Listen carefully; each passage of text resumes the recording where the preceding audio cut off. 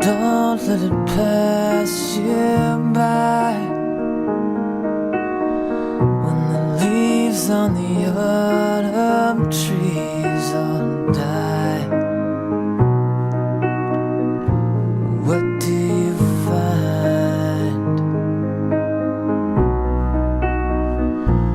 What do you find?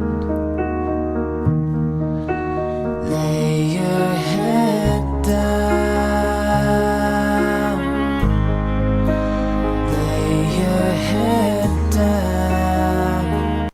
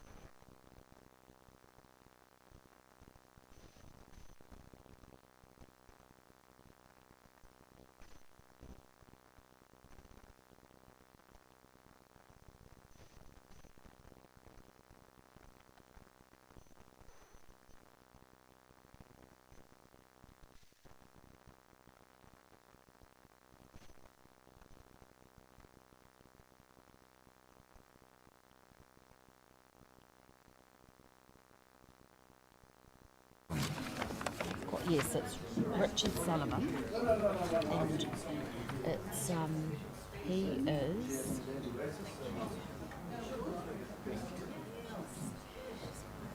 I think he's a golf course person, or at least he talks about the golf course.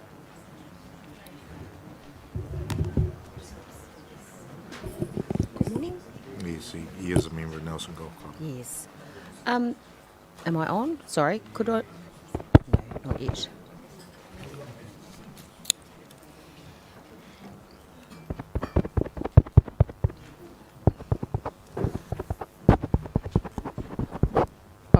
I'll just wait for this to turn on.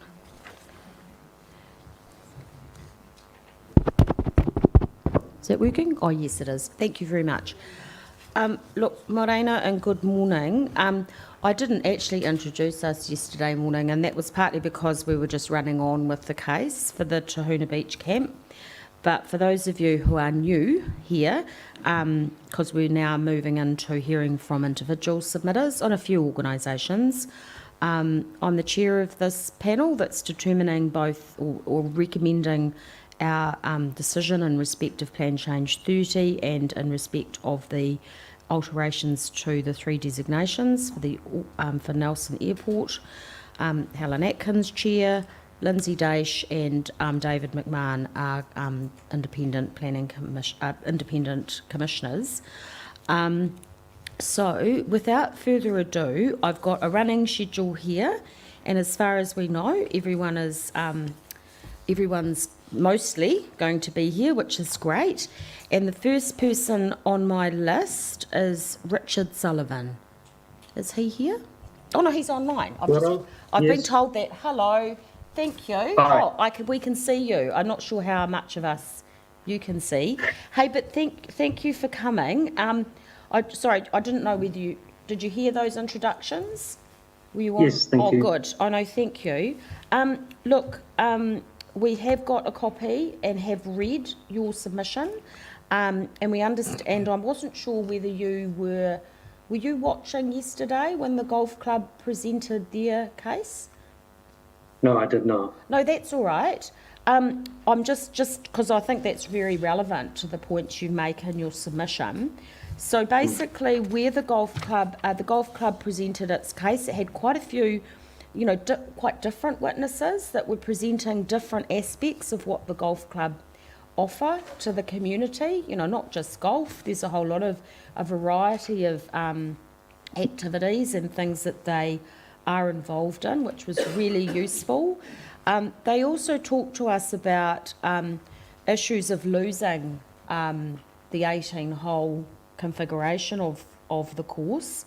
That they have got a sort of plan B with regard to that, and we have asked them, and you can talk to someone at the club, Mr. Drysdale's the CE or president of the club.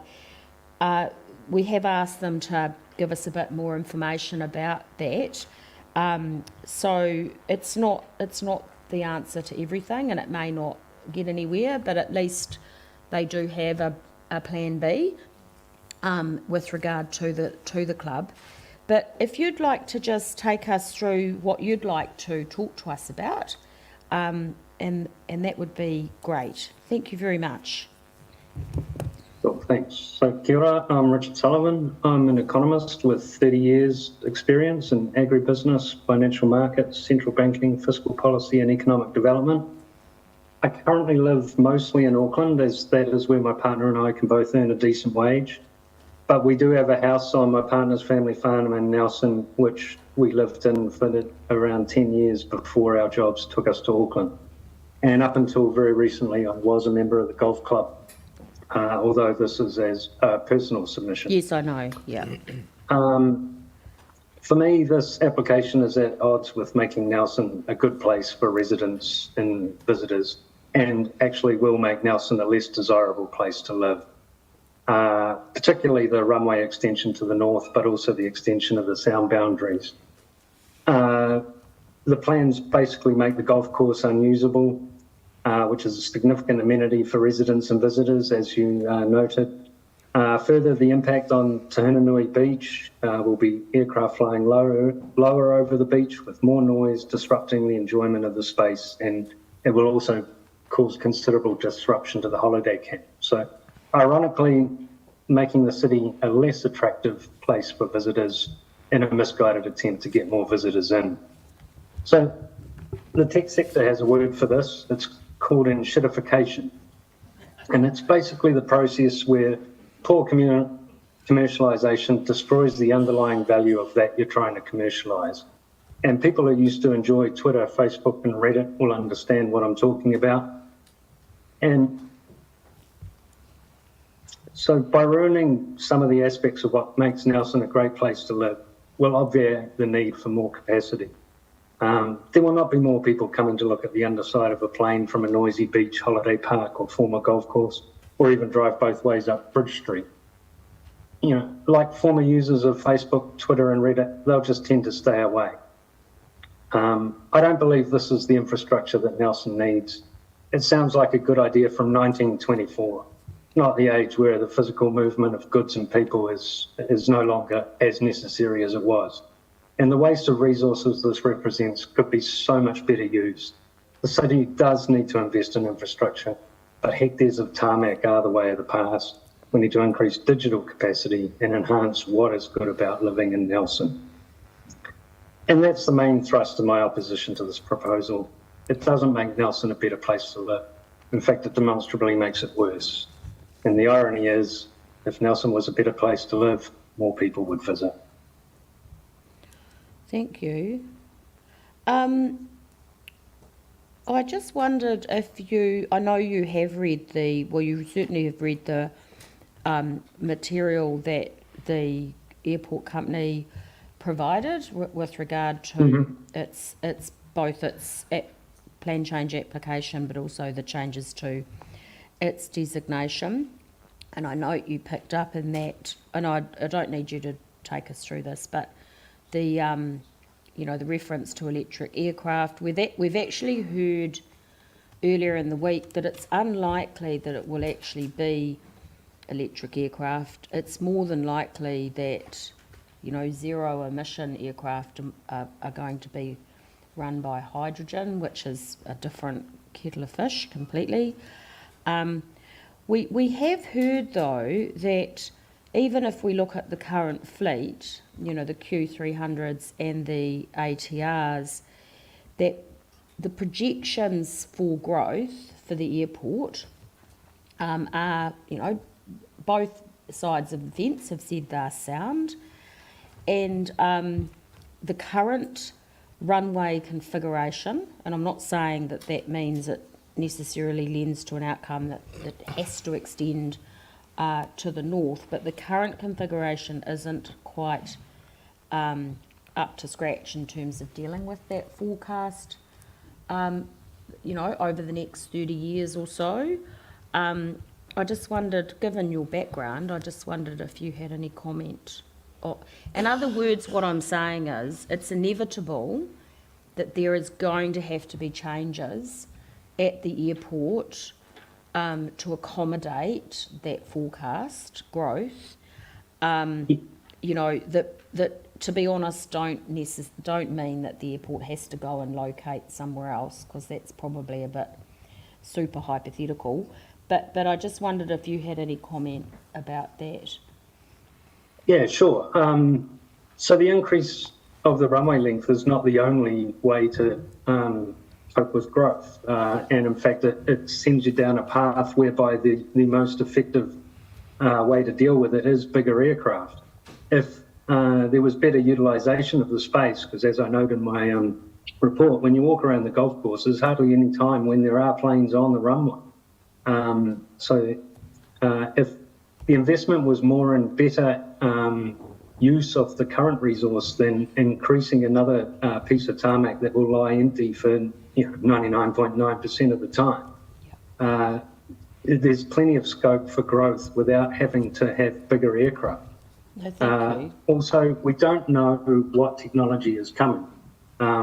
It might be that lighter materials are available to make aircraft able to land on those sorts of runways. And in fact, the incentive to invest in that sort of research and build that sort of capability will only happen if the constraints of a smaller runway are maintained by making it possible to basically have a lazy option of just bigger aircraft. You're sort of taking away the incentive for innovation. Yep. No, thank you. No, that's very helpful. Did you have any? So Mr. McMahon might have a question for you. Yes, good morning, Mr. Sullivan. Beautiful day here in Nelson. Hopefully you're enjoying some good weather in Auckland. Alas, no. I've had the same report. Mr. Sullivan, we've received a lot of evidence over the last 3 days, aviation evidence, economic evidence. The aviation evidence, as I have heard it anyway, is that there seems to be an agreement even between the opponent's aviation expert and the airport's expert that the status quo is not sustainable. And we also heard from the airport that, well, I mean, the status quo is not sustainable, that some lengthening of the runway is going to be necessary. We also heard from the airport company that they have no control over the type of aircraft that use it. That's a decision for the airlines, and the market is one that's sort of dictating that. And with the reduction and or the phasing out of Q300s and the uncertainty around ATRs, what the airport are trying to do is position themselves to deal with that change in market. So my question to you as an economist is that you'll understand how markets change, and I just wonder whether you have any comment on the approach to which the airport are taking to deal with that potential change in the market in the next 5 to 20 years. Well, it's very similar to the answer I gave to the last question. They're basically being price takers, right? They're assuming that they will have to do what the airlines tell them. And the fact is, airlines will need a runway to land on. If they think they're going to make a profit from coming to Nelson, they will invest in the right planes and the right capacity to land there. Simply building another runway because it's easier for one of your customers is not a market position. That's a slave position. Is it really as simple as that, though, Mr. Sullivan? We've heard that Nelson is the 4th or 5th busiest airport in the country, which is surprising, and it certainly surprised Mr. Race, the aviation expert, who dealing with the population that Nelson is and the size of the airport, he was quite intrigued that it was such a busy airport. But really, is it more than just the airport being a price taker, but trying to respond to the market and position themselves and plan infrastructure to deal with that in the next 15 to 20 years? Well, not at all. And if it is such a busy airport, then it probably has a bit of market power that it could exercise. And I mean, the thing is, when it comes to runways of taking ATRs and Q300s, it is probably one of the more suitable in the country. I mean, are we expecting that every regional airport in the country is going to go through this process? Or would it be much more sensible to say, no, you come up with a plane that fits the infrastructure we already have? This is an incredible cost you're putting onto non-users, so that makes your life easier. I mean, we can't trust the airport companies. I mean, not the airport company, the airline companies to stick to their word. I mean, one of the reasons Nelson is so important is it has the engineering facility, which Air New Zealand is gutted in Nelson. It's like, why are we turning around and doing them a favour when they're killing our town? Yes. We also, thank you for that answer. We also heard that Nelson is highly dependent on air travel because it doesn't have any rail links, and it doesn't have any sort of ferry links like Blenheim or Picton do, and therefore it's important to be, in order to be sustainable, to make these sort of long-term provisions Any comment on that? Yeah, there's plenty of capacity. Go and stand on the airport. There won't be a plane the instant you arrive, would be my guess. There's just so much time that place is spent empty. Better resource use would be the answer, not taking resources off others. Okay. I appreciate your answers. Thank you, Mr. Sullivan. Thank you, Mr. all right. Sullivan. Do you have any? No, nothing So, further. Thanks. Mr. Daish doesn't have anything further from you, but thank you for making the time. It's been really helpful, and I think given your background and experience, it's been really helpful to have your very honest answers to our questions. So thank you for that. All right, cheers. Try and keep dry if it's raining in Auckland. Yeah. Okay, see you. Thank you. Now, we're a little bit ahead of time. Is the National Public Health Service present? Oh, very good. Are you okay to come up to the... I know that you were told to sort of try and be here 30 minutes before and all of that, but this is late yesterday and today's the first day we've actually been ahead of ourselves. So thank you very much. Thank you. Oh, thank you. I have...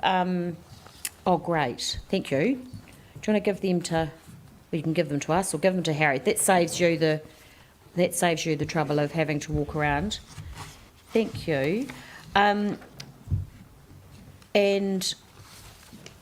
you were here when I introduced ourselves, so that's all good. Oh, thank you for that. So you're obviously David Speedy and Rachel Eyre, is that correct? Oh, thank you very much. Very nice to hear from you. I'm not sure whether you've been watching or have had a chance to see what we've been listening to. Yep. Good. We've obviously had the airport, and importantly from a public health perspective, we've had the beach camp, and we've also had the golf club. The beach camp particularly raised issues around public health service, and then yesterday we also had the Tahunanui Citizens Business Association. Citizens and Business Association, who also talked about, you know, the sort of socio-economic issues for this part of the district or region. So we're very familiar with a lot of that stuff, but we're really interested in hearing from you. So basically the floor is yours, and once you're finished, we'll have some questions for you. Thank you, Madam Thank Chair. you. So I'm David Speedy. I'm a health protection officer, and Dr. Rachel Eyre is a public health medicine specialist and medical officer of health. We're both designated by the Director General of Health under the Health Act to carry out our duties, and these are completed within and on behalf of the newly formed National Public Health Service of Health New Zealand, Te Whare Ora. Today we're speaking in support of our submission as health professionals, not as expert witnesses. That would have been our preferred route, to have our acoustic consultant and other experts appear and participate in the conferencing. However, recent restructuring of the health system, budget considerations and competing priorities have precluded that. We've got a few noisy... We appreciate that. Yes, we have had a few noisy experts present, so that's been really helpful. Thank you. Just on that, Mr. Speedy, have you had any discussions with, I think previously you've used someone like Dr. Childs in the space? Absolutely. Yeah. Yes. Have you had any discussions with him about this proposal? Yes. The content, the acoustic content of our submission is generated by Dr. Charles. That's what I Yep. thought. It felt like it had Yeah. had some input. So thank you. Yeah. So our submission's based on our responsibilities under the Paiora Healthy Futures Act 2022, and key words in the Act there: promote, protect and improve the health of all New Zealanders, achieve equity in health outcomes, eliminate health disparities and build towards healthy futures for New Zealand. We also have a function to collaborate with other agencies, organisations and individuals to improve health and wellbeing outcomes and to address the wider determinants of health outcomes. We also note that Nelson City Council, as a local authority, also has a duty under the Health Act 1956 to improve, promote and protect public health within its district. In our submissions, and in summary of those, for the plan change, we've identified conflict and overlap between the existing Nelson Resource Management Plan rules and designation conditions, cumulative noise effects and or best practicable options missing from some controls, community activities missing from the list of activities sensitive to airport noise, adverse effects on people from noise that are not adequately represented by the term annoyance effects, impacts on the motor camp, Tahuna motor camp, campers with proposed exclusion of short-term living accommodation, an attempt to minimise adverse public health effects, but those being qualified or fettered by reference to the role and function of the airport, houses that require mechanical ventilation to negate opening of windows that need to provide adequate thermal comfort, future aircraft noise contours that don't account for cumulative noise by proposing to exclude certain flight movements, ground engine running and compass swings. For designation DAA1, we've submitted that the north-south runway options do not adequately assess adverse health effects on the community, and that jet aircraft movements, while not intended, have not been specifically excluded. For designation DAA2, there's a lack of clarity on the air noise boundary and an abnormal approach to designating land that covers existing residential sites. Compliance with the air noise boundary excludes various activities and does not promote minimisation of adverse effects. Noise effects should be considered with all exposure without exemptions, for example, the engine running and compass swings. And proactive noise measures to avoid non-compliance should include treating houses before rather than after a threshold is reached. There are existing airport noise exposures at levels likely to be causing some adverse health effects, allowing for increasing intensity of noise exposure in some areas, and altering the noise footprint is likely to cause additional adverse health effects. We submit that these effects have not been adequately assessed. There are generally no practicable ways to avoid or fully address the current or future adverse effects, short of, say, relocating the airport. That is, there's no simplistic solutions. Therefore, the issue must be managed as far as practicable using multiple methods. This multi-pronged approach is well established and common across a range of noise sources in New Zealand. Two of those prongs are to manage the receivers, for example, requiring new or altered houses to insulate and restricting intensification in affected areas, or to manage the sources, such as reducing aircraft or airport noise effects where practicable, which might relate to character and timing, not just noise levels, and restricting overall noise emissions to within an agreed envelope. An additional prong is community engagement. Given that the issue cannot practically be resolved by the first two methods, it's important for affected parties to be fully informed and to have meaningful input to initiatives seeking to reduce effects.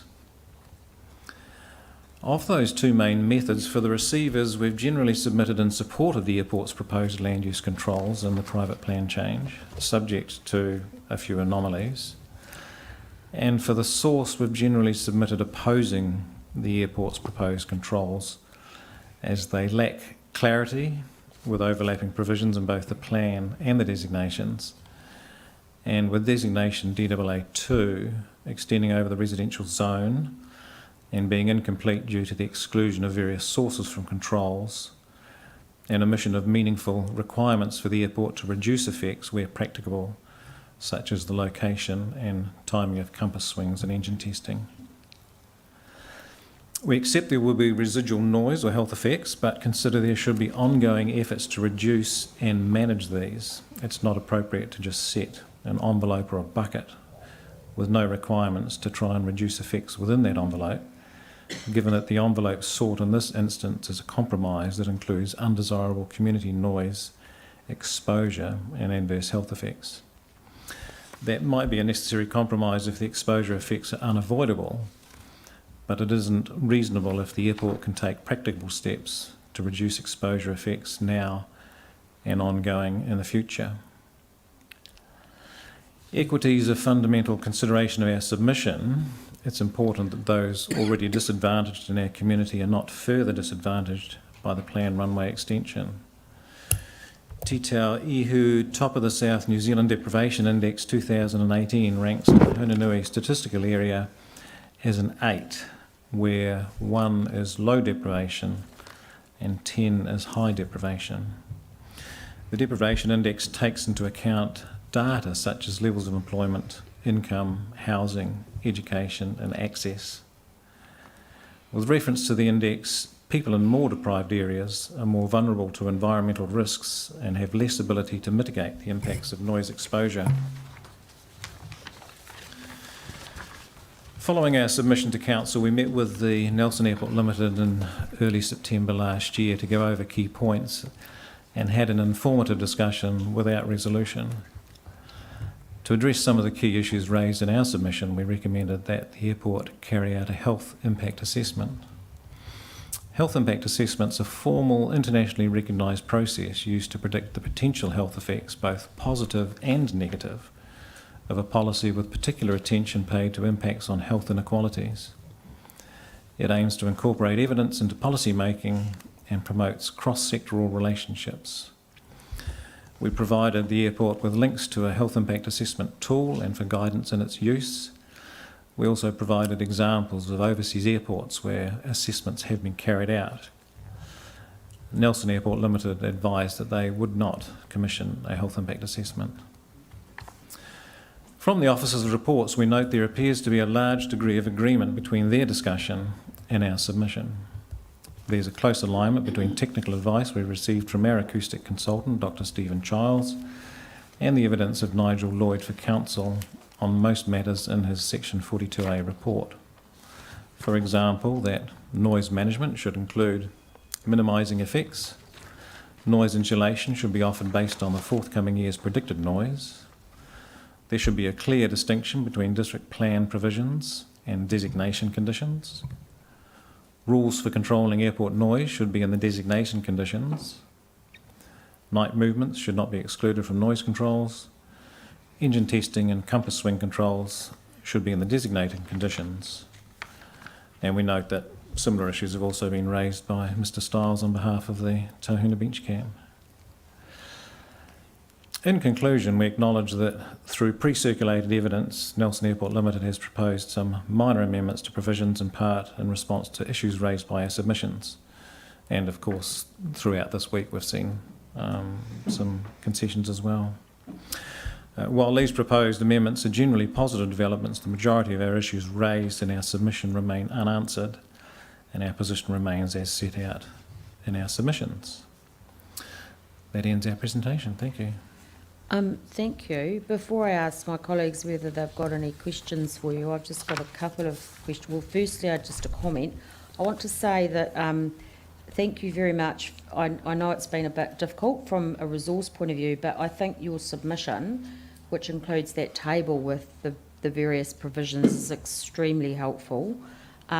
It's extremely helpful to the planning team that got together and made some changes to the wording, but it's also really helpful for us so we can track what the issues are. Just a couple of questions around, one question around something that was raised by the camp that you haven't, I don't think you've mentioned it, sorry if you have in your submission. Did you happen to see the air quality expert that presented for the camp? So it's online now. Andrew Curtis is his name. So there's a short statement of evidence that's online. Look, air quality is a difficult one because throughout, he accepted that throughout New Zealand it's not really been a particularly strong focus with regard to airport planning.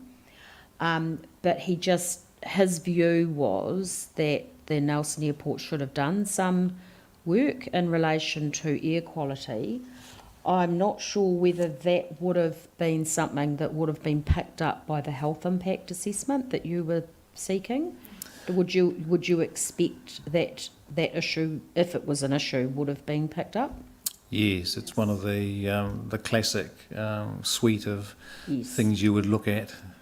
I mean, historically, and I'm not sure, I know that like many towns and cities in New Zealand, you know, Nelson's had its ups and downs in terms of air quality, and we had that big sort of rush to, everyone had to reduce their wood burning and coal burning, you know, activities. But, you know, I just wondered, no, that's helpful. Just on that health impact assessment, did the airport, I mean, they get a chance to reply, and I'm sure they will respond and tell us their version of events.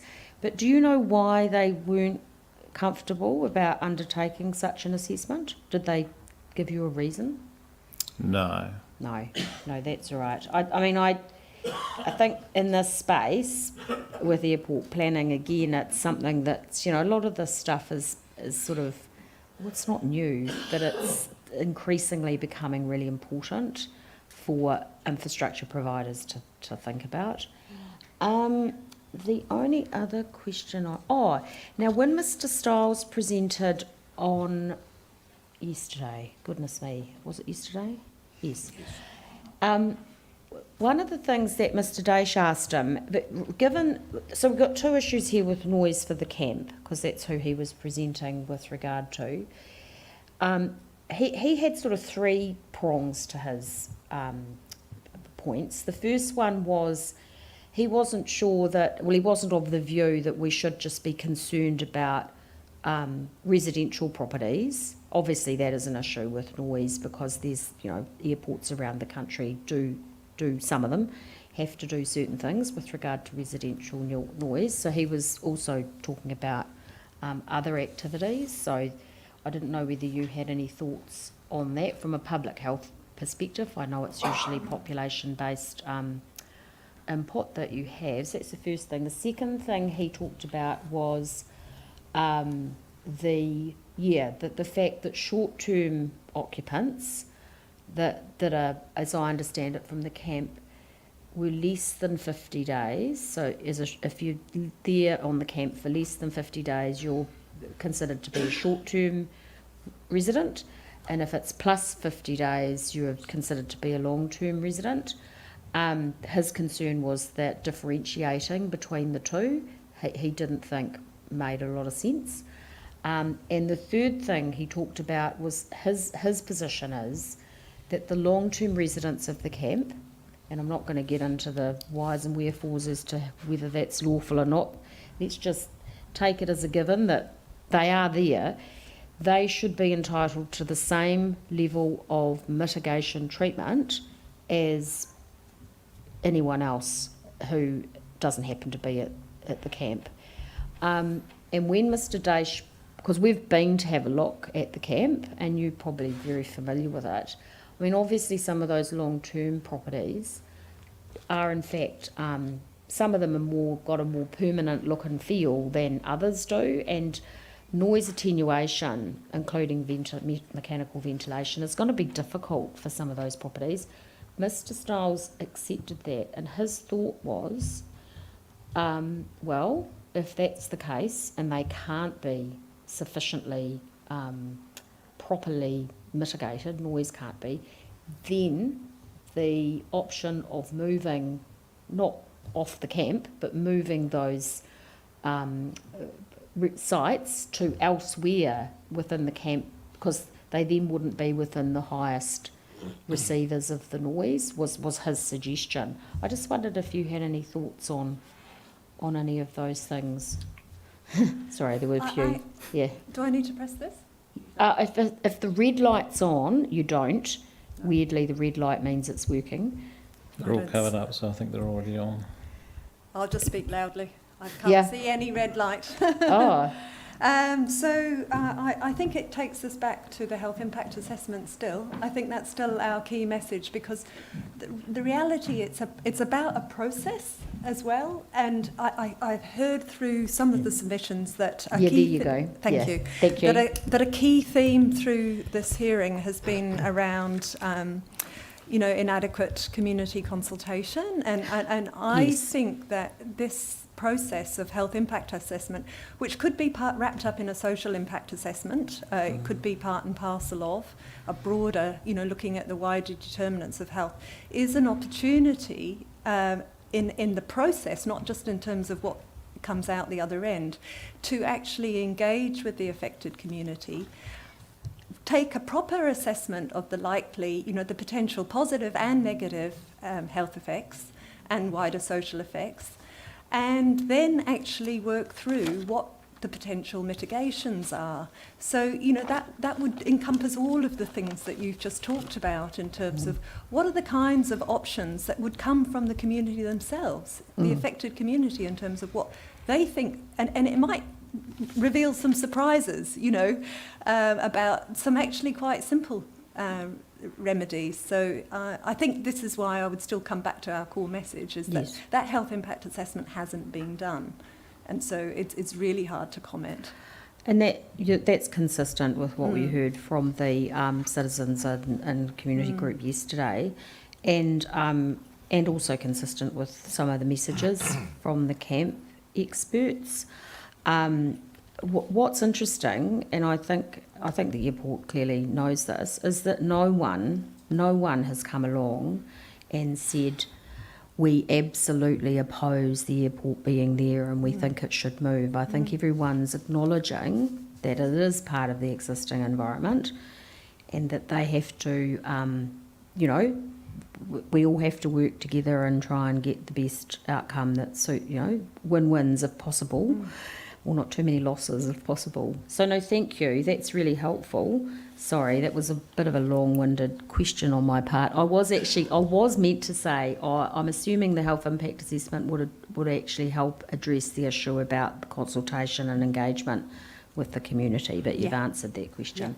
So Thank maybe you. just to answer the first part of your question, you asked about not just residential impacts. And Yes, I did, yeah. we made in our submission a recommendation that community activities be added to the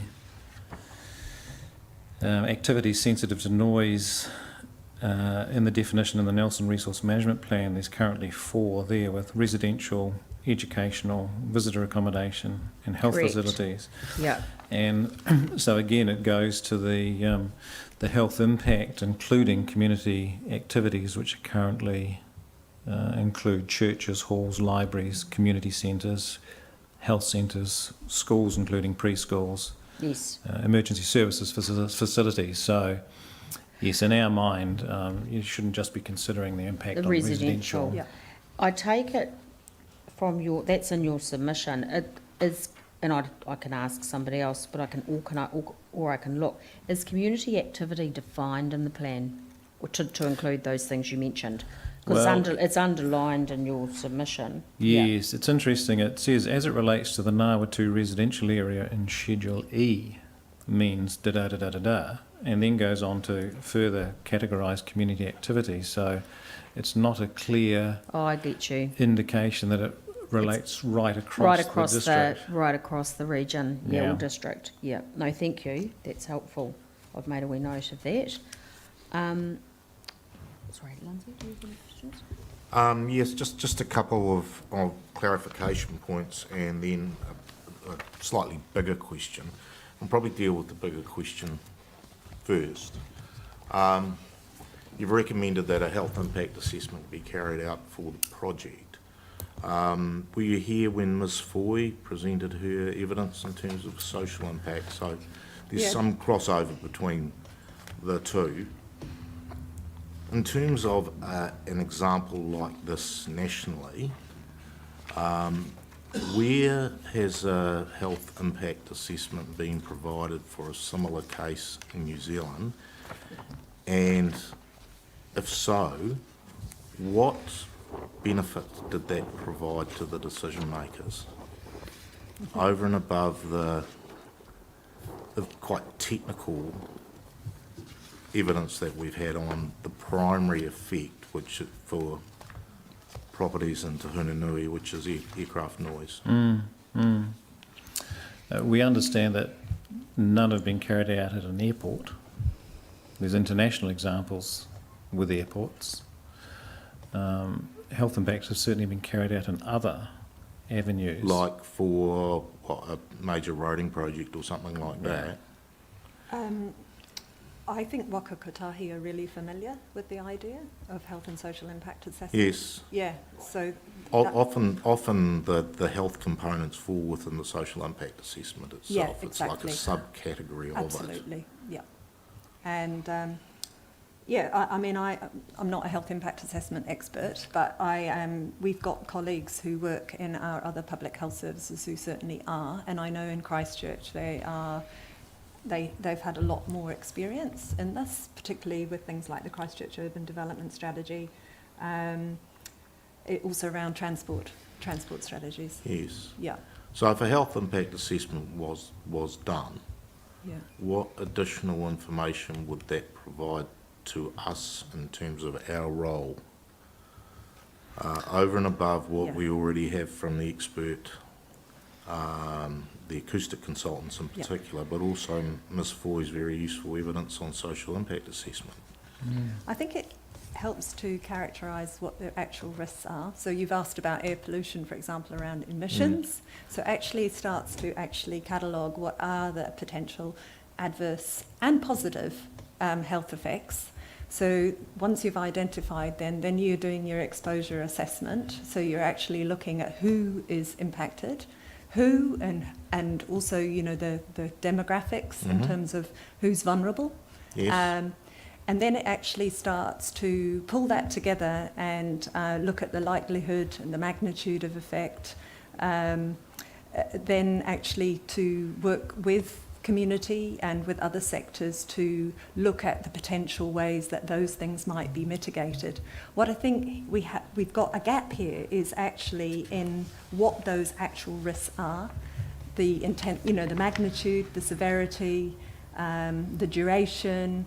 We don't have any of that detail in terms of the effects, and it's well beyond annoyance. You know, we've got, apart from things like sleep disturbance, we've got the cognitive impairment, particularly around children, impacting their learning. And I haven't seen a description of those demographics from the airport around the impacts for those particular issues and the affected communities. And then you've got the cardiovascular effects, and they're significant in terms of high blood pressure, in terms of acute myocardial infarction, stroke. They may be the fewer cases, but we haven't even done that quantification. Yeah, I'm just wondering if a health impact assessment is done and it has a number of recommendations, what those sorts of recommendations might be. Considering you've got an existing airport, it has potential to grow under the existing planning framework which applies. So I'm just wondering what sorts of additional things is available on the assumption that the airport is a large emitter of noise at the moment. Well, what additional things might be what else is in the toolbox to actually be done over and above looking at the acoustic effects and the acoustic mitigation options that there may be. You know, I take on board what you said about air quality as well, but I think noise is the primary effect in this particular circumstance. I think David's already talked about, we're trying to, we're looking at receivers, we're looking at source, and we're looking at community engagement. And I'm saying that the process and actually getting an accurate assessment is actually in and of itself important in terms of social licence. Okay, all right. Thank you for that. That's most helpful. Just in terms of some of the detail, you mentioned about community activities not being on the list of, I think, and I'm sure I will be corrected if I'm wrong, that is a defined term, which is activity sensitive to airport noise, which is used nationally. And there is, if you like, some crossover between those things, because you've got the obvious cases, you've got residential, you've got healthcare facilities, etc. And then there's these other things which are used on a more transient basis. So I take on board what you say, but I just don't know what the scope is for adding additional things which are already defined to activities sensitive to airport noise. And I'm sure I'll be corrected if I'm wrong on that. So that was a comment. I did have a couple of other more detailed things. Under your 3.3 in your summary statement, the very first bullet point where you talk about a lack of clarity on the air noise boundary and the abnormal approach to designate land that covers existing residential sites. Why did you call it an abnormal approach? We're obviously straying into expert stuff here, but I understand from Stephen's comment that you don't normally include the residential sites in the designation as the way they've done it. Okay, so this is the designation DAA2. Yes. Okay. Perhaps if Mr. Charles was here, I'll probably put that question to him. But I just thought that, certainly I think we've all got some familiarity with other airports in New Zealand as well, and it is a relatively common approach that there's an air noise boundary, which is included either by designation or in the district plan, and there are controls relating to what you can and can't do within that air noise boundary, and similarly for an outer boundary as well. So, Certainly willing to go back to him and sure. get clarification if you like that. Well, it could be helpful, considering we have had quite a lot of expertise who've presented to us on noise anyway, so I just wondered why that was in there. Yep. And my last question of clarification was, under your 5.2 in your summary statement, the first of the white bullet points at the bottom there, you say with designation DAA2 extending over the residential zone is incomplete due to the exclusion of various sources from controls. Is that also one of Dr. Charles's issues? Because we have had quite a lot of evidence on the sources of airport noise from not only the takeoffs and landings, but also the engine testing and the compass swings as well. So I just, again, why are they incomplete? Was the question really? Yep. And we can certainly get an answer for you on that one. Do you think that's helpful for Dr. Charles to comment? Yes, Yeah. that would be helpful. Thank you. Thank you. Okay. All right. Thank you very much for your evidence. Good morning, Dr. Speedy, Mr. Speedy, Dr. Here. One of the first things that surprised me is that we're still dealing with the Health Act 1956. Some 80 years ago. Doesn't surprise me.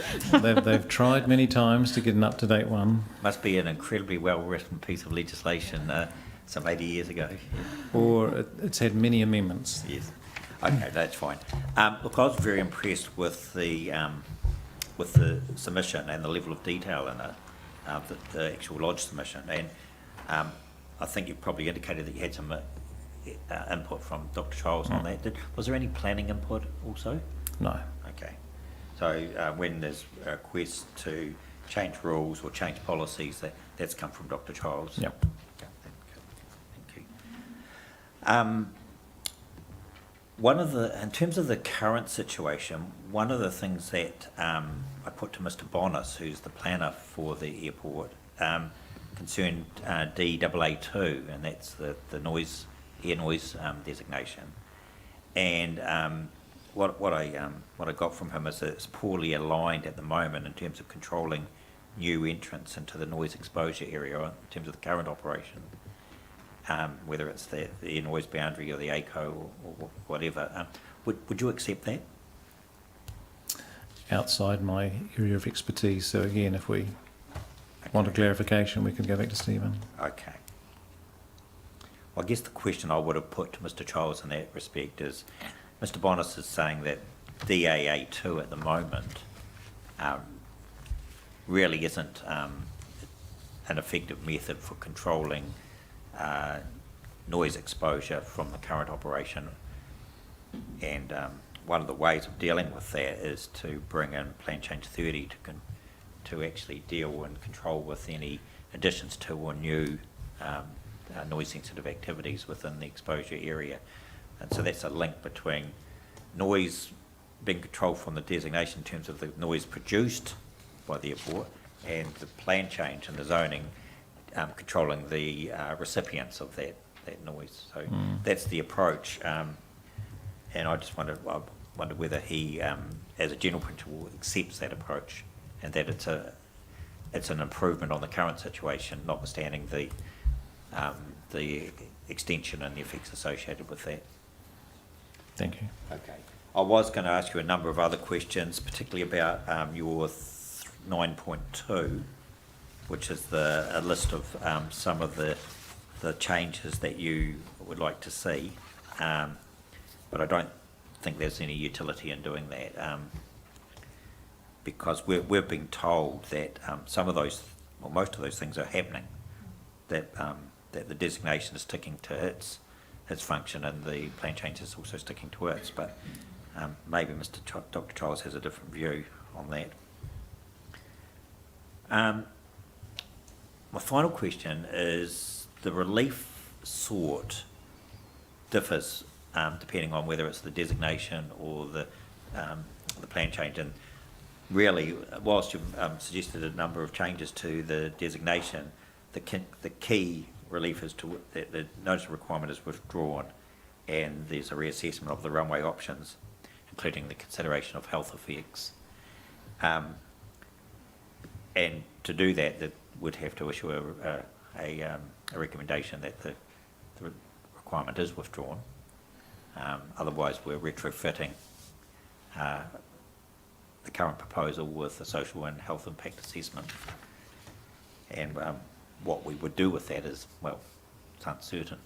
So I guess my question, and it's really to you, Doctor, is if the notice of requirement was withdrawn and there was a reassessment of options and it came down to south and north or a hybrid option, would you accept that, or one of the witnesses said to us, this is a contest between, under the south extension, effects on the physical environment and the natural environment versus a contest under the north extension, effects on the human environment. Yeah.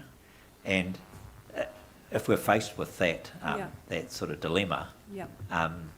well, it puts us in a difficult position as to where we put the emphasis and weight. And that would be for a future process anyway, because the southern option is something we can't contemplate because it's not part of the designation. And we can't issue a decision enforcing the southern option. That would have to be through a decision to withdraw the notice of requirement and start again. Do you have any comment on that? Yeah, that sounds to me oversimplistic. I know, the airport had a multi-criteria decision analysis process, and that was really limited. So I think if a proper health and social impact assessment were done, it would feed into a much broader multi-criteria decision analysis rather than all the cost is to the environment or all the cost is to the community. I don't think it would be as black and white as that. Sure. And so then there would be associated weightings with the attributes and values in that MCA analysis? Absolutely. Yes. Yeah. And that would help determine the benefits and costs associated with either option? Exactly, yeah. Okay. But to get to that point, that's not something we can do now, is it? No, I think a health and social impact assessment would be an input to a redefined process for making that decision. That was my understanding too. Yeah. Thank you for confirming that. Thank you. Thank you very much, and thank you for your presentation. That's much appreciated.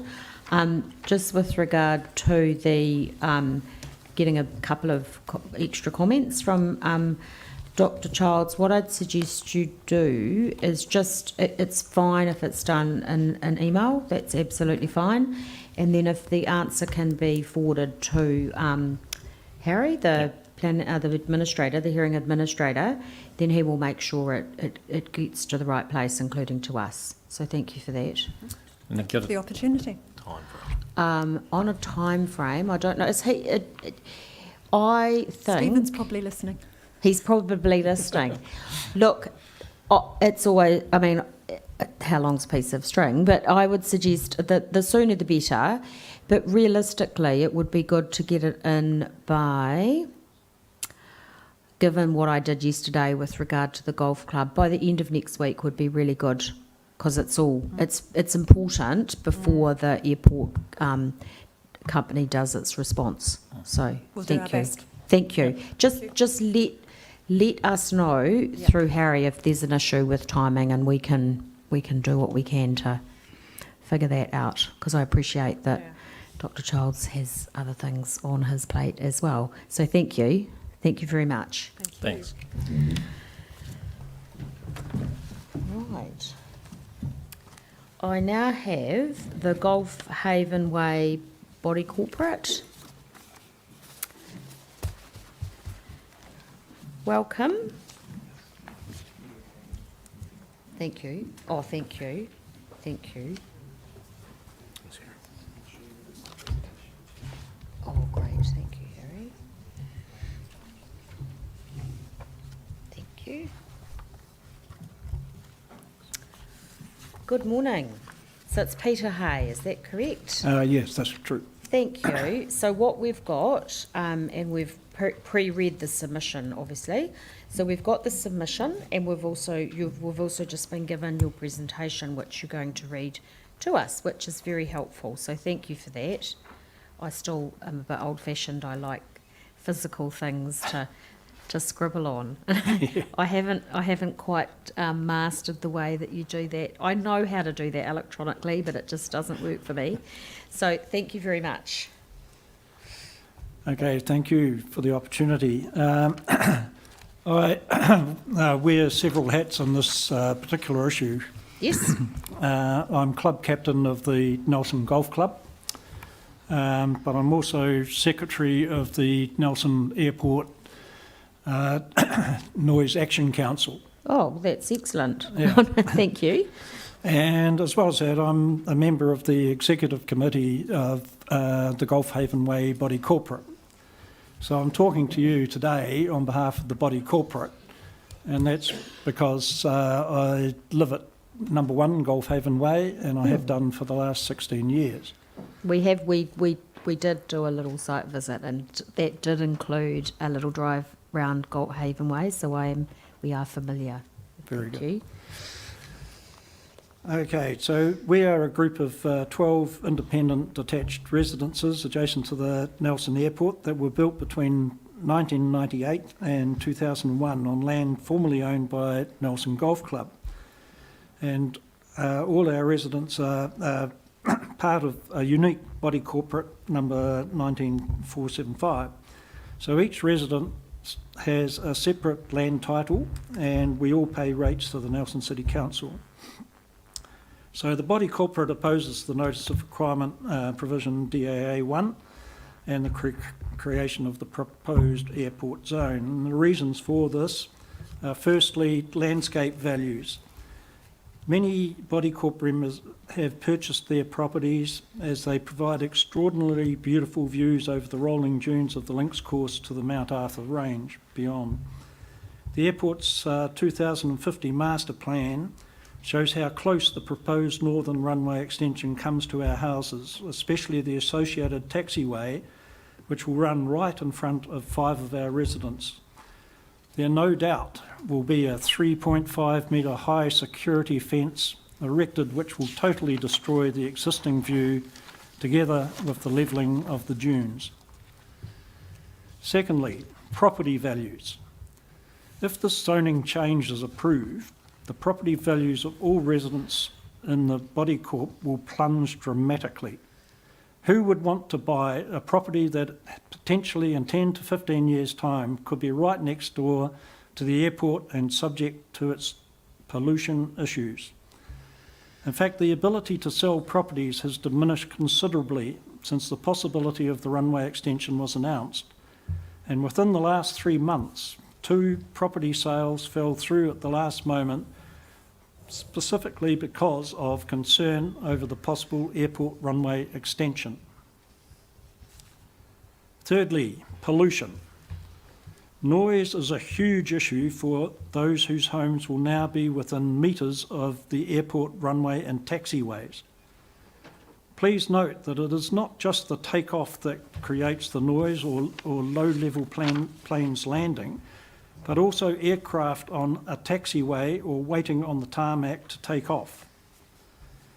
Whilst mitigation can be made by way of better glazing, ventilation and insulation, this does not benefit the outside space at all.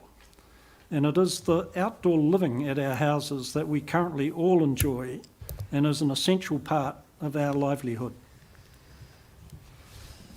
Fumes from aviation fuel are also a considerable problem and health risk, especially for those with respiratory conditions. The soot and smell from avgas emanating from close proximity of aircraft will certainly restrict our use of outdoor living space. Fourthly, the loss of the Nelson Golf Clubhouse. The clubhouse is a valued local asset and is a social focal point for a number of Bodycorp residents who are members of the golf club. Other residents are members of several community groups, e.g. Probus and Rotary, etc., that regularly use clubhouse facilities. Easy access to this valued facility by Bodycorp residents will eventually be denied if the zoning proceeds. Fifthly, the devastation of Nelson's golf course. There has been no assessment of the loss in economic and social benefits to the region in losing its only 18-hole championship golf course. There would be ongoing cost for Bodycorp golfers travelling further afield to other 18-hole golf courses in the area. For a large group of Bodycorp members, the adjacent 18-hole golf course provides a regular 4-hour walk, which provides enormous mental and physical health benefits. If it were to close, it would place a further burden on our health sector in the future. Sixthly and lastly, other options for extending the runway, in our view, have not been properly assessed. Nelson Airport has not considered the incorporation of an engineered material arrestment system into either RESA. The incorporation of an EMSA AS bed enables significantly shorter RESA, perhaps as short as 90 metres in lieu of 240 metres, and would result in a significantly shorter overall length for the aerodrome than Nelson Airport Limited is suggesting. A significantly reduced RESA to the south could mean the runway being extended southway without impacting Point Road and only a minor incursion onto Nelson Golf Club land to the north, which would be a win-win. So the decision required from the Nelson City Council would be that the Council reject the Notice of Requirement Application DAA1 and suggest that Nelson Airport Limited be made to reassess the option to extend the runway south or a combination of a north-south extension. I now want to talk about DAA2, the acoustic mitigation program. The residences of the Bodycorp are all included on Lot 1 DP 19519 and lie between the existing and proposed 60 to 65 decibel contours of the Airport Effects Control Overlay. Reasons for our opposition to this is that Nelson Airport proposes to instigate a noise mitigation plan which will apply to residentially zoned properties within the AECO at some time in the future. It has recently come to our attention that the Gulf Haven Way Body corporate properties are on land that is still zoned recreation and open space, so potentially could be excluded from the airport's noise mitigation plan. Bodycorp members pay full rates as residents, and it is only a historical council zoning oversight arising from when the golf club sold the land for development in 1995 that this has arisen. It would be totally unfair if our members were excluded from any noise mitigation measures because of this technicality. If we do qualify, Nelson Airport would only provide a mechanical ventilation system to our Bodycorp houses that are within the 60 to 65 decibel contours, when the assessed noise at the property reaches a level of 60 decibels. Currently, nowhere in this area does the noise reach that level under the method of measuring it. Nobody will be offered a buyout. The mitigation measures will apply only to houses that exist at the time of the adoption of the plan. There will be no contribution from Nelson Airport for extension, rebuilds or new builds. There will be no mitigation measures offered to reduce the airport noise outside our houses.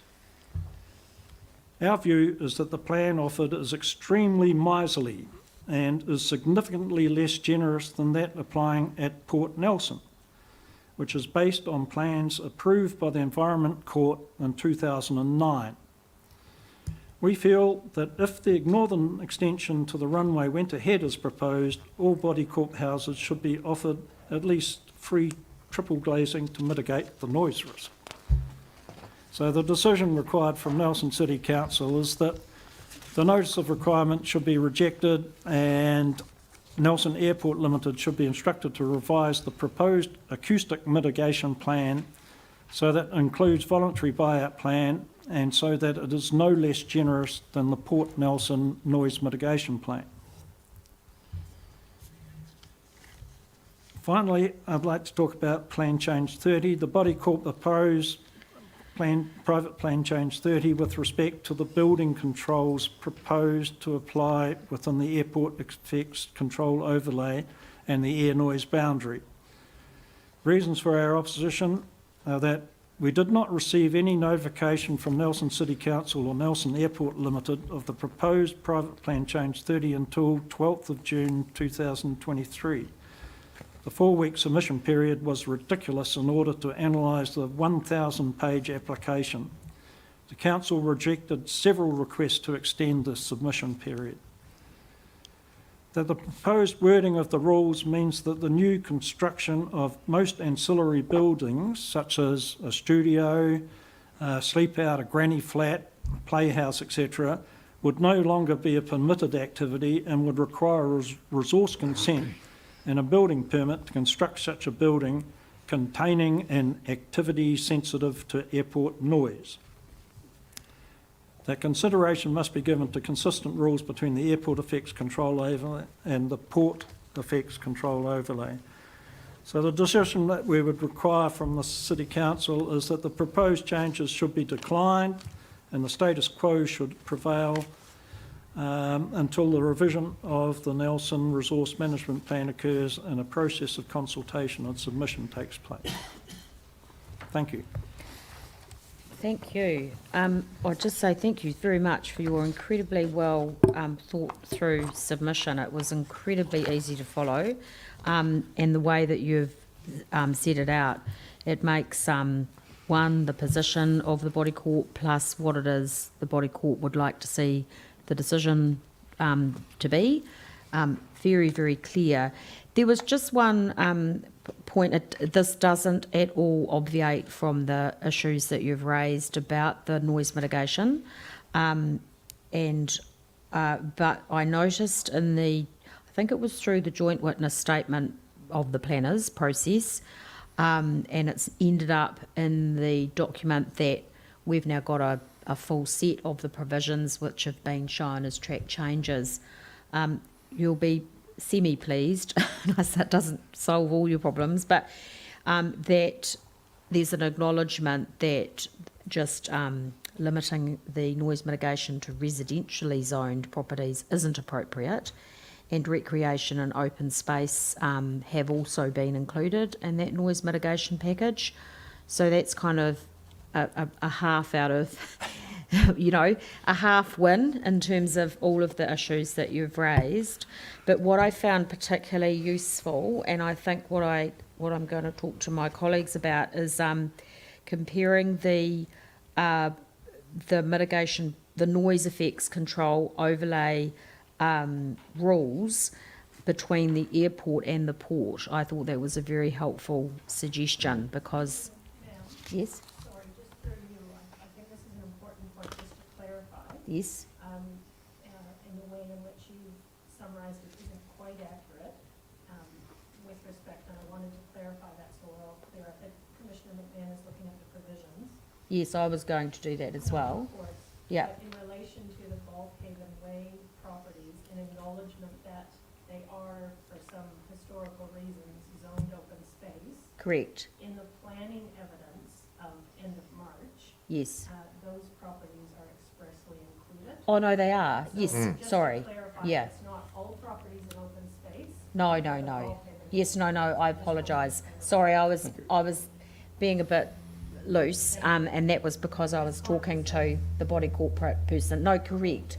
So I No. acknowledge that it is very challenging to follow the colour code. Different iterations. But I think we're on the same page. Sorry, it wasn't everywhere that's open space and recreation, but the Golf Haven Way properties are specifically mentioned. Right. Yeah, so that's correct. But I just my point about the overlays, that's a very good one, so thank you for that. Just in relation to that very issue, and you possibly haven't seen this at all, sir. The reference to the Golf Haven Way properties are 1 to 5 and 9 to 12 Golf Haven Way. And I noticed in your submission you said there were 12 properties. Does that mean that there were 3 missing, or is that just a function of the way the street addresses are being worked through? No, there's certainly 12 properties. There's three properties that are missing from that,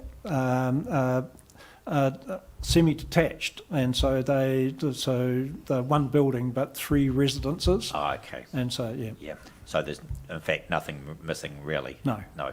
Were you aware of that at all? Were you aware that? No, that I they wasn't. changed it? Okay. No. Okay. Okay. 1 to 5 and 9 to 12 Golf Haven Way. Yeah. Okay. Okay. If it assists Sarah again, and I wonder if we understand those are properties that are zoned residential, so they're captured as well. Okay. Thank you. That's No, that's helpful. yes.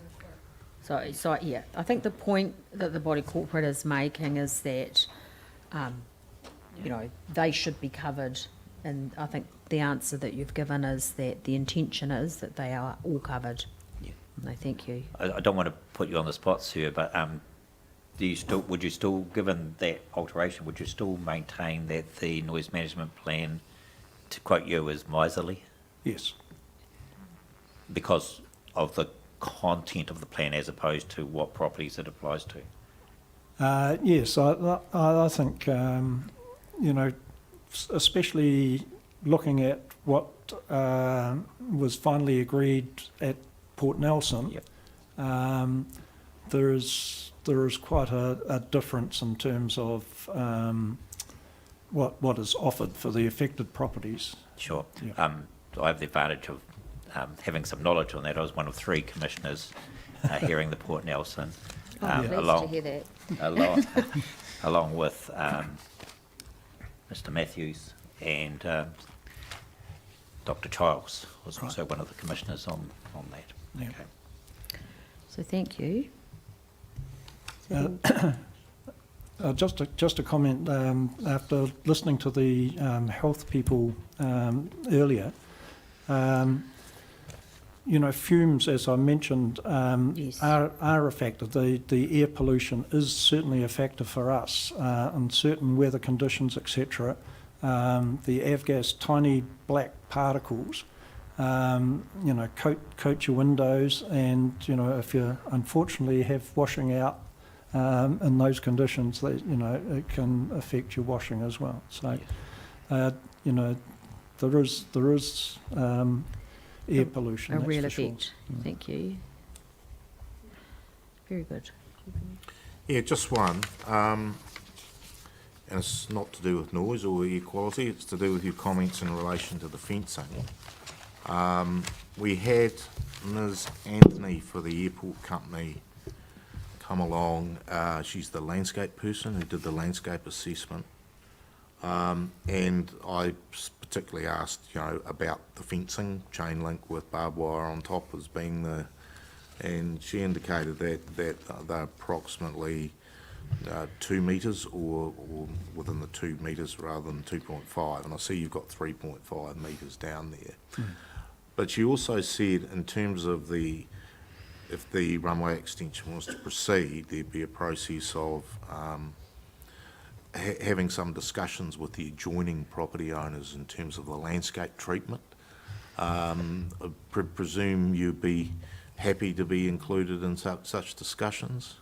Yeah, I think it would be vital for us to be included in such So so your outlook at the moment, and you expressed it very well, it's out over the rolling links course and out to the mountains and behind. So obviously you'd be concerned about a fence of close or not, if not right on your boundary, which looks like that. Yep. Okay, no, that's well understood. Thank you for that. Thank you. Look, thank you very much for attending today and for, as I said, for your very well structured and clear submission and presentation. So that's very much appreciated. Thank you. We now move on to the, I don't know whether it's called the JAM Trust or the GAM Trust. Glyn's Vacancies Limited. Are they here? Hello, welcome. Thank you. Now we've got your submission, and the submission you put in at the submission time. Thank you, and that we've read that. Is there any additional material, or is that you're just going to talk to your submission? Now, as I say, we have read it. So what we're really interested in hearing from you is any highlights from your submission, anything that you have, if you've had a chance to look at what's been going on this week or you've talked to people that have been here, anything that you'd like us to reflect on, that you've reflected on over the week would also be helpful. So the floor is yours. Thank you. And you, Mr. Morris, are you Glenn Morris? Yeah. Thank you. Yeah, Thank right. you. Thank you. Yes, your multiple points I identify with. So I'm Glenn Morris. I'm a professional property investor. My family has owned 84 Gulf Road which is a block of residential flats, for the last 10 years. Several of the existing tenants have lived happily there for over 10 years. This building has been built to building standards of the day and is fully compliant with council planning and building requirements. I actually have separately visited the council to confirm that. Talked to the planning officer. Excuse me. Sorry about that. No, that's right.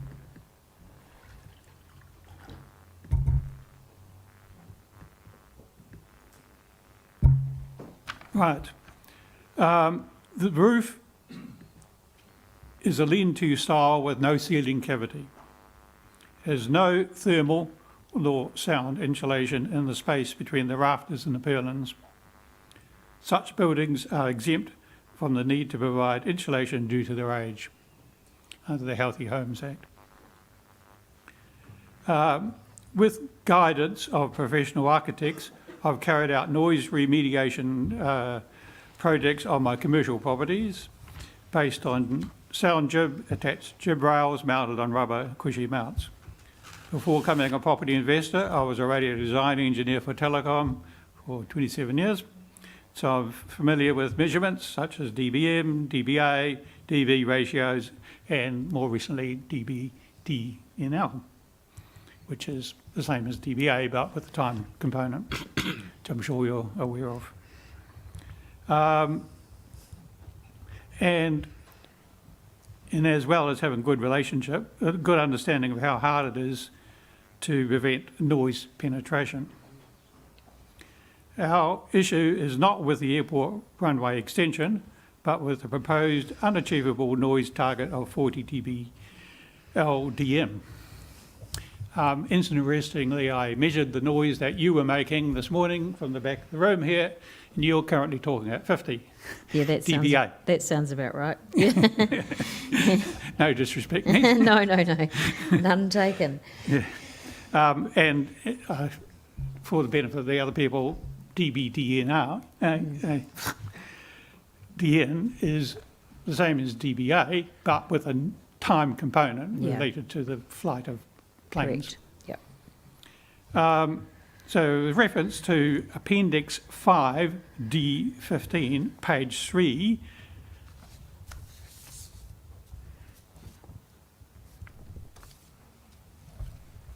specifies the airport company will insulate affected properties to achieve the desired 40 dB NDL standard.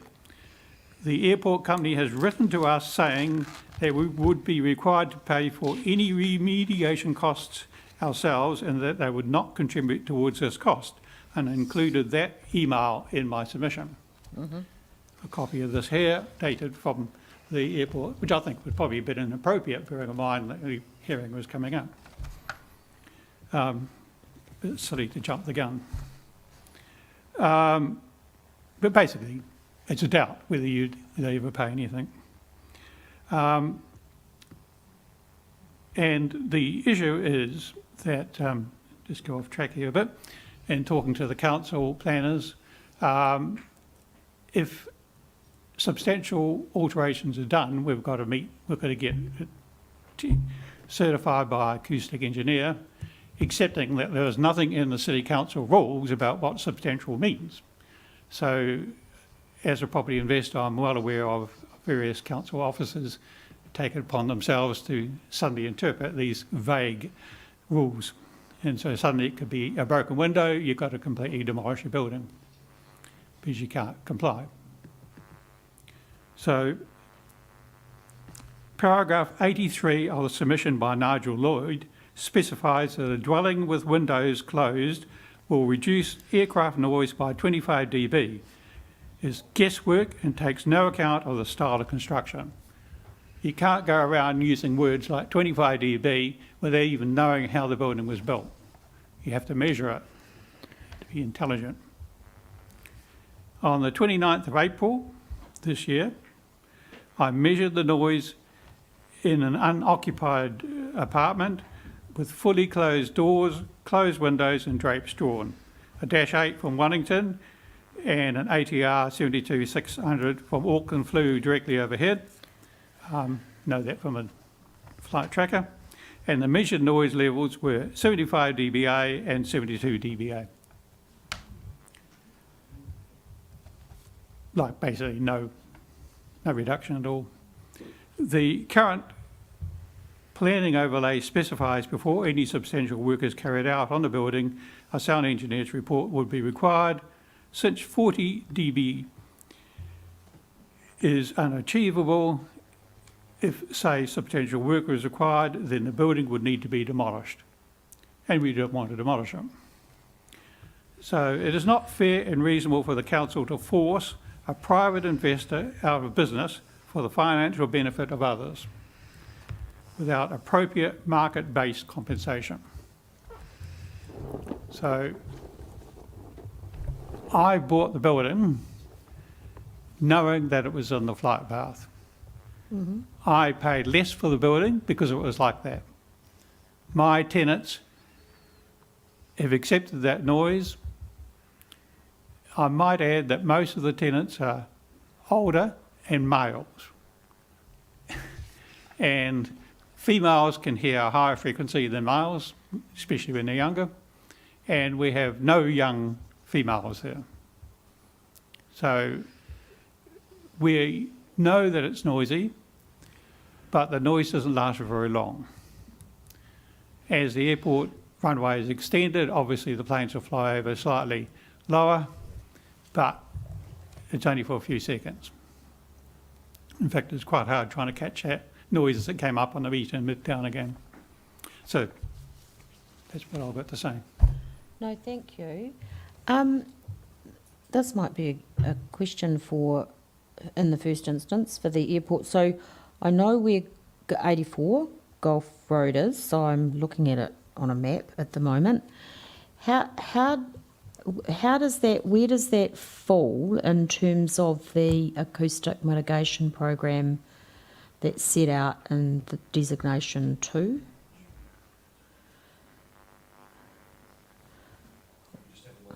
Yeah, absolutely. So what, it's very, well, it's very close to.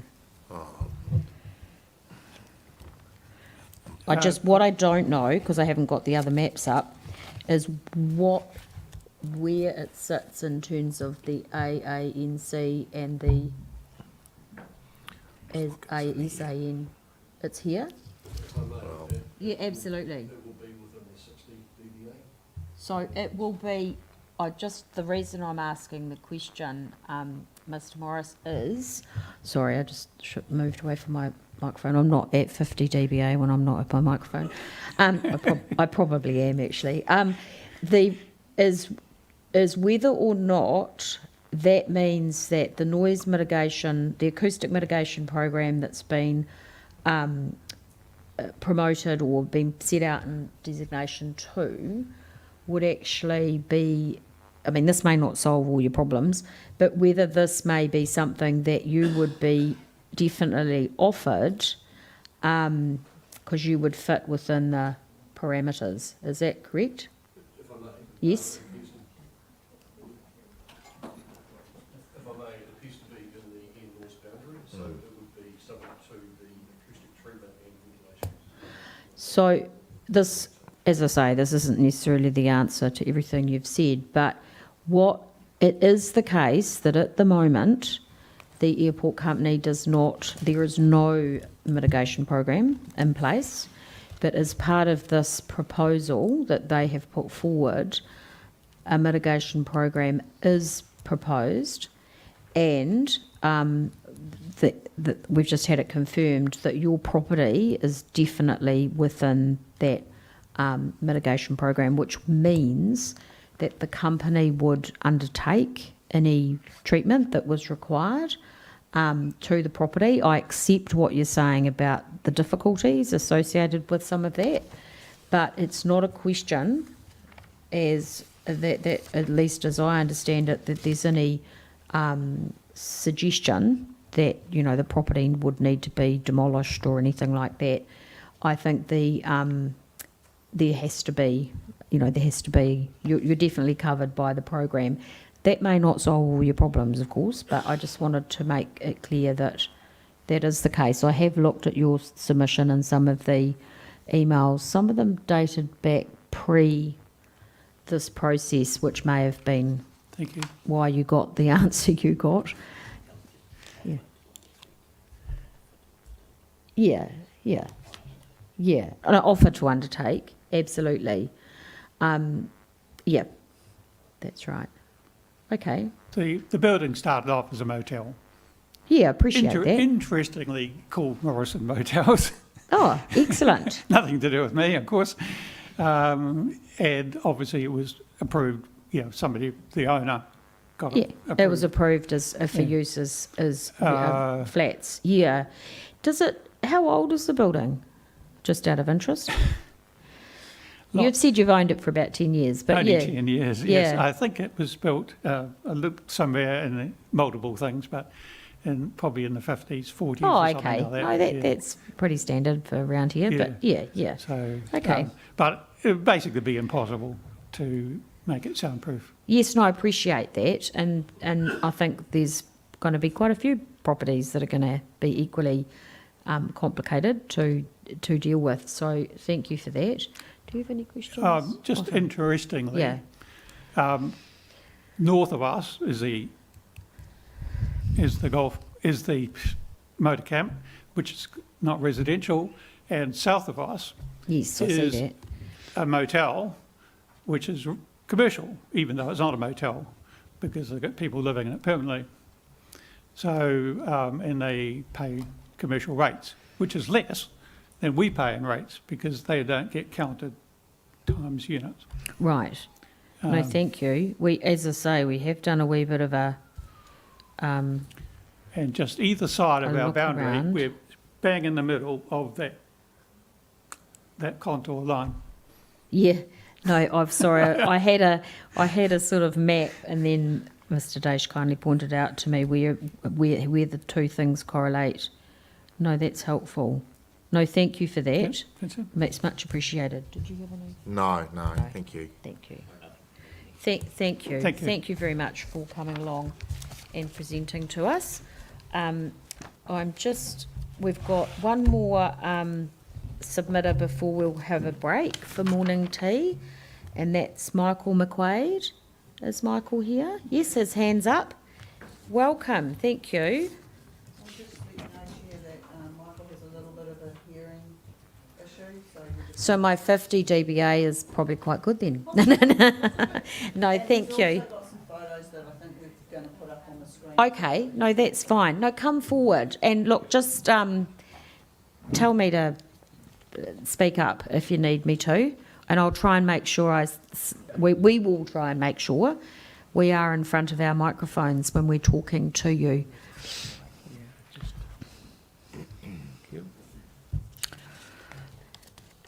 Right, so we've got your submission that was made, last year now, wasn't it? But, and I understand you've got some photos that you'd like to provide us with as well.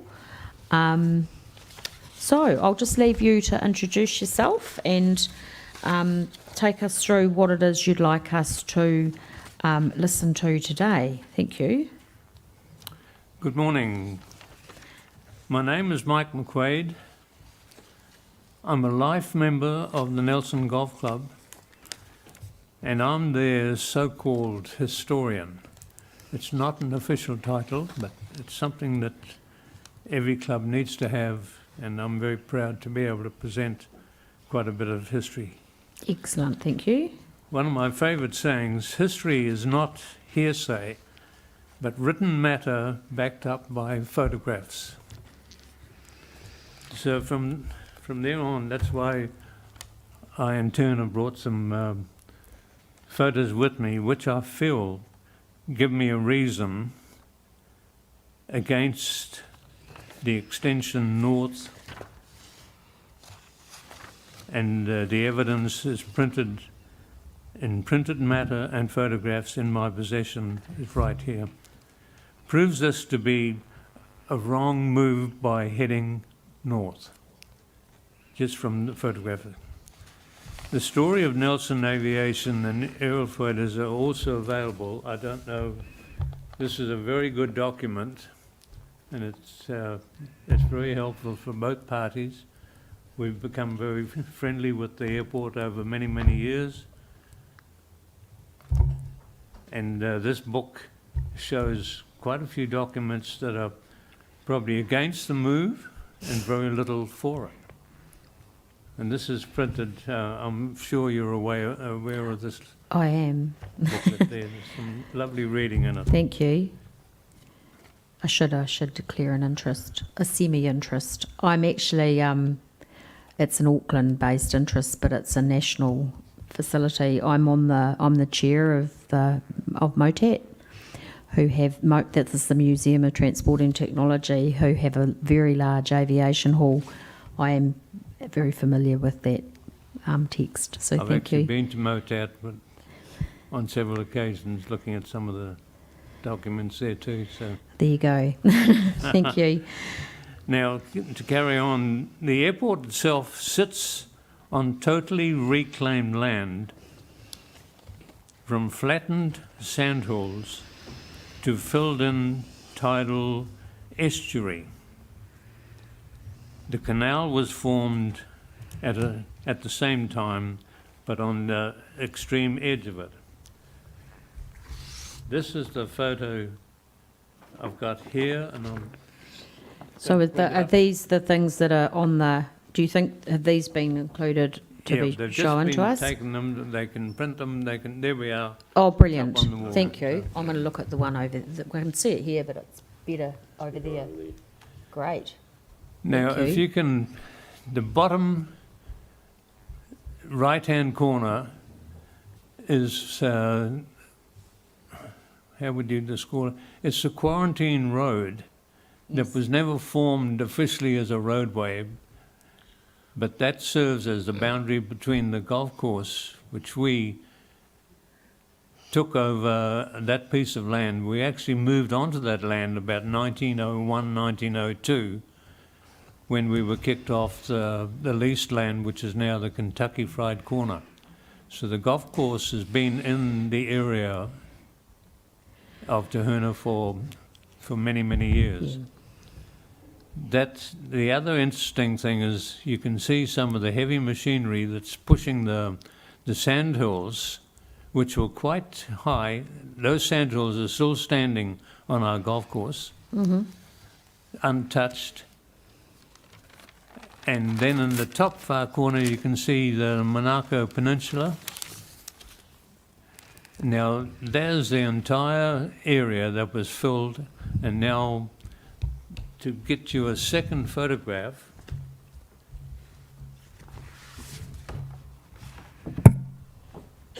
which is the bigger one, of the total. Is that it there? Yep. That's Oh, only, yes. no, that's showing on one side. That's only, there's the one, there we are. Right. Now there, can you see the total runway? Yes. Now the top middle corner where you can see the golf club marked by the odd trees and things like that on the right-hand side, that's the quarantine road boundary. And you can see little marks extending right across the runway and marks into the grassed area that lead into the actual quarantine road corner itself. Yeah. Now, our land originally, well, that total land that you see grassed was totally filled in for the airport itself, the whole area. Yep. And then on this bottom side and leading round in a curly bit towards Monaco on one side is a canal that they built because there's 3 streams that feed into that area, and they built that canal to take the excess water away in flood times, but it also left the tidal estuary to come back in at certain high extreme tides. So you can see now why our argument is, why do they want to progress into the golf course when that entire land belongs to them anyway, and it's all reclaimed, and they can go ahead for miles further south at any time. So what, just out of interest, what year is this photo date from? Sorry? What year does this photo date from? That particular one is 81.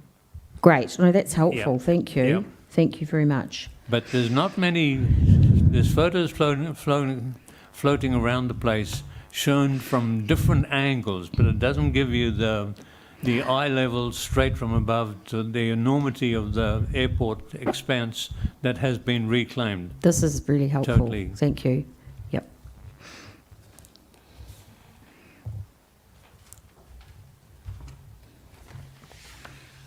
And then our third photo, which is the reason why we're saying that they should not progress any further north at all, and there's this photograph. Yes. That's the one up there. If you can see the edge of the runway, they want to come apparently 400 metres, which takes them very close to the housing on the golf course side of it, and that little pointed piece. But look at the housing that they're actually going to head into all the time. You'd think that they'd want to avoid heading into that direction at all when they've got all this land on the other side.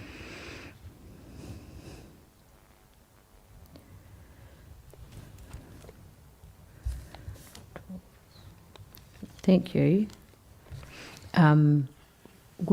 Will you Were you here yesterday when the golf club presented? Pardon? Were you here yesterday when the golf club No, presented? no, I wasn't, but I saw some of it. Yes, what some. I'm sure you're familiar. So it's very helpful because what you've provided us with is similar to some of the information that they provided us with, but they didn't have all the photographic evidence. So that's very helpful. Thank you. They probably left that to me anyway because I suspect they did. That's excellent. No, thank you. The picture does certainly paint 1,000 words. could we, just one other thing. Yes. I would like to ask the panel to visit the golf club, because in my view, visual is worth 1,000 words.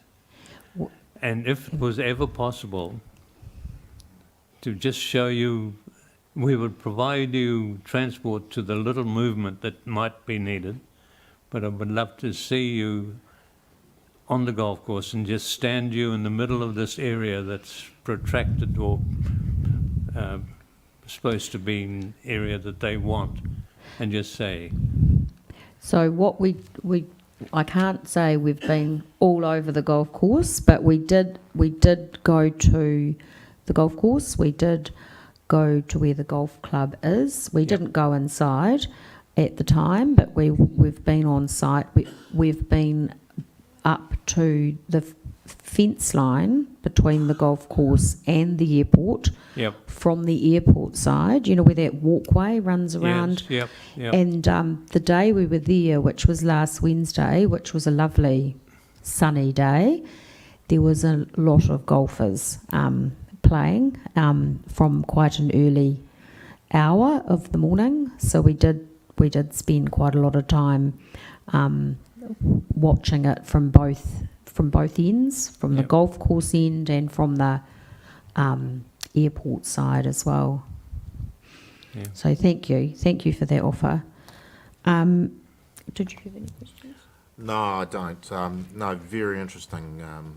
Obviously history is an important facet of today's life, so particularly found the historical photographs very informative. So thank you. Mr. McQuaid, I've got one question. You've given us 3 photographs. The second one you said was dated 1981. Yep. What were the dates on the other 2? The dates on, just one moment. This one that's up there now is 1997. Yes. And I'm guessing the first one was much earlier. And the one of the filling the estuary was one of the early planes that were flying from Stoke Aerodrome, which was the original airport that we had. Yeah. And they drifted over the top to show us the land. And this was a photograph given me by an Aero Club member, knowing that I was interested in the history of the golf course and the airport. And this one is actually dated 1937. Right. Yeah, I was going to say that's what I would have guessed, or thereabouts. Thank you for that. Thank you. That's really helpful. Very interesting. Interesting, sorry to butt in again. They imported the machinery to move that because there's nothing heavy enough in the country. And they bought 2 machines from the USA to move that sand. So. They're probably sitting in the Motat warehouse now. There's probably machines. Lots of things sit in the Motat warehouse. It's quite a flash warehouse, but there you go. So thank you so much. That's really much appreciated. If you might just tolerate an interjection while we have a historian here. He's describing the airport as being on reclaimed land. I wonder if he has any insight as to actually what is under the airport. Is it gravel? Is it sand? Sand. It's nothing but sand. We've got evidence about what's actually what the land is like from, and accept your thoughts as well, but from geotechnical information that's been provided to us. Yeah. So And thank details are you. all in that book too, that airport. It is, Yep, yeah, yep. yeah. I'd forgotten I'd read that book. Good. Very well So done. thank you very much. Thank you. Much appreciated. What we're going to do now is we're going to break for a 15-minute morning tea. And I know there's morning tea out there for you, including chocolate biscuits. Cool. Because I saw Rebecca putting them out this morning. So please help yourself, and we'll come back at 11:30. And I have got Alexander Simpson. Thank you.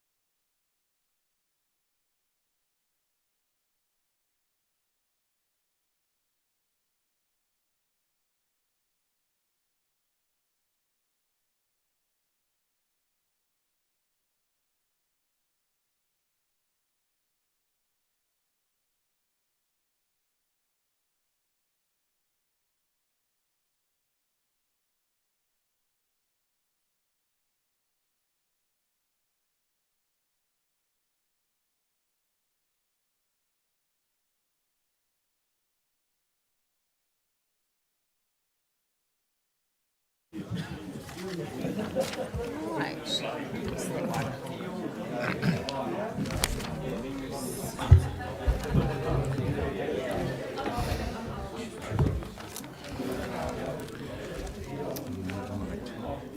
We got a submission.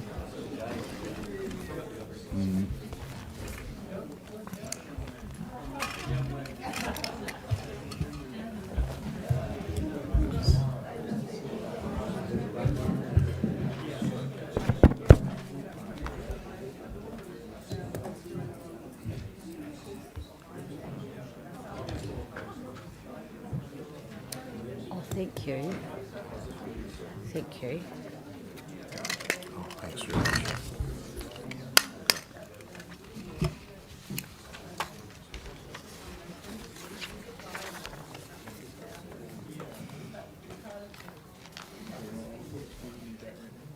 No, no, no, no, no. No, no, no. I don't. Oh, thank you. Oh, yes, please. Yes, please. Thank you. Well, right.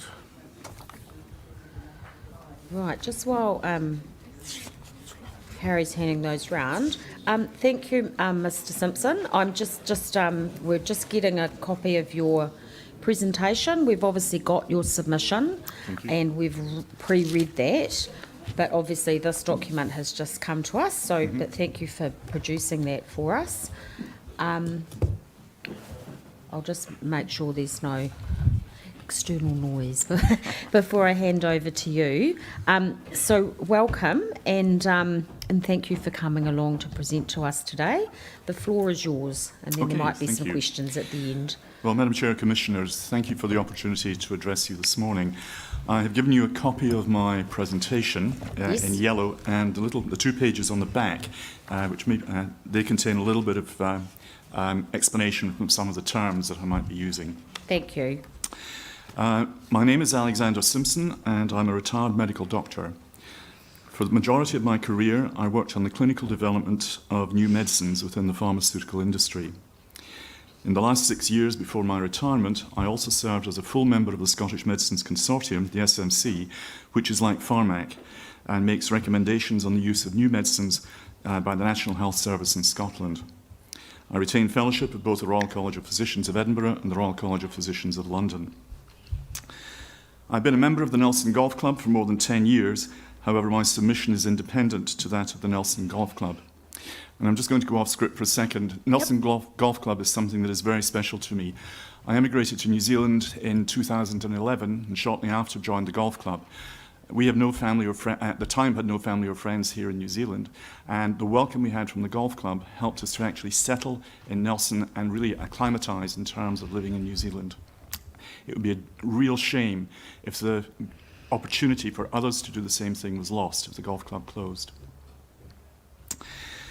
I oppose the current private plan Change 30 by Nelson Airport Limited in its entirety due to the powers it will grant to Nelson Airport Limited, due to the impact it will have on the surrounding community, and due to the impact it will have on Nelson Golf Club, and due to the options not considered for the runway extensions and their costings. Several items in my submission have been discussed during the hearing, and these include no consideration of a hybrid north-south extension, the possibility of passenger jet aircraft using Nelson Airport, and noting that the compensation costs for Nelson Golf Club have been included somewhere in the overall costs of the northern extension, so I'll say nothing further on those. Let me start with RESAs. No options have been presented with a RESA of 90 metres at the minimum requirement, with Nelson Airport Limited and its experts advocating for the maximum length of 240 metres. And no financial consideration has been given to the impact of a shorter RESA in the costings of either going north or going south. In my original submission, I noted that in the airport zone rules, as proposed by Nelson Airport, changes to the RESA without further resource consent application was allowed, and I've given the reference to that. Thank you. In looking at the same table, there is no mention of the runway. However, in the same document, paragraph Air PZ3, permitted activities stated, in this zone, permitted activities also include all land uses that are not specifically mentioned in the rules. And during planning evidence on Tuesday, it was confirmed that the airport zone, if granted as requested, Nelson Airport would have the ability to do anything with the land within the zone without consent. So I have to question the intent of Nelson Airport Limited as to why they planned a RISA of 240 metres and then would wish to be able to change the RISA without consent. Hypothetically, if the RISA was reduced to the 90-metre minimum, there seems to be the possibility to increase the runway length by a further 300 metres without consent. And this is a serious question for Nelson Airport Limited. As presented, the northern extension will make the Nelson Golf Club unviable and seriously impact the residents of Tahuna Nui. I know, just for clarification, I did watch the golf club presentation yesterday, so this is separate from that. Thank you. Both of these have significant health implications which have not been evaluated in the airport submission, and I will now expand on this aspect, and it will probably build on what we heard from Public Health this morning. Yes, thank you. In my original submission, I included a link to a WebMD article, which I hope you had a chance to look at. Yes, thank you. Highlighting the health benefits of golf. Most importantly in this article was a reference to a 300,000 participant study of golfers from Sweden, which found that those who regularly played golf had a 40% reduction in mortality rates compared with the general population. And that corresponds to a 5-year increase in life expectancy. Since my original submission, and as a supplementary which I've brought forward, the results of the habit formation program have been published, and I've submitted a copy of the expert summary. This program was established by the life and health insurance company Vitality to incentivize members to adopt and maintain healthy activities for health gain, thus reducing medical costs. One finding noted in the paragraph titled "The Paradox of 10,000 Steps" was that walking 5,000 steps, about 4 kilometres, 3 times per week, reduced the risk of mortality by 22%, translating to an extra 3 years of life. An 18-hole round of golf covers at least 7 kilometres. So regular golf as a sport is driving the maintenance of a good walking habit, helping to explain the increased life expectancy noted from the Swedish study. If Nelson Golf Club is lost, and is noted by several submitters, the capacity of other clubs to absorb the Nelson membership is limited. Golf will cease to be a regular activity for the majority of the membership, leading to the loss of these health benefits of playing the game. The Nelson Airport Limited submission relies on economic evaluation to justify its choice of the Northern Runway extension. However, the human costs that will result from the loss of the Nelson Golf Club have not been calculated. So what is the cost of a human life? Health economists use such costs when evaluating medicines as to their appropriateness for use in publicly funded health systems. As noted in my original submission, this is based on the QALY, a quality adjusted life year, where a score of 1 is a year in perfect health and a score of 0 is dead. When evaluating a new treatment, cost utility analyses are carried out and expressed as a cost per QALY, the cost of a year of life in perfect health. In the US, the generally accepted upper limit above which a new treatment is unlikely to be publicly reimbursed is about $50,000 US. The UK National Institute for Healthcare and Excellence, so-called NICE, has a published threshold of between £20,000 and £30,000. And in the event that that is surpassed, a new drug would be unlikely to receive a recommendation for use in NHS England. Funding agencies here in New Zealand do not have a QALY threshold, but the New Zealand Productivity Commission, during a COVID lockdown review, noted New Zealand Treasury valued a QALY at $33,000, and the reference for that is in the additional background information. So the loss of 3 to 5 years of life can be quantified in monetary terms. To know the actual cost requires a formal assessment by an independent health economic expert. Oops, pages are stuck together. Excuse me. Items to be considered will be the current value of a year of life, an expected attrition rate based on the age distribution of the Nelson Golf Club membership, appropriate discount rates from today's values projected for at least the next 25 years. And for the membership affected at Nelson Golf Club, these human costs are likely to run into millions, if not tens of millions of dollars. These costs needed to be added to the economic analysis of the Northern Runway extension to see if it still remains the most economic option. I'm afraid I'm going to now talk about noise. No, that's There's all been a lot right. on that. Thank Anyway, you. much time and discussion has been given to submissions on aircraft noise this week, but the health economic costs of noise have not been calculated for the residents of Tahunanui. Laurel Smith, in her expert witness statement, paragraph 16.2, has referenced the 2018 World Health Organization, WHO, Environment Noise Guidelines for the European region, noting that the quality of evidence for most conditions other than sleep disturbance and annoyance were of poor quality. In producing this systematic review, the WHO had a data cutoff of December 2016. A search of PubMed, a medical publication database, lists more than 3,000 publications on transport noise since January 2017. 482 of these included reference to aircraft noise. Also in 16.12, Ms. Smith referred to the 2020 update to the European Union Environment Noise Directive Annex 3, Assessment Methods for Harmful Effects. This update was based entirely on the WHO 2018 guidelines, so again missing evidence generated since 2017.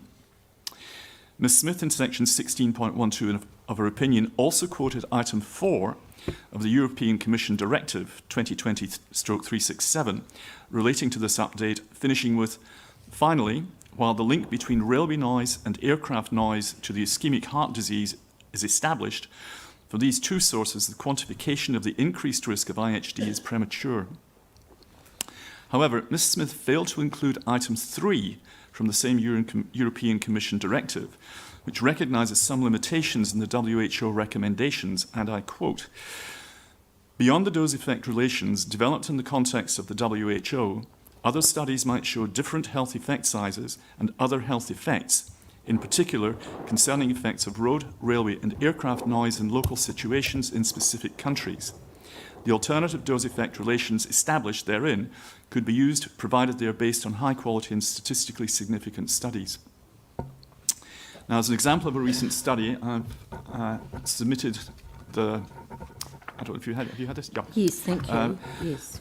I refer to the paper I've submitted from the BMJ titled Impact of Airplane Noise on Mental and Physical Health, a Quasi-Experimental Analysis. This study was published in February 2022, and it's only an example of one of this body of 3,000. In 2012, a change of flight path from LaGuardia Airport in New York exposed a low-income, mainly immigrant community to aircraft noise. The study has used international classification of disease data from Medicaid, the public health system used by most poorer Americans. In addition, to ensure that any changes found were not due to other factors such as aging, another New York community with similar demographics not exposed to aircraft noise acted as a control.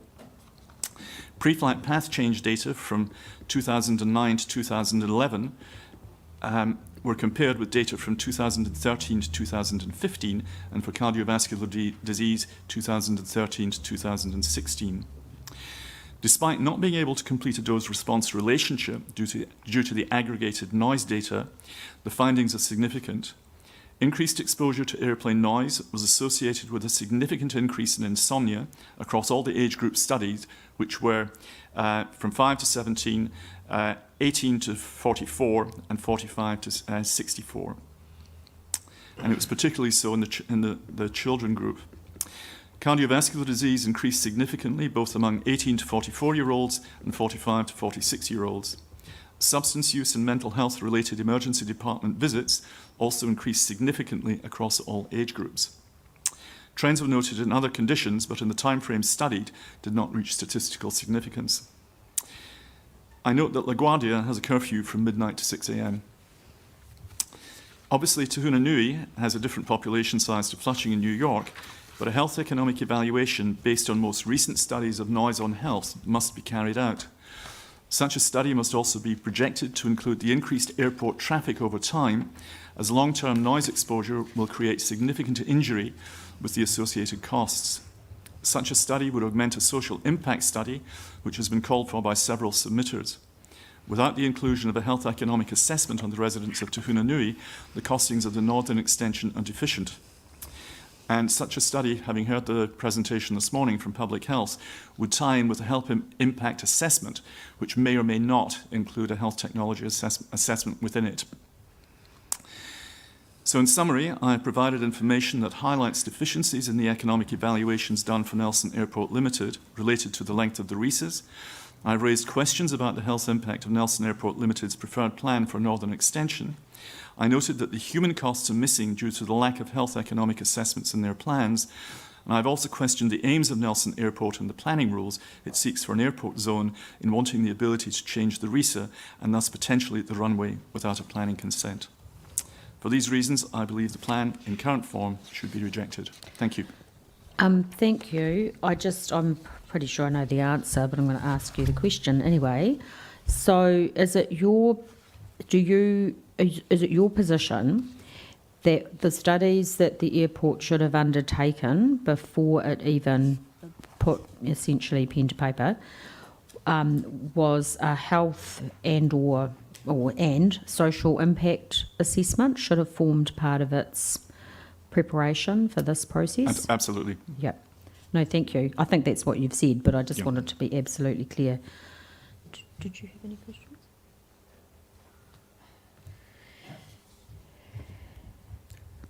Good morning. Good morning. Or, yes, still morning. Just. It is, for a little bit longer, yeah. Number of issues there that I think are best responded to by the airport company. Yes. And thank you for outlining those so clearly so that they are in a position to respond. My only question is, and it's probably just a matter of semantics, is that you say you oppose the current private plan change to 30, but presumably you're also opposed to the notice of requirement to extend the debt. Yes. That's what you meant to say. Yep. Thank you. Thank you. That was all. Sorry, I'm not familiar with some of the technicalities on this, I'm afraid. Yeah, it's not a fatal matter at all, but just wanted to clarify that. No, actually, early on in the process, after we'd been appointed, so we weren't appointed until after the end of the submission process, I remember talking to the council team and it was agreed that as in terms of whether people have specifically identified Plan Change 30 or the designations, we should be looking at the submissions in the round, which is what we are essentially doing. So thank you for that. Thank you. Did you have any? Yeah, just on your first page of your summary, the penultimate paragraph. Right, hang on. I've got a slightly different. I've got a bigger printed version, so it goes to several pages. Sorry, beg your pardon. Your second page, the penultimate one, where you've got some figures in terms of 50,000. In reference to the quality. Okay. Yeah. Okay. So that very bottom one, where you talk about the Productivity Commission during a COVID lockdown, valued quality at $33,000. Yes. And that's per individual? Per individual. Okay. No, sorry, per quality adjusted life year. Per quality adjusted life year. It was, the actual paper was looking at the impact of a COVID lockdown and what was the number of, they quantified it by basically looking at the number of QALYs saved and therefore produced data in terms of what the cost benefit would be of actually doing the lockdown. And similarly, the US dollar figure and the Great British Pound figures as well are on that same metric, are they? Yes, they are. Yes. Okay, thank you. I've given the reference actually to the Commerce Commission under QALY in the white paper, so you actually can get the, it's detailed exactly where it is. All right, thank you, most helpful. Thank you very much, and thank you for making the time to come and thank you. speak to us today, and thank you for being here yesterday. That's much appreciated. Thank you. Okay, thank you. The next person on my schedule is David Duggan. Hello.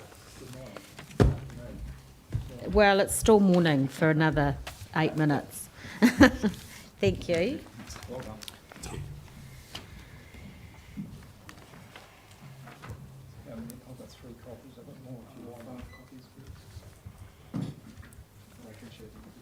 Yeah, if what we'll do is if you've got enough copies for us, that's perfect. And if not, Harry can take some more copies anyway. Thank you. Oh, that's much appreciated. Thank you. Thank you so much for everyone for doing summary statements. I know it's not possible for everyone, but it's really helpful to get those because it's a nice update of your evidence. And as I said to someone earlier, I quite like scribbling on hard copies, so that's much appreciated. So welcome, Mr. Duggan. You've been here for a little while, so you know the drill. So the floor is yours, and there might be some questions at the end. Well, I can assure you I'll be quite brief. I've produced a one-page submission, and reading through that page, my full name is David Lewis Duggan, and I am a member of the Nelson Golf Club and have been so for 12 years. I'm a retired lawyer. During my career, I have held various judicial offices for a total of 15 years. I am making this statement of my own personal views, which may or may not necessarily be aligned with that of the club. During my legal life, I have always done my best to seek a just outcome within the parameters of the law. I see the airport's application as very much a David and Goliath situation as far as the golf club is concerned. If allowed, the effect would be ruinous to the club, as it could no longer function as it has for over 125 years. Other submitters have clearly stated the value which the club has had for them and the Nelson community. I add my weight to those. The club has been a good neighbour of the airport for many years. Some years ago, the club took the decision to remove most of the trees on the course and alter its design to a links course. This was in no small measure to assist the airport and the club by not having to continually cut and remove trees that affected the airport. Even now, some of the small number of trees remaining have to bear loss of shape through cutting. The airport points to its 1 million yearly passengers as reason enough to proceed with this application, with little thought for its effect on the neighbours.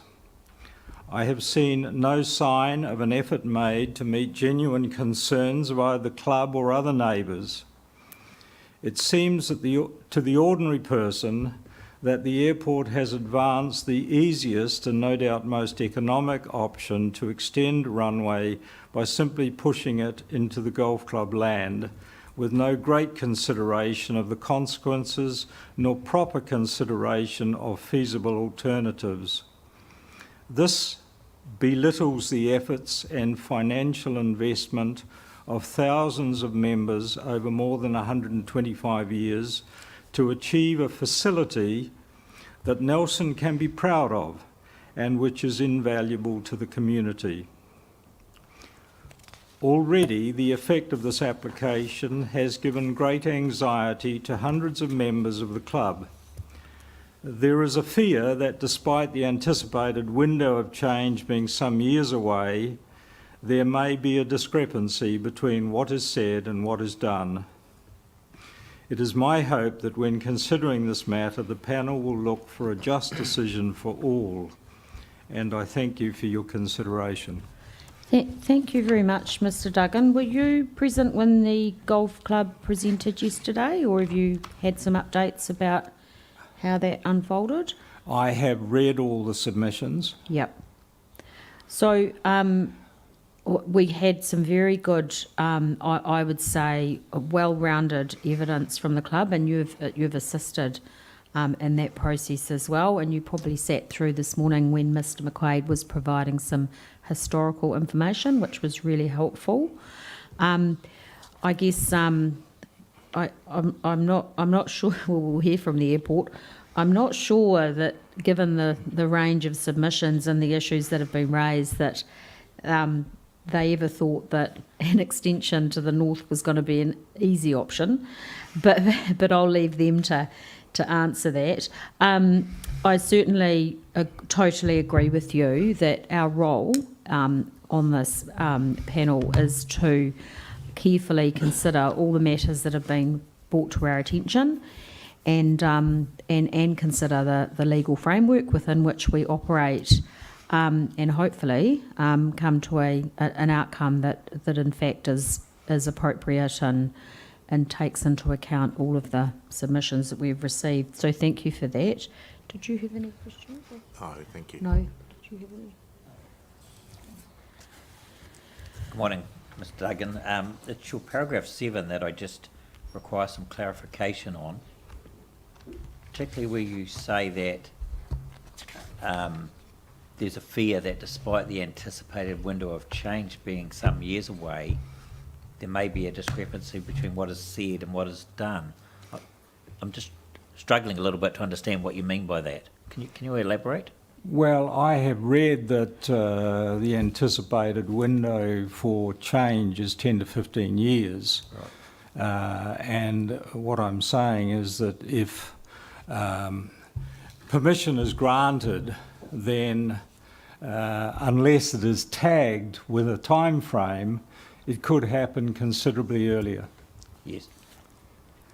Okay, thank you for that clarification. If that happened, is there a temporal or timing consideration to the nature of effects? I mean, if the runway extension, if it is approved, if it occurs earlier, is that going to lead to a different set of effects compared to if it's advanced at a later stage, in your view? Yes, I think it will, because it will reduce the time with which the golf club can plan alternatives. I see. Yes. Okay, I understand that now. Are you aware? Are you still a golf club member? I am. Have Yes. been for 12 years. Yes. Are you aware of some of the background discussions that have occurred between the golf club and the airport prior to the hearing commencing in terms I've of... only read the submissions, and I understand that there hasn't been a great deal of progress. Okay. Okay. Okay, I'll leave it at that. Thank you, Mr. Thank Duggan. you. Thank you very much. Now, the next person on my list was Jeffrey Robinson, but I've just been informed that he's actually in Australia. Is that correct? Thank you. Yeah, it was from the golf club that I've been informed by Harry. So thank you for that. We've obviously got his submission. We will take it into account in our deliberations. So is Blair Riordan here? Is he? He is the professional at the golf club. Oh, okay. And he's busy. Yeah. We had a tea time. We have a charity event happening there now. The teed off at midday, so he was going to be here at 25 past the time. So Can I? That is fine. So what we'll do, given that he's, breaking into his day job, I will he can wave at me, or just let me know when he's here, because I want to make the time keep going with people who are here, so that would be really good, and I appreciate that was the time he was given. Is Melinda Harvey here? Oh, welcome. Are you happy to go a little bit early? Thank you, that's much appreciated.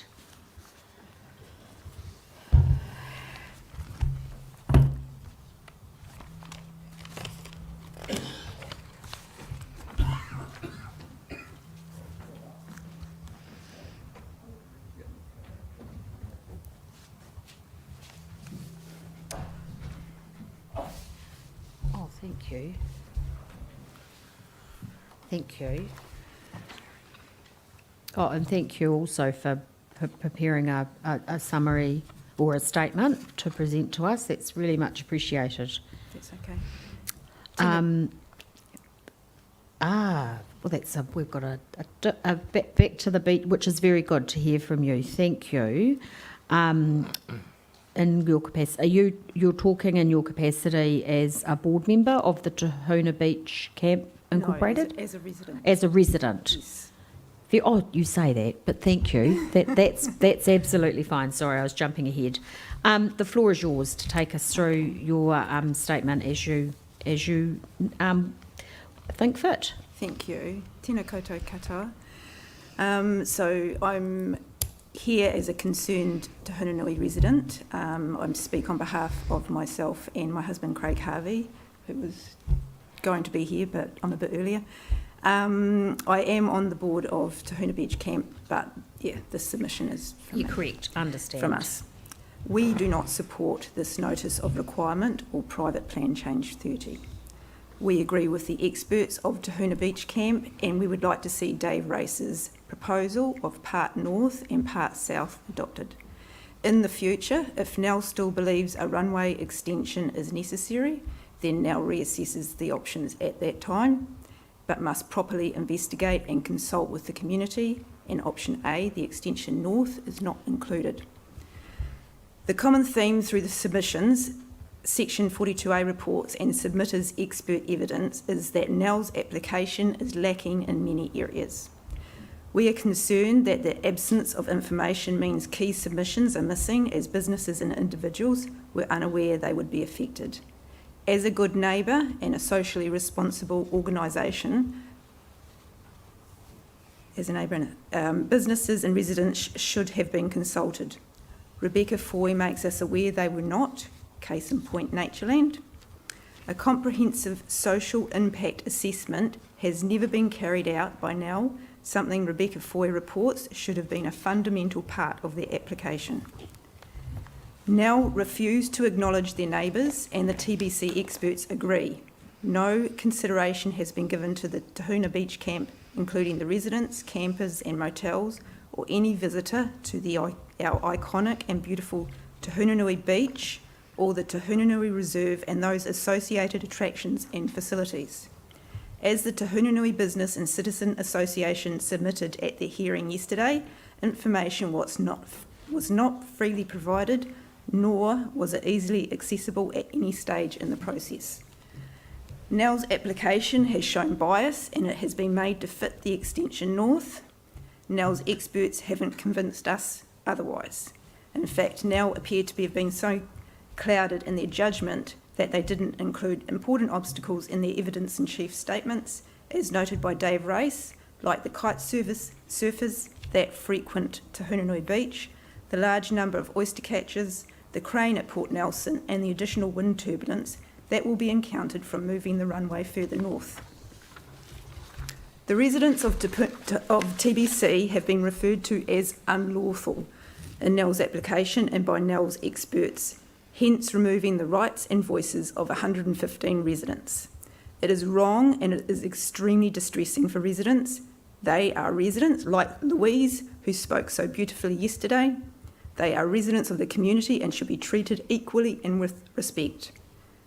We thank the Commissioners for requesting from Nelson City Council their legal opinion to give transparency to this Private Plan Change 30 and NOR, as we are reminded by Ms Arthur Young on day one, the existing environment does not include unlawful activities, and they can not be included in the assessment nor the mitigation package, and that is time-stamped to date of plan approval. Dave Race identifies that the runway of 1,510 metres was adopted as a work backward from identifying key obstacles close to the northern boundary, and based on the 2% OLS slope established as runway length. Ms Arthur Young added at the beginning of day 2 that this runway has a start point of as far south as possible before encroaching into the coastal area, and when fencing is added and the like, this was now start here and move north. Either way, it is still a work backward to get to the 1,510 metres. This runway length of 1,510 metres has been adopted all through Nell's reports to indoctrinate the readers to think this is the actual required runway to remove payload restrictions. Mr Munro confirmed on day 1 of the hearing the length of runway that would actually remove these payload restrictions is 1,455 metres, and this corresponds to Dave Race's calculation of 1,450 metres. Dave Race's hybrid option fits this runway length. The payload restrictions is one of NEL's key drivers behind the extension, yet the extension is not for another 15 years. What other conclusion can there be other than the payload restrictions aren't as big a concern as what NEL are making out? The Nelson Golf Course acts as a noise and safety buffer between the existing runway and the Tahunanui residential area. These buffers, or public safety zones, as Dave Race explains, are being adopted by many countries as a mandatory requirement, and they seek to address the risk to the community around an airport. The runway will be pushed physically closer to the existing residential area, eliminating this public safety zone, thereby putting lives in danger if the worst were to happen. How can this be acceptable? If we remove all other discussion and concentrate on this one point alone, our question is, how can a runway be allowed to physically move closer to an existing residential area? Surely the real question is this runway more important than human lives? Does it take an aircraft crash to work out how dangerous this option is?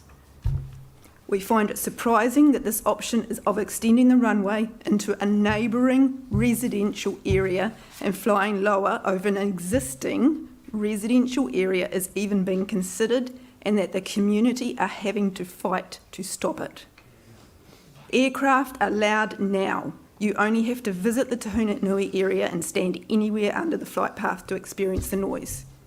The proposed runway will have the aircraft flying 19.4 metres lower over the Tahunanui residential area than the current flight path. Aircraft 19.4 metres lower will make the beach reserve and any property under the flight zone an undesirable place to be. I walk Parkers Road, the boardwalk and around the Tahunanui Beach Reserve nearly every day. The aircraft overhead are loud. An increase in noise, in my opinion, with an aircraft 19.4 metres lower will be louder and more significant than a 2 decibel increase as reported, and will be more than imperceptible. Louder on top of what is already loud will not be imperceptible, and it is not okay for NEL to reason because the residents already experience aircraft noise. A bit more noise is not that big a deal. We live on the east side of Roto Street. We hear the planes very well from where we live. We have to stop a phone conversation or go inside when planes take off or land, as we cannot hear. Sometimes we cannot hear the television. We get woken and disturbed from airport noise, especially on still nights and if the breeze is blowing from the southwest. We have double glazing and we are outside the airport effects control overlay, so theoretically we are not affected. Our thoughts go out to the residents under the flight path and those residents who are close to the airport and those residents situated in the airport effects control overlay and the air noise boundary who are already living with this noise every day, like Glenda and Terry, who made wonderful heartfelt submissions yesterday. We would also like to add here a comment about the fumes, as not much has been said about the fumes. Andrew Curtis spoke on day 2 of the hearing and commented that NEL should be monitoring, as they said they would in the 1996 and 2005 Environmental Management Plan. But Mr Curtis also spoke in regards to PM10. Any increase is going to cause harm. And then added, if the airport goes ahead, then there will be adverse health effects for people. Mr Curtis also stated it was a fundamental failing of this process as there is no consideration other than noise on human health effects. Just gonna... No, that's fine. On my daily walks down Parkers Road to the boardwalk, I do notice fumes, but not significantly. We also get them at home. But 3 weeks ago, as I walked along Parkers Road close to Awatea Place, I hit a pocket of fumes. It was bad. I had to immediately cover my mouth and nose. And it made me think and wonder about how bad the fumes are on a daily basis and how the residents cope and what it would be like for them with a runway so much closer. And I'm thinking of Terry again, and now, because he lives on the northern end on Chandler Street. We believe NEL, as a good neighbour, should be monitoring the air emissions regardless of the outcome of the NOR and the PPC 30. now have decided to exclude A320 jets from future forecasts, so the NOR and PPC 30 don't reflect this. But the noise effects of the A320 jets could very well be a reality for residents of Te Hunanui if there is a change in fleet, as John Style reports. 8.61. The proposed designation conditions are specifically designed to allow for fleet turnover and allow for noisier aircraft. We agree with John Stiles that the nighttime respite window should be increased to a minimum of 8 hours and that the sound exposure level restriction should begin at 10 p.m. and finish at 6 a.m. Please give these affected residents some respite by allowing them a decent, undisturbed sleep. I have a question about the air noise management and monitoring plan. What are the penalties for now when the limits are exceeded? We support working towards low or zero greenhouse gas emissions aircraft operating at Nelson Airport. This is one of the NEL's key drivers for extending the runway. But a PPC 30 and NOR change based on a runway extension adopted for these future green aircraft with no data or science behind it, Dave Race 4.13, other than what could fit within the site constraints is fundamentally deficient. I'll go off script for a minute. I've just got a little... our application was a smorgasbord of concerns, and I have to thank the Nelson Golf Club's King's Council and the TBC's team of experts because they have covered a lot of our concerns, and there is no way that we or the Te Hunanui community would have been able to argue these points in such detail. The Te Hunanui community owe a debt of gratitude to these businesses for funding these experts. To Nell, please be a good neighbour. Please listen to the submitters. We do want to coexist, as other submitters have said, but this is not the right option. To the Commissioners, please do not allow these NOR and PPC 30 changes to go through. The extension to the north cannot be allowed to go ahead. Thank you for consideration. Nō reira, tēnā koutou, tēnā koutou, tēnā koutou te katoa. Ngā mihi. Thank you very much, and thank you for your acknowledgements at the end. I think that is a very good summary of where we're at in terms of the position of the submitters who are opposing the processes that we're looking at. I don't have... and thank you for your very considered statement that you've given to us and the references that you've included to the pieces of evidence that you've referred to. That's really helpful. I don't have any specific questions. Do you have any specific questions? It's not morning, good afternoon. Just one, you said you lived in Roto Street. I've just had a wee look at where Roto Street is. In terms of the existing operation of the airport, when your doors and windows are closed in the middle of winter or at night, can you hear aircraft noise there? Okay. Yes. And you're did you say you've got double glazing? Yeah, double glazing. Yeah. And sometimes smell. Yeah. Right. Okay. And obviously outdoor noise when you're outside. It would increase. Yeah. And shadows, like we get the shadow of the plane as it goes past. Yeah, transient one. Okay. Thank you for that. Yep. I think under Ms Smith's maps B3, B4, we actually will be 5 to 8 decibel increase. Oh, 3 to 4. Yes, I think so. No, walking, doing the usual walk, it'll be a 5 to 8 It'll decibel. be the higher level, correct. Yeah. Okay. I think that might be right, but the airport company can confirm that. David, do you have any? Thank you, Ms Hub. You've managed to capture in 4 pages, I think, as the Chair said, a very good summary of the issues. Certainly as I've been recording them anyway. You've clearly been in attendance right throughout the hearing, and your statement is very up to date. I'm not going to ask you any questions. Thank you. because I think you've put, well, you put a challenge out to ourselves and to the airport company in terms of what the issues are. So for me, this is a very useful roadmap. So thank you for that. Thank you. Thank you very much, and thank you for attending both today and previous days.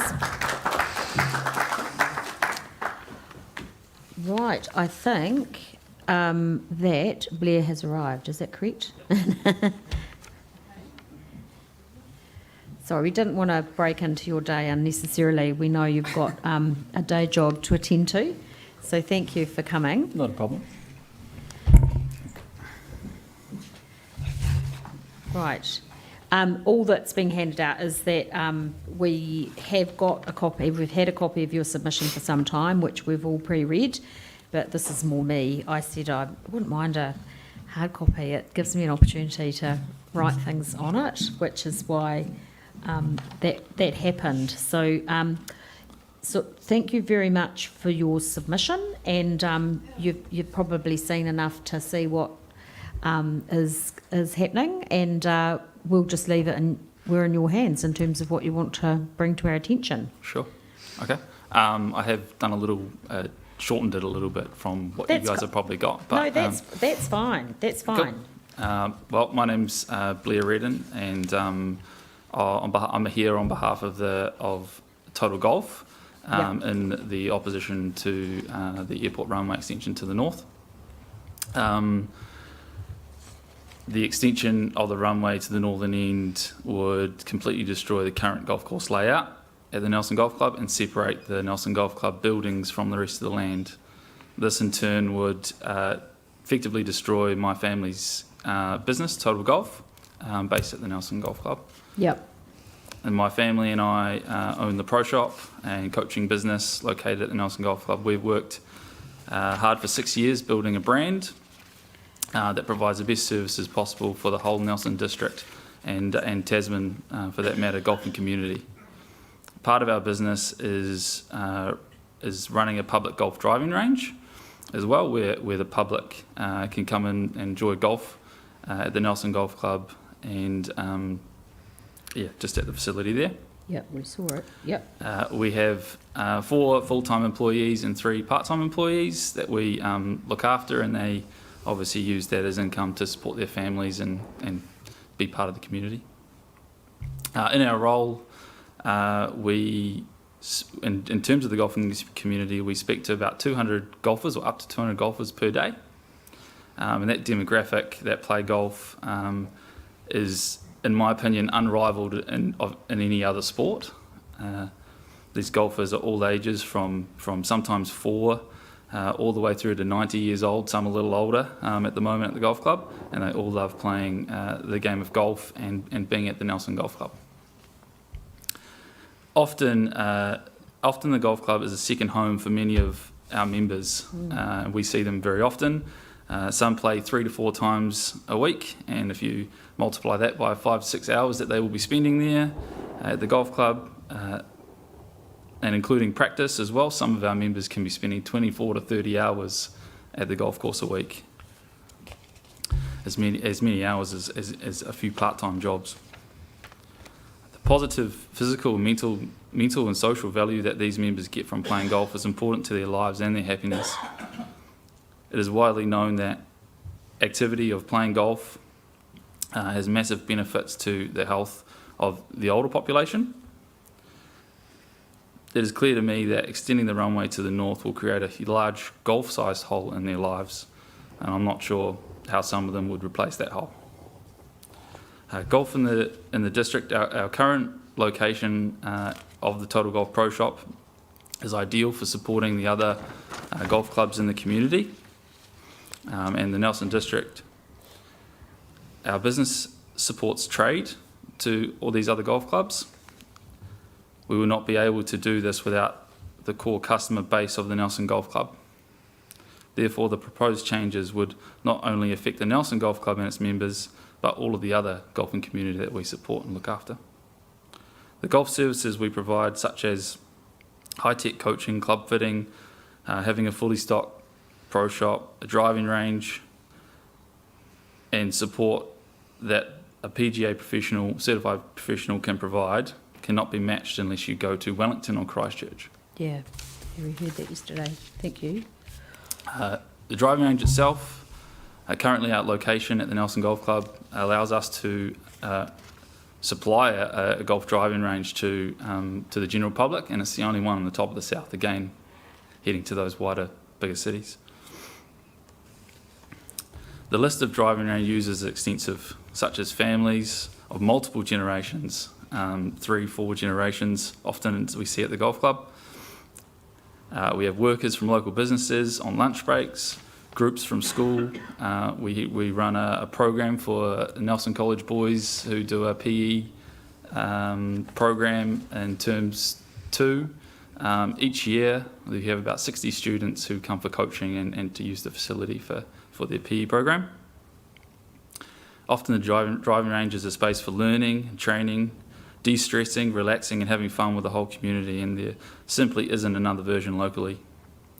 In fact, the next place would be Christchurch or Wellington. The closure of the golf driving range, and that would be the effect to our part-time business, to our business, would not only have an effect on the Nelson Golf Club membership, but the other 80 to 100 plus people we see a day using the facility.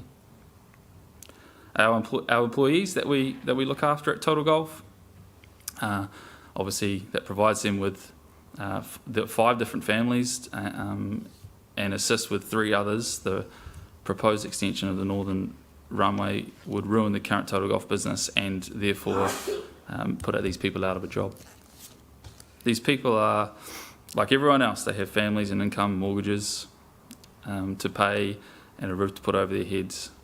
These people care about their job and are passionate about what they do and love supporting the local golf community. These people genuinely love their jobs and love where they do it.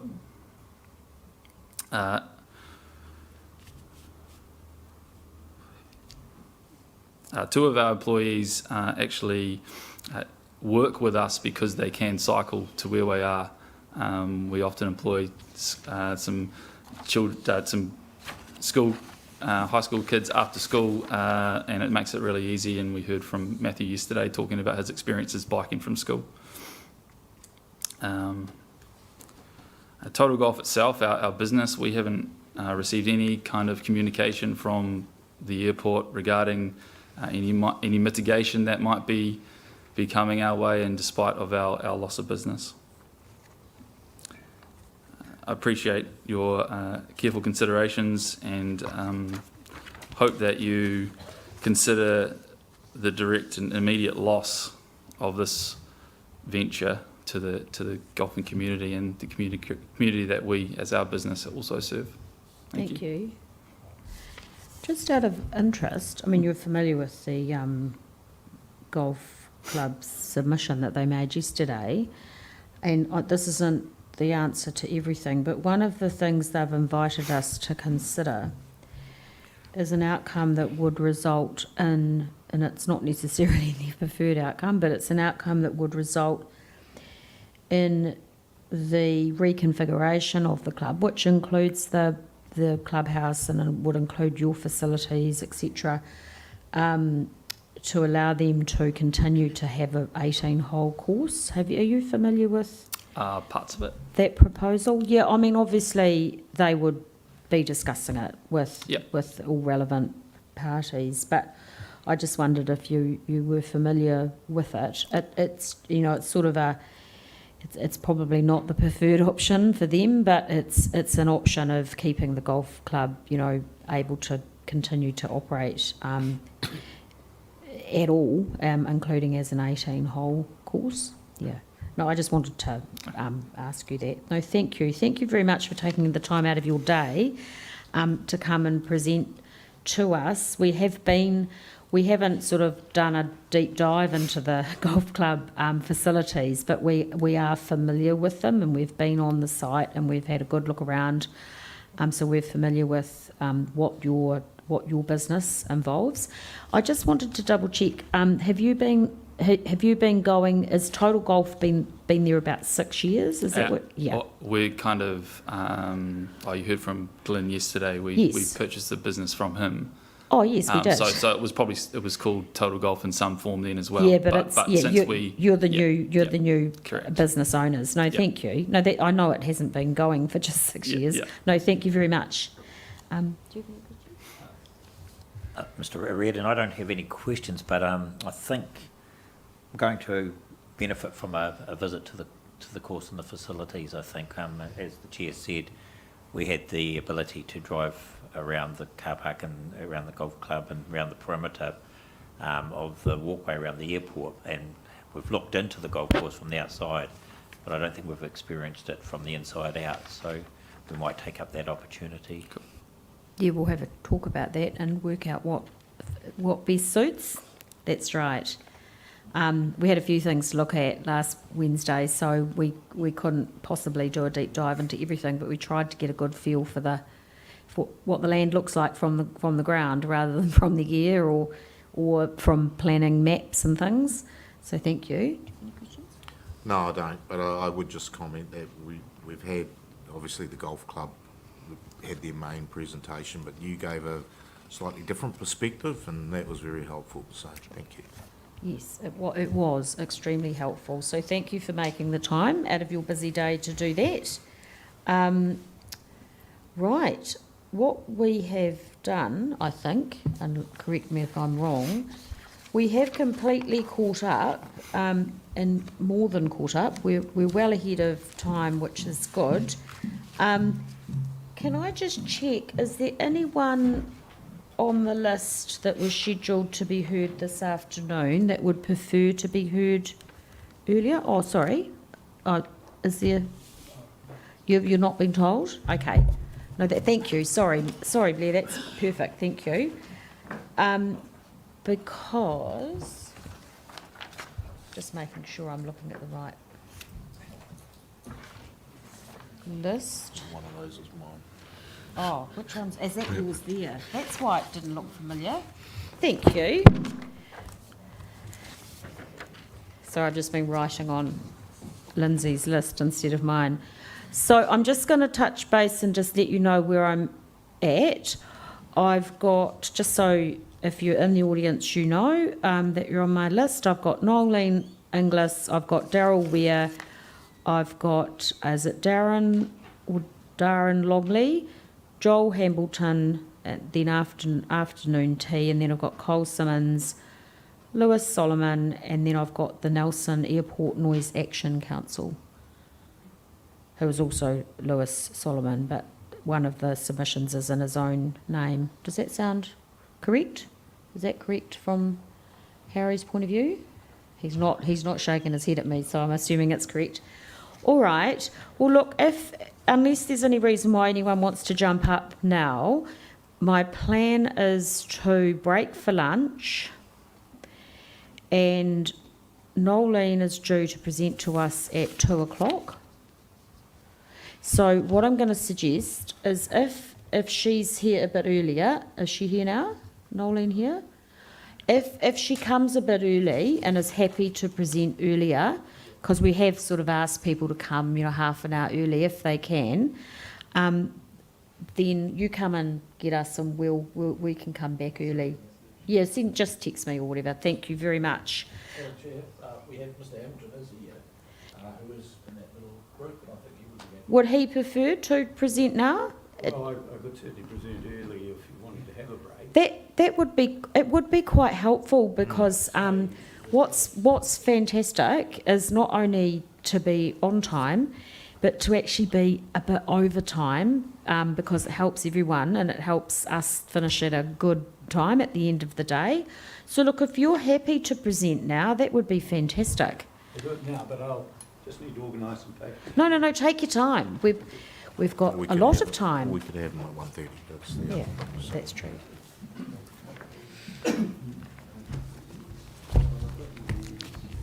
So that's John Hamilton. Jolly good. Yes, but these here are answering questions That's why I put that my came name up on things, but I haven't put my afterwards. name on these. Sorry, in the last few days. I was trying to look for this. No, So, you pushed it if you too could- far towards me, so I just nicked it. There's three And of yours those is documents double-sided, there, so- and I could give you another one if needed. What's that? Yeah, could you give me, wait, there's 4. Oh. There's 4. Yeah. That's good. I can just give them to the nursing council and to the referral. Okay, I would have thought that they'd probably be afterwards, but... All right, sorry, one other thing, Eric. I'm going to Précy, but I'm referred to all my... I'm going to shorten my actual proposal, but I'm doing that with everything marked off. Just in the interest of time. Yep. So this has all the numbers that relate to this. So I'll keep them on that track. Okay?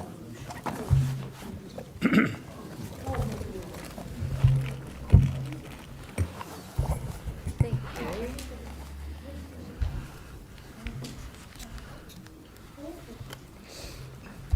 Thank you, Harry. Oh, brilliant.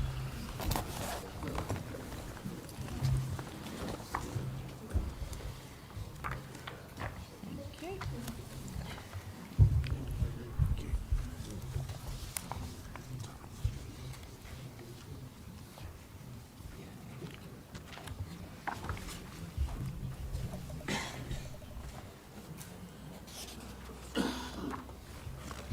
I get rid of this. Quite a lot here.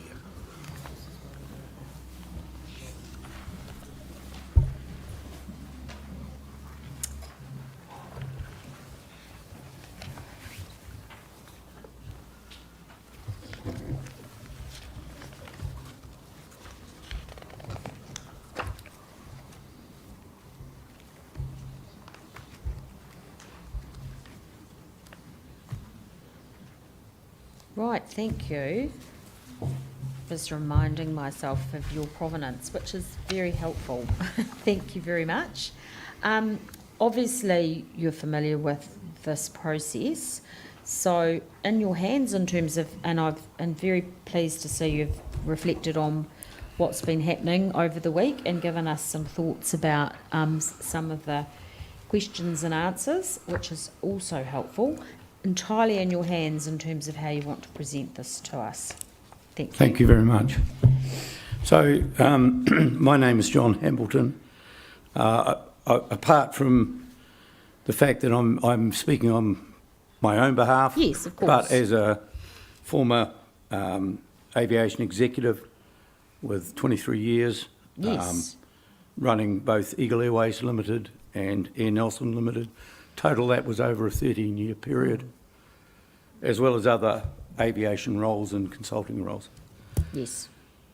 In terms of giving my information, I propose to Précy it to try and shorten it because I think there's some very important questions to be answered. No, absolutely. Thank you. So in terms of that, I've reviewed responses provided by NAL and note that they do little to address the concerns I raised in initial submissions. I'm against the plan change, where this is plan change 30, and the NOR, etc., etc. Yep. On the basis that it lacks sufficient reliable data to justify the proposal and it impacts unreasonably on NGC, Tahuna residents and Tahuna Holiday Park.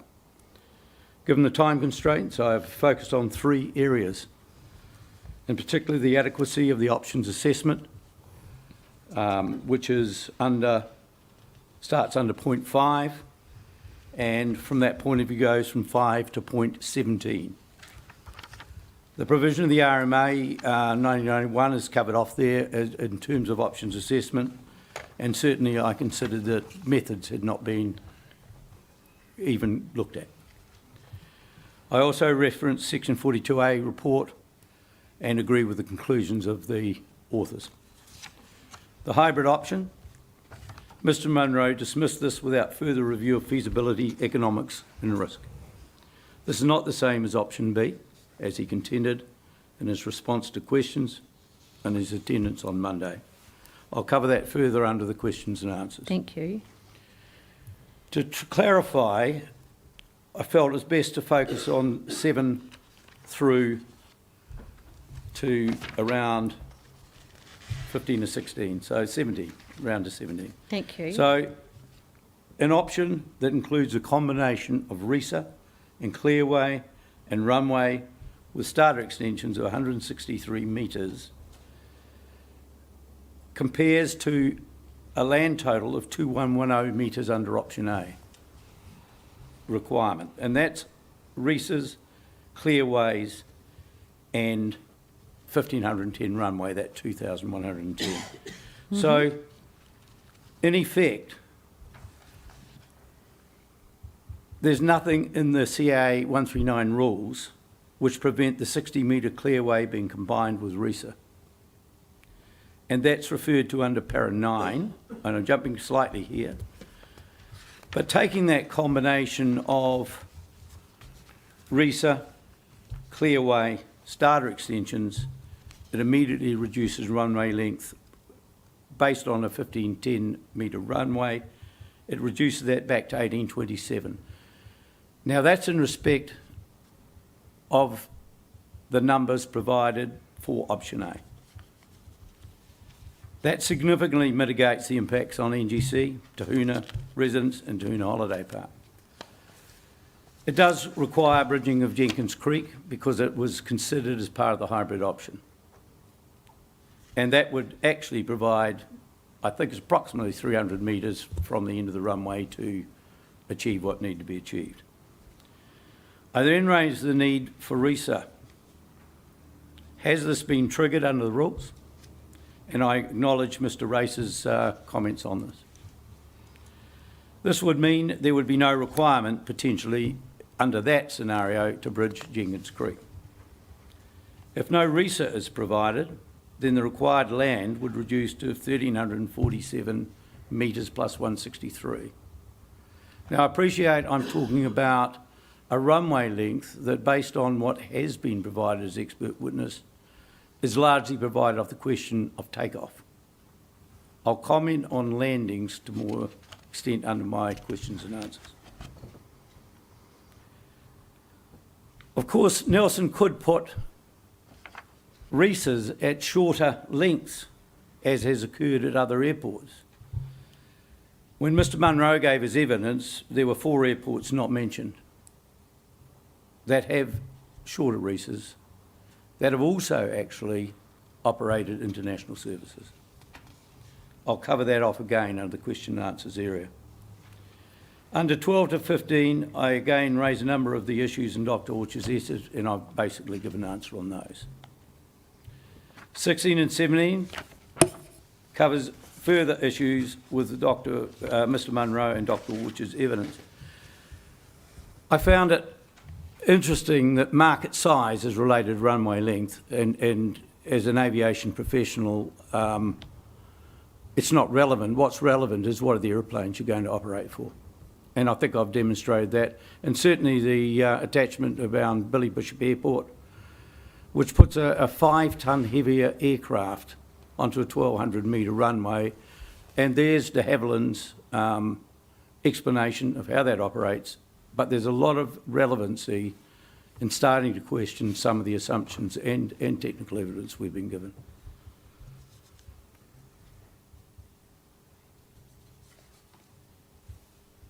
I then move to the parallel runway. I see that as a huge opportunity for mitigation, and I'm aware, and I was aware in my original submission of work done in 2005. I know there was subsequent work completed, and that's been covered off in previous airport plans, as if agreement had been reached. Certainly a meeting of minds. Information was originally given on efficiency, that then translated into criticality. And I've covered off those items in that sequence of changes. That kind of escalated, which I found disturbing. And it was disturbing because anecdotally it doesn't fit the picture at all. I would say that the 2 major airports in New Zealand which have far in excess of the movements at Nelson with no other parallel runways or cross runways are Auckland and Wellington. And that is the volumes that can be achieved on a single runway. Yes, there are other factors like approach radar, etc., those airports, but fundamentally, this airport has huge capacity on a single runway available. There are, in fact, a number of other airports. I'll just grab a cheat sheet. And I've now lost that cheat sheet. Here we go. So, other airports with no parallel runways. There are 1, 2, 3, 4, 5, 6, 7, 8, 9 existing relevant regional runways where there are alternate grass runways, but no simultaneous parallel runways. So now I'd just like to briefly go to the OLS and then the points I'm looking for from the panel. It's the OLS realignment and noise boundary changes. I note the potential benefits of the hybrid option mitigating the effects of low-flying aircraft on the houses at the northern end of the runway and Tuna Holiday Park, which are impacted by revised noise boundaries. That, to me, is a huge concern as an aviation executive. It's a huge concern because when we heard Dr. Orchard's evidence, he sounded a little confused as to whether there's even RESA at Nelson Airport currently. I'm not sure, therefore, in giving his evidence, whether he was aware there are houses at the end of the runway that are really close. And I will, in my question and answers area, I'll comment on the 777 accident, which I took the time to go and read excerpts from the report. So I'll cover that off. So let's just go to the recommendations. I look at this thing in entirety and say, it looks like it was once over lightly. I think there are too many options not being considered. Even if rejected in the end for valid reason, they have not been considered. I'm concerned that in, again, raising the question of the hybrid option, that they did not receive any further consideration. So I'll just take you back to my original, or my second submission, the submission prior to this. My recommendations are that a hybrid solution inclusive of starter extensions, reviewed as an option to mitigate the effects on the Nelson Golf Club land and in turn allow revision of the noise boundaries to reduce adverse impacts on both residents and Tuna camping grounds. I believe that's important that be done. If the hybrid option is rejected, then a further evaluation of the use of starter extensions with the existing runway be undertaken to achieve the desired runway length required. That the application be amended to include a condition that approval of the proposal includes the retention of a Par 72 18-hole championship golf course and associated support systems and facilities.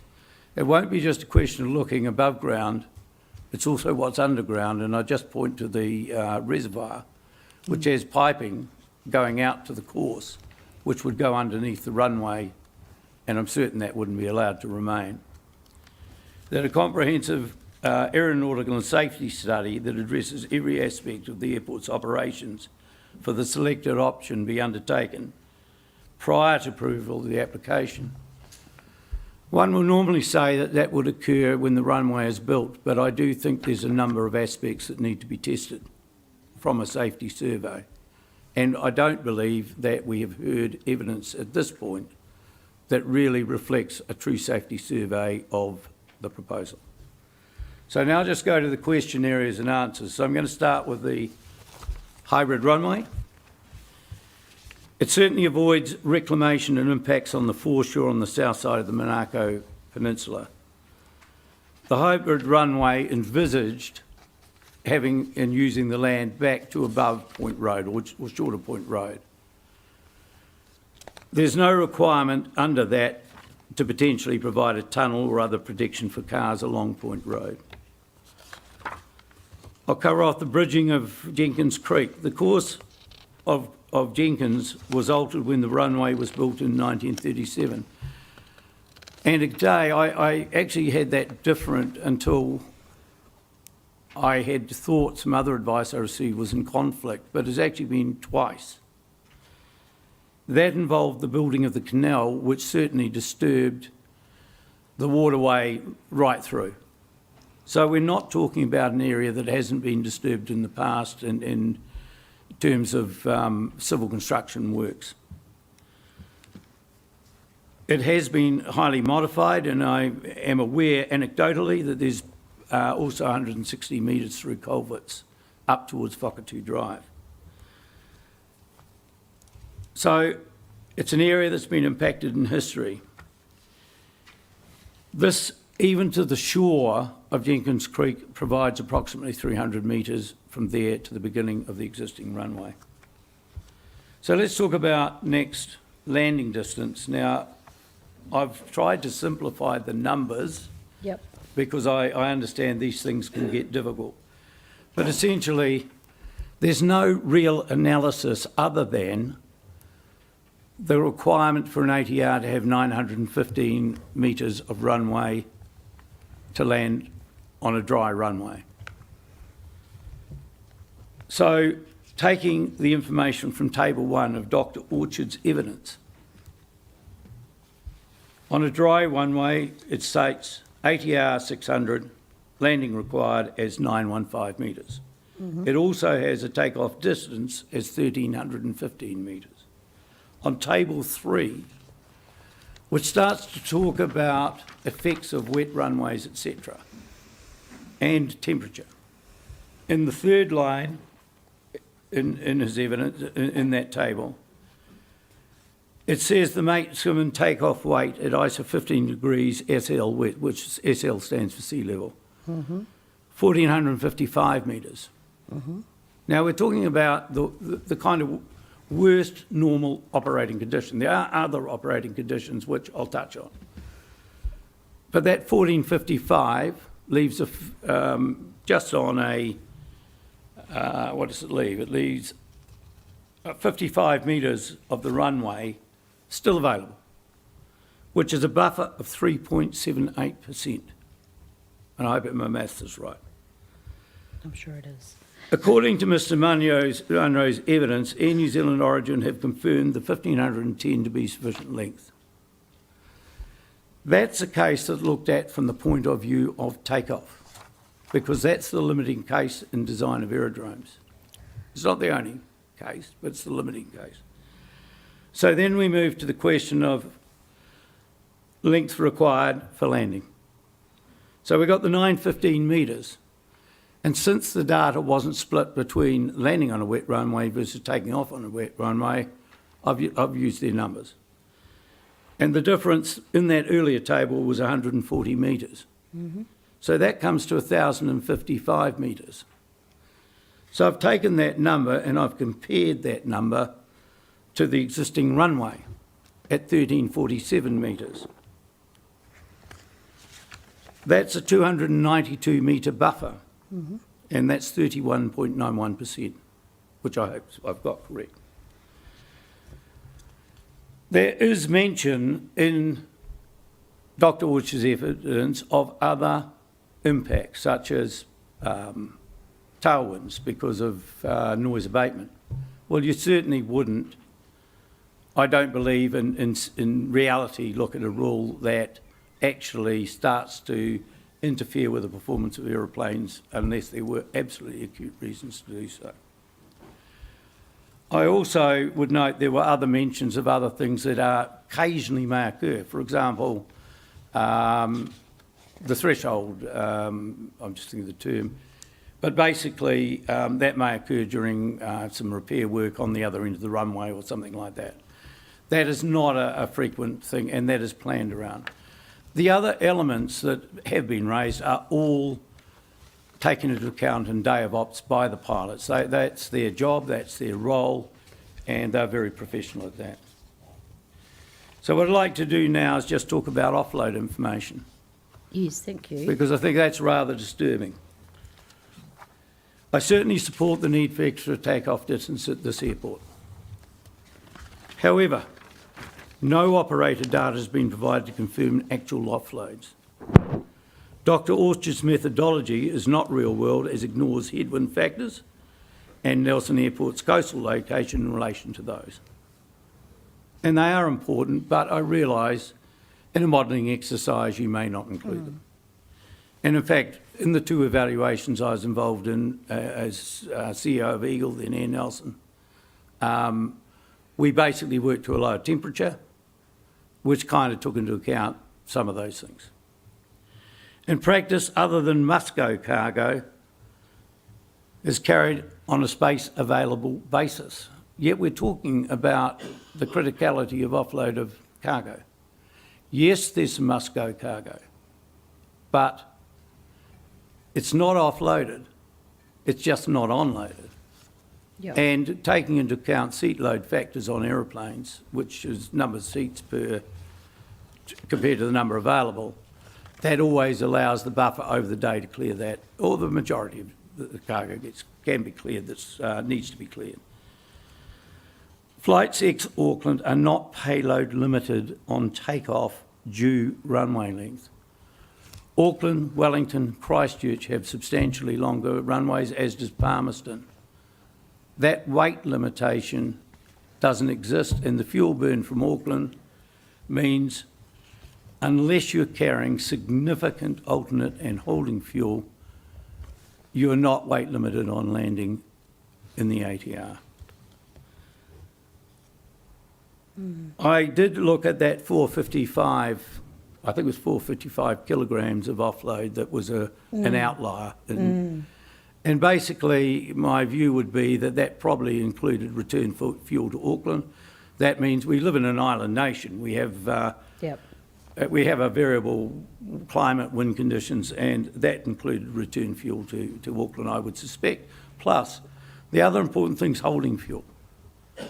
Because if there's a fog in the day, in fact, the old adage is, if you can't see Rabbit Island, the airport's closed. Don't land. Yep. I always look for that when I'm going out there to pick people up. I just want to make some comments on RESA. Thank you. And I did catch a little bit of the evidence on practicability, which is an interesting word, and it's not actually defined in the in Part 139 or Part 139 of the AC. Mr. Race considered RESA's, and he confirmed the view that not extending the runway doesn't trigger a RESA requirement. And I'm inclined to concur with that. In fact, I do concur with that. Mr. Runway mentions Queenstown. At the western end, the ground is sloped down to the lake and State Highway 6 there.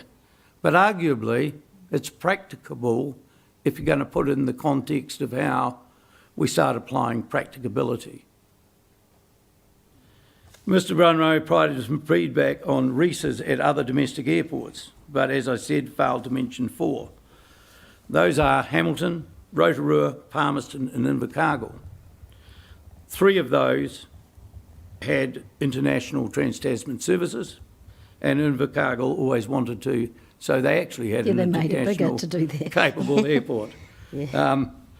I must admit, when I started operating flights there, I was somewhat puzzled. Yes.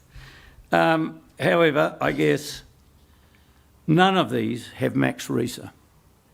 That's the key point. And I don't know why they were omitted in the discussion.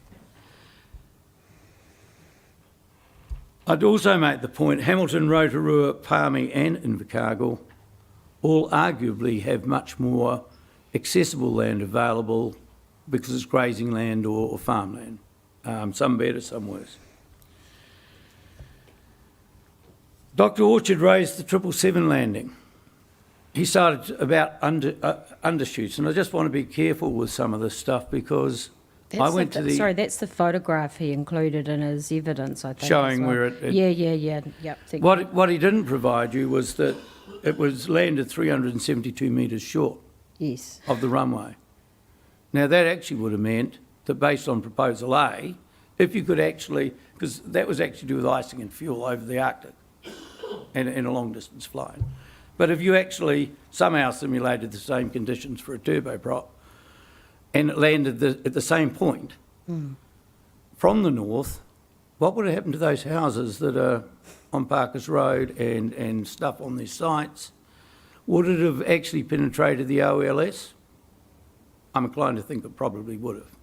So I also, and I'll just make this in passing, I did try to understand the causal link on the 67%, and I struggled with that. Yes, climbing and then levelling towards cruise is where the majority of accidents, and in the descent phase, when you start the descent, then go into the approach. That's where the majority of deaths occur. And it does definitely require a runway to do those things. A cruise period doesn't require a runway. That's fair enough, we all understand that. My struggle was there was no real causal link provided that put it down to runway length as being a causal factor in those. Yes, they're associated, but that actually struck me as a concern. I will say as well, the only evidence we've seen is all about jets. And I think we're dealing with turboprops here, which are quite a different animal. Which is one of the reasons that I believe a safety analysis should be carried out on any RESA. That is considered. Because you need to really look at what is required. Now, I appreciate that the Wellington case exists. However, in that case, he tried to, the director tried to make that decision solely on safety at reasonable cost. He did not actually have a vigorous or whatever safety review. Now I'd just like to move to the parallel runway. Mr. Barr stated when questioned that 25% of movements could be directed to using the parallel runway. This would be a total circa 9,300 movements. This answer was given in response to a commissioner asking Mr. Barr what he estimates the current usage of this parallel runway to be after he advised no statistics were maintained. This makes no sense from an operational point of view when the runway utilisation is significantly below the capacity of a single runway as demonstrated by both Wellington and Auckland. But I guess I'll just comment that there are, and where have I put it? Must be below here somewhere, my cheat sheet. There are about another 9 runways which actually do not have simultaneous parallel, are significant regional airports. The impact of this would heavily impact operators who utilise the main runway due to its proximity to the terminal for charter customers and the general aviation services area on the east side of the main runway, plus the flight training organisations who prefer to build their students' experience in operation of the paved runway. They want to ready their students for mixing them with scheduled traffic. This means these aircraft would be taxiing to and from the Grassway area, significantly adding to the workload of air traffic because they're going across the main runway. The response from Mr. Marr raises further questions of whether the assertions around the criticality and operational efficiency from he and Mr. Munro are genuine and whether both NAL and its advisor are acting in an open and transparent manner. So I'll rest that there. Suffice it to say, I will point out one other thing, and that is that the current proposal,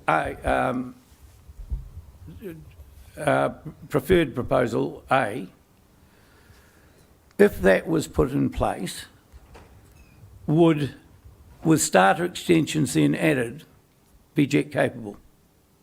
And I come back to the point Mr. Simpson raised for a different reason. Would that mean that jet operations could be instituted in Nelson? And I'll say there, I can't imagine Air New Zealand not responding if a regional jet operator started in New Zealand. And that is the one piece of weakness that sits there for them. Mm-hmm. So would that suddenly become a jet operational airport without going back to public consultation hearing? Yep. And that will conclude everything I have to say. Hope that's been in time.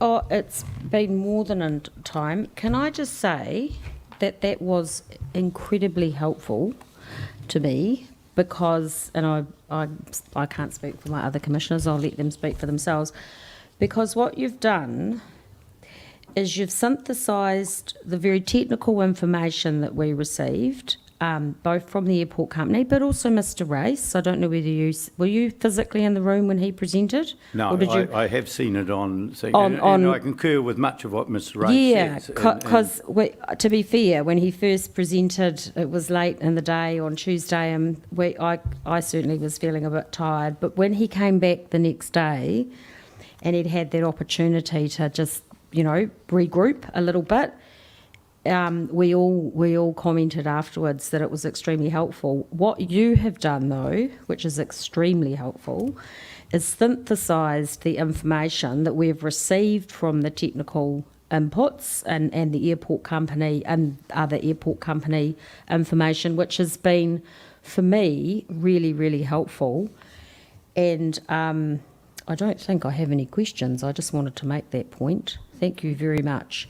But I don't actually have a question like everyone in this room to kind of answer.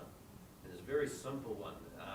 If anyone knows the answer to this question, is the area through the camp and through the golf course and with what the airport's already got there now, is that capable of taking a plane from Australia as a direct flight into here? Because I think that's the bigger picture. So I think it's not the south end. To me, is not. It's the ecological impact is not huge. The north end, double glazing, people's lives, everything that's going through that. I can't believe we have to fight to get the north end, but I think the council, they've already got another plan, and their plan is they want that land because they want planes coming in here direct from Christchurch. And I've heard from pilots that I pick up as a cab driver, they can actually fly almost on the size of the one we've already got. They need a little bit more to do it, and they can actually do it. I think that's the big picture. We don't know the answer to that, but But why can't somebody answer that question? Okay. hold on. Oh, whoa. We're in a process. I know how the process works, but my point is there anybody here that could say to me, for that one, is it possible for a plane to fly from Australia directly to Nelson Airport? Is that possible? Well, no. Hang on a minute. You've asked a question. Yep. I don't know. I'm certainly not in a position to answer that question. How about this guy at the table right here? He's an engineer. You not. can't answer that? I'm not an engineer. But do you think that's possible? Well, if you want, just to put it to bed for the minute, if you want to answer whether it's possible for it'll be a jet propulsion airplane, an A320 or something, to fly from Australia, is the runway long enough for it to land at the moment? If they have the golf course and the camp out of the way. You mean if they do the northern... That's where all these guys here are heading. Well... Because it doesn't make sense. Just let this chap answer the question. I can probably help a little, but I'm not going to commit to... You don't need to. That's fine. Some things. So what I'll do is put this in context. There's been some tragic lessons from a ratepayer point of view learnt in Hamilton, Rotorua and Palmerston. And I guess that sadly, they shouldn't have happened at all in my view as an aviation executive. And the fact is that those were never viable in my view, and subsequently got pulled. So the likelihood of regional is you're talking logically some many years away. The possibility is you could bring a regional jet across from, say, Sydney, but economically it wouldn't compete. The commercial reality is no. The commercial reality is just not there. So I'm not at all, in making my comment about runway and jet capability, purely domestic. I understand certainly that. wouldn't contemplate international. And in any event, I hope that's helpful. I think the only people that could answer that question would be an airline company in any event, and it's Correct. a commercial question. I agree. Absolutely. Sorry, I was just going to. I hope that helps. No, thank you. Thank you for answering that. Could you just, I think Mr. McMahon might have a couple of questions Sure. for you. No, I don't, Mr. Hamilton, but I've taken quite a few notes and listened carefully to what you've said, and as we'll have Nelson Airport too. And so, if nothing else, you've raised some questions for them to answer, particularly two questions. The justification to extend the runway and what the causal link to payload is in terms of that justification. And secondly, if there is a justification, what the actual length should be, considering issues such as the role of RESA. I'm still not certain as to what the role is and what the position of CAA is on that, and what role, if any, starter extensions have. And so that second question, therefore, then goes to the matter of alternatives, and particularly the hybrid option. So you've been useful in raising those questions for me. I've spelt them out now so that Nelson Airport can hear what's weighing on our mind. I'm sure they knew that already, but they are the two key issues that I think need to be answered from an aviation perspective. So thank you for that. No questions. You triggered one thing, if I may. There are 8 runways currently, including those 4 potential international runways that have starter extensions. It's a common thing. Thank you. No, nothing further. Certainly your submissions are food for thought, and I agree with the chair when it has crystallised a number of the issues raised in the technical evidence, and I'm sure the airport company will be looking to have a response to some of those matters which you've raised. I was going to ask you about the grass runway, but you've raised that issue already. So thank you. Thank you. Thank you very much, and thank you for being prepared to come early. It's actually really helpful to have this at this time of the day when our thoughts are perhaps, a bit, or I'm less tired. So thank you very much for that. Look, what we're going to do is we're going to break for lunch now. We'll break for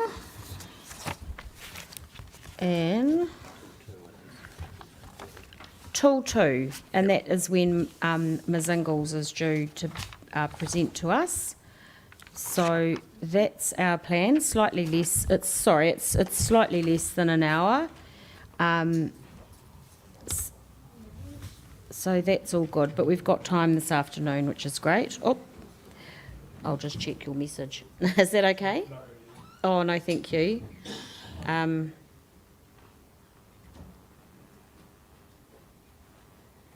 Okay, you can do that. Thank you.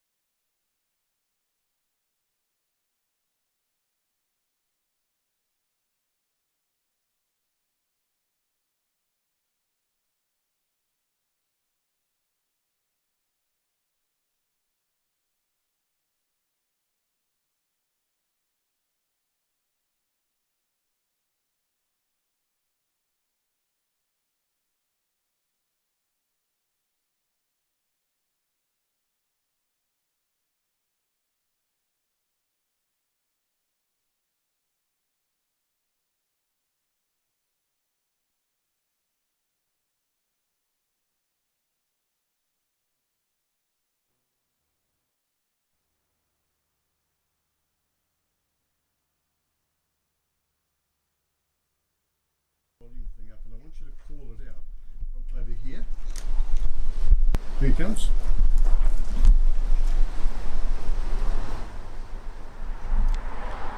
There he is.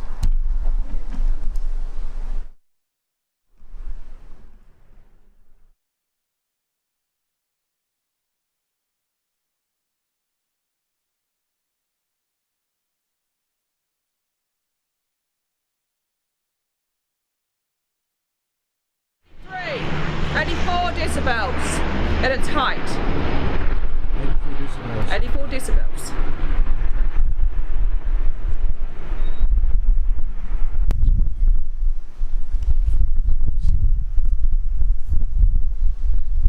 Past the tree.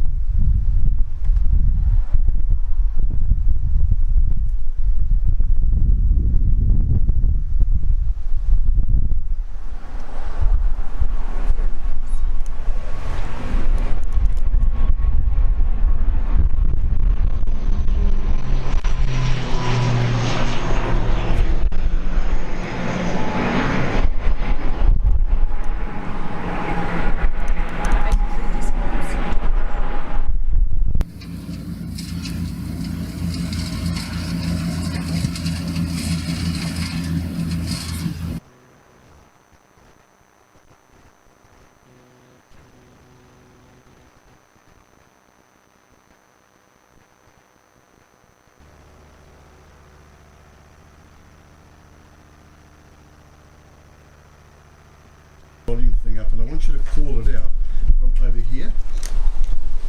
Here he comes.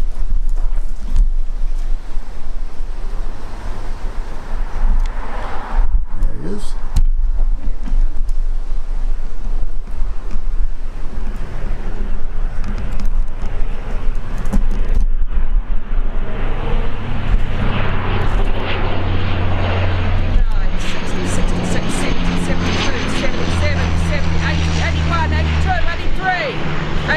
Decibels at its height.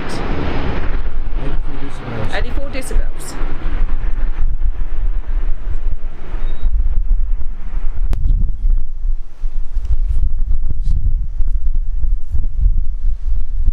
Past the tree.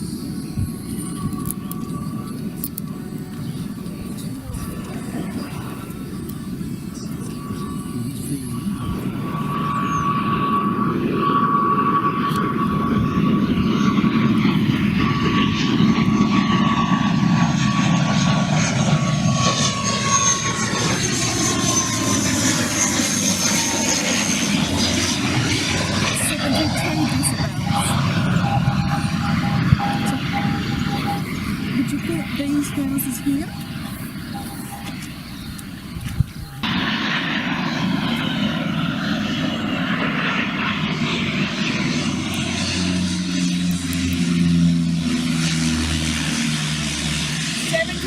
Decibels, no. 74 decibels.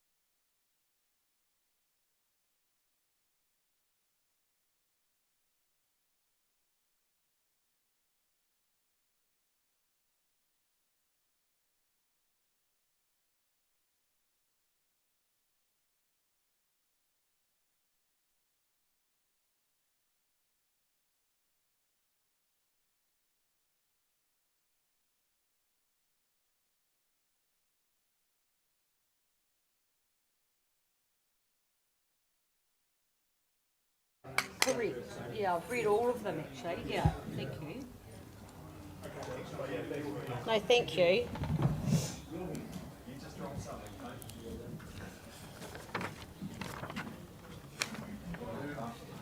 Yes, so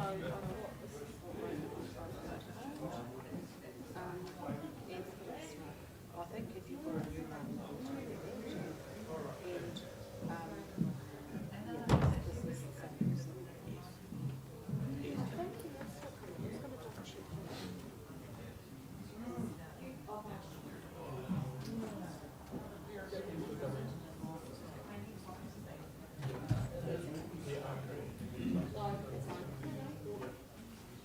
that's a good plan. I'm glad I bought an extra bag with me. Yeah, my pile of paper is creasing back in my room. Mine is, exactly, that's right. Now I was going to put these into my...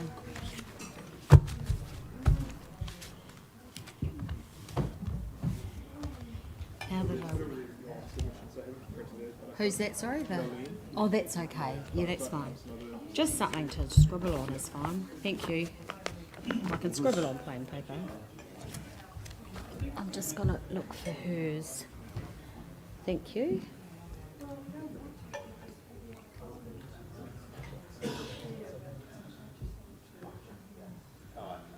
Just giving rating advice in the middle of all that.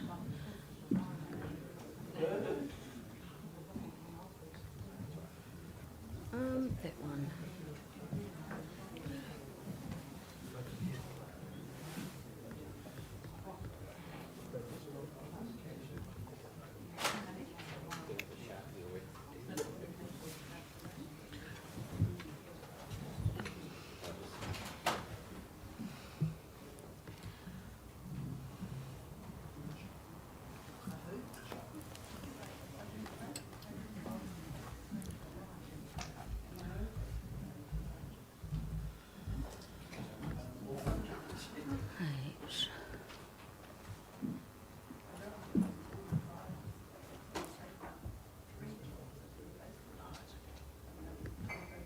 Oh no, that's not the right one.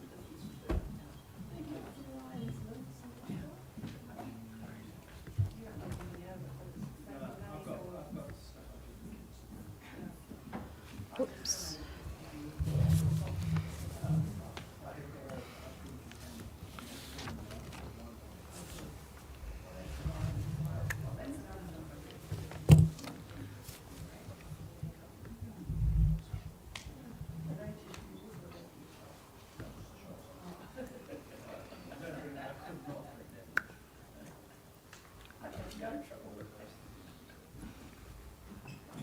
And then the other job I'm doing is, I'll be,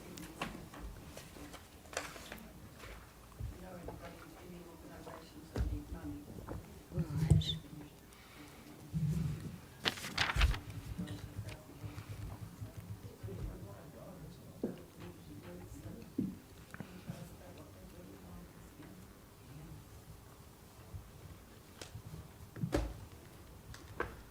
Right, we'll start in a couple of minutes. Just getting myself organised.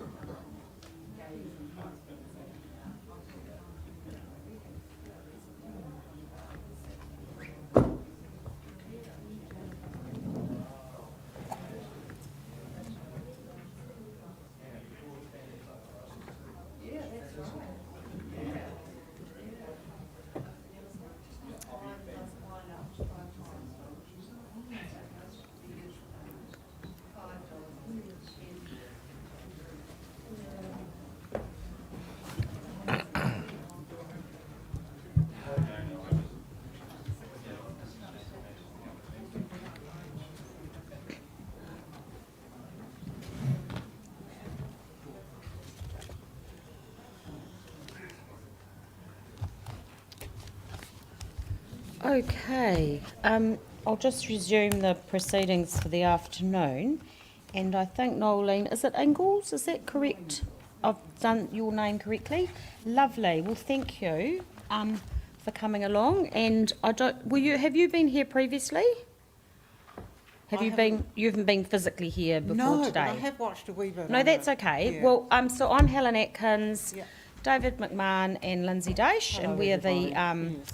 commissioners hearing this matter. Just thought I'd better do that in case you hadn't had that opportunity. Oh no, it's been some very interesting, especially John Hambleton's. I was very intrigued with that. Oh yeah, he was very kind and he went on a bit early, which was very nice. Yes, of I him. couldn't quite get here.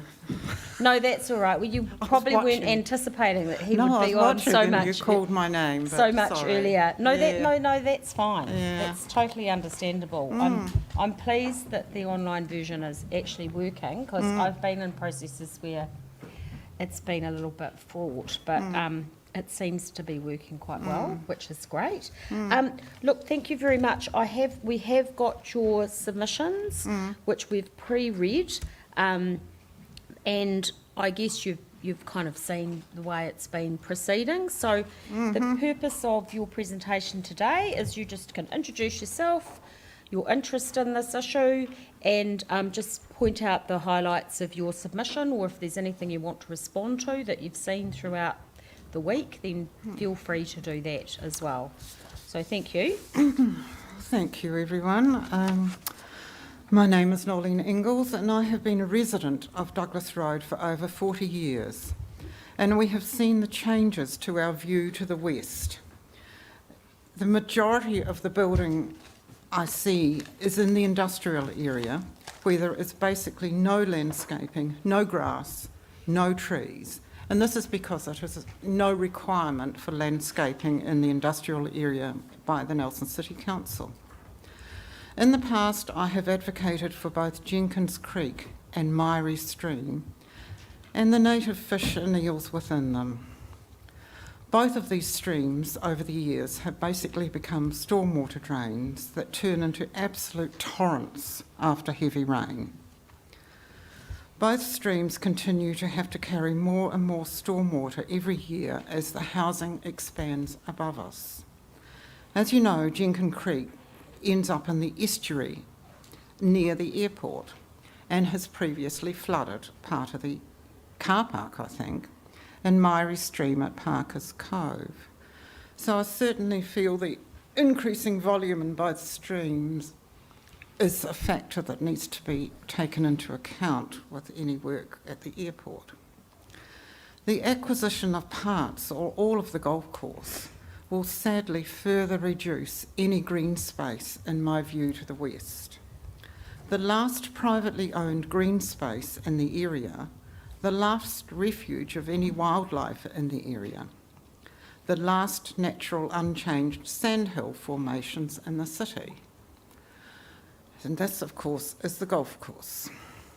So much time and effort is being spent by so many people encouraging wildlife in the greater Waimea estuary, and here we are likely to lose the only green space along this part of the estuary if the golf course and the motor camp have to close.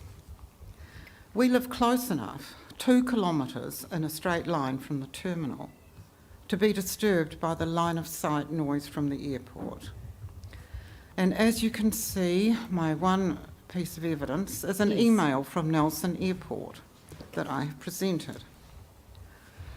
What my reading of that email is that there is no actual monitoring of the noise from the airport, no monitoring of the actual noise created by the flights, nor by repairs.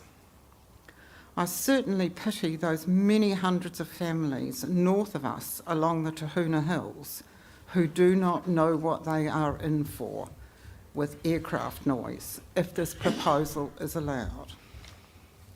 The residents of Tahuna Nui under the flight path already know what they are in for. What it will feel like to have aircraft barely skimming their roof in the future, they can already imagine. Engine run-ups at 1:30 a.m.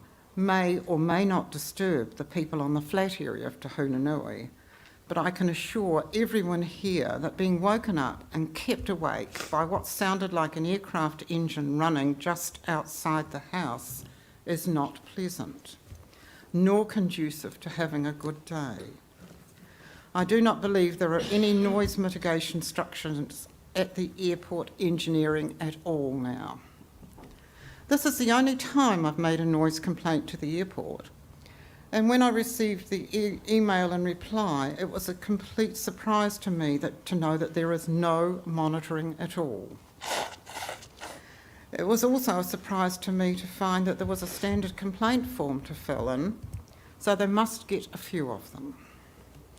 We are regularly woken by the first flight in the morning, year round. No, I haven't wasted my time complaining about a 6 a.m. flight and then the 3 Air New Zealand flights departing Nelson before 7 a.m. These may wake us up, disturbing the peace, disturbing the day, and we are 2 kilometres away by line of sight. We are not close to the airport. What will happen if the runway is extended north is a huge number of people are going to be affected by this. So is there any point complaining? Is it going to change anything? Most unlikely. Roughly a month ago, I received that email 3 days after my complaint. There has been no further communication from anyone about the noise in the night.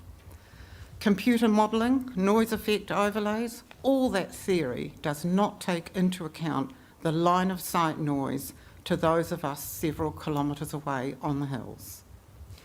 We have grown larger trees along the western boundary of our lovely garden to try to get some noise mitigation. Gardening may not be a reasonable or pleasant occupation for those living under the flight path in Te Hunu. When the runway is extended, life becomes focused inside with their artificial ventilation, triple glazed windows, and only stepping out when they have to face the noise of the aircraft overhead. I'm disturbed by the readiness of the local councils, Nelson City and TDC, to effectively commit to incur more debt so soon after the recent devastating weather events. Now we know that the holding company, TDC, Nelson City, tied up with the port, but it's still basically ratepayer ownership, ratepayer debt, in my simple answer. So we have the financial burden lingering, as well as the citywide underground infrastructure issues. And I mean by that drains need attention rather than being put onto the long-term plan, because the long-term plan becomes forever. So yes, I would rather that the Nelson City fixed the drains than extended the runway. Please make the city a better place for residents. It would seem to me unlikely that the annual dividend to Nelson City and TDC paid by the airport holding company, or the port airport combined company, can continue in the future with the additional debt servicing required for the planned runway extensions. Plus, they also have to buy the golf course, the land, the buildings, etc., that will all be useless if the planned runway destroys the course, unless another, perhaps unlikely solution is found to retain the 18 holes and still use the existing infrastructure owned by the club. I'm very surprised by the fact that the land is not owned or under offer currently by those proposing the changes to the golf course designation, zoning designation, whatever it is. In my experience, buying something is the first step and has been the usual or more common way of going about these matters. Buy the property, then apply for the zoning designation or anything else. So by doing it this way, by taking out the hearing, the whole legal argument, the whole process effectively becomes a threat rather than a negotiation.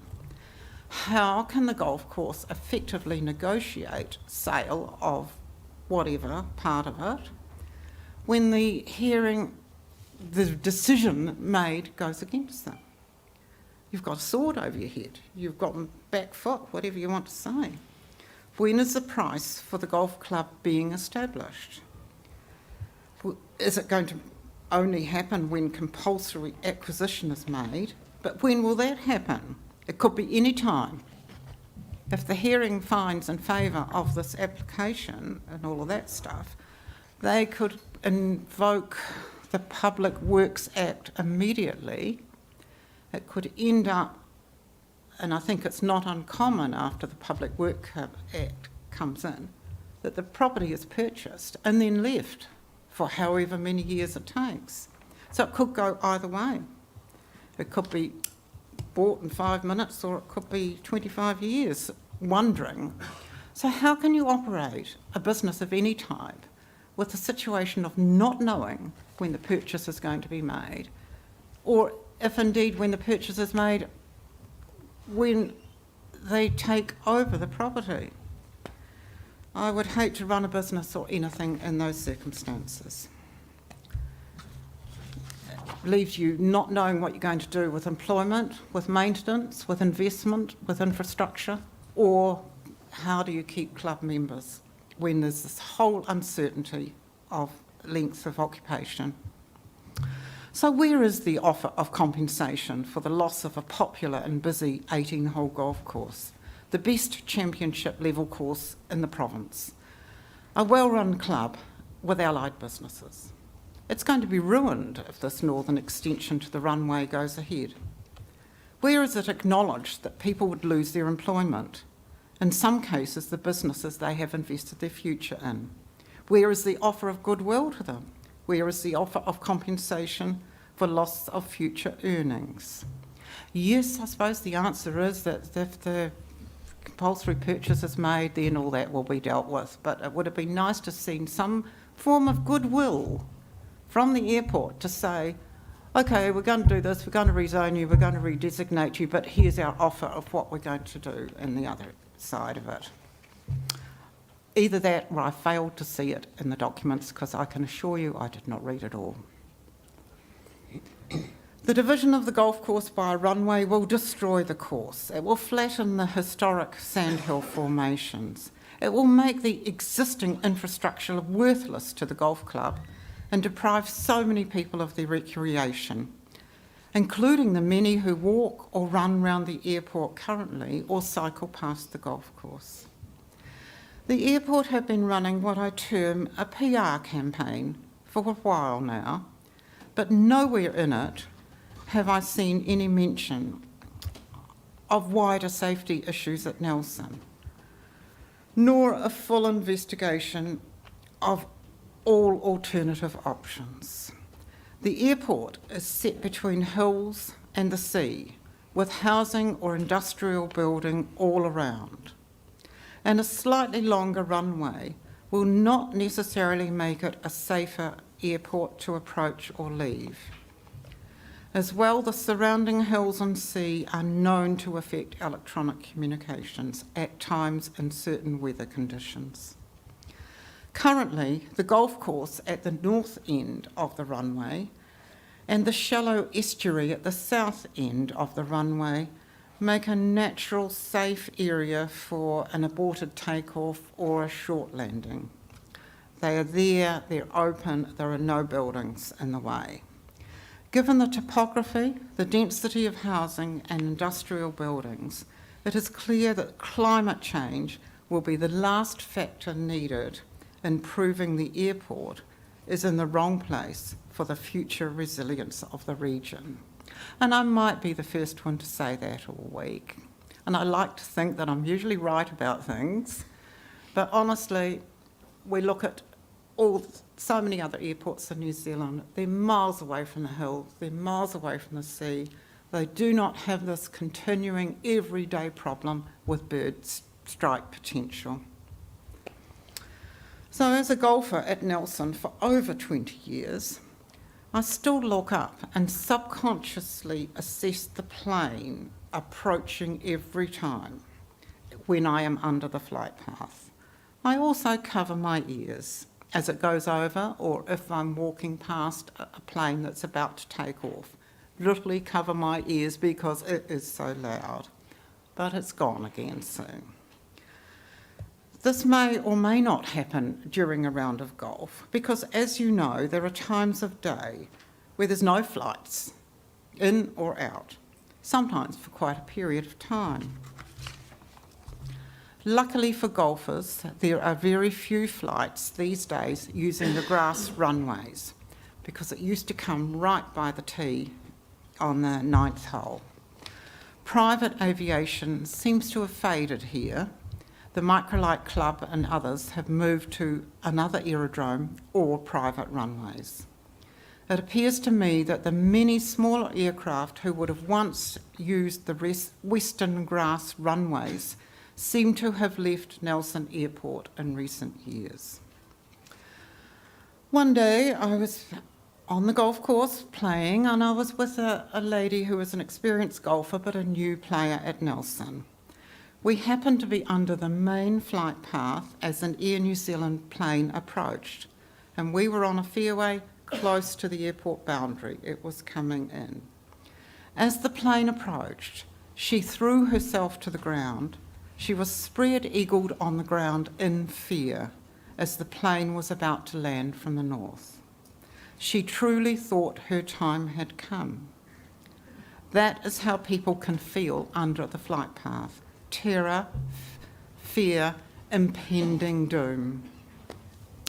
So clearly, if the runway is moved north, the end of it will be so much closer to a densely populated area.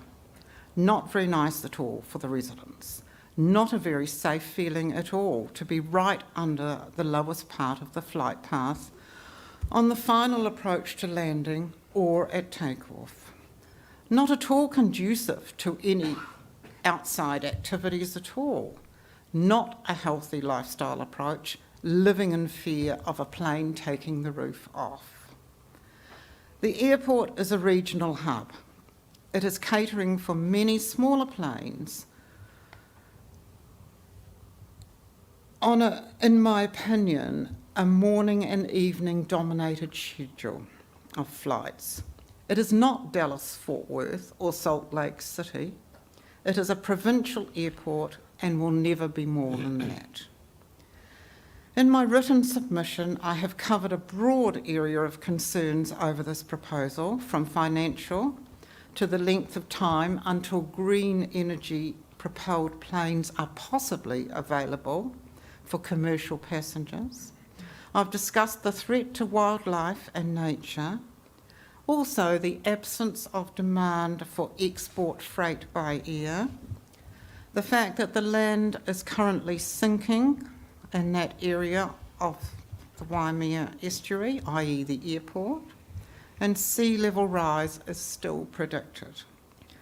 There's been flooding at the airport by Jenkins Creek already, and I've also talked about the detrimental effects on golfers, walkers, runners, users of the clubhouse, and the tourists and general population who live in or use the Tahuna area for recreation. I would ask that you find against this proposal by Nelson Airport to change the designation and zoning and not allow the extension of the runway north. Please save the heart of Nelson, Tahuna Nui Beach, the Tahuna Nui Motor Camp and the Nelson Golf Club. Thank you. Thank you very much. I was just going to check with you. So I'm just looking at my maps here. So you're in Douglas Road, and That's you've been right. there for some time. Which end of? It's not a very long road, but No, it's a very short one. We're Yeah. at number 11, and I use Google Map to do the little ruler in a straight line to the terminal. Obviously, are you at the end of the? You know where it comes in, and there's it sort of comes around. There's the green. Are you at the green end, or are you at the other end? I can't tell from here.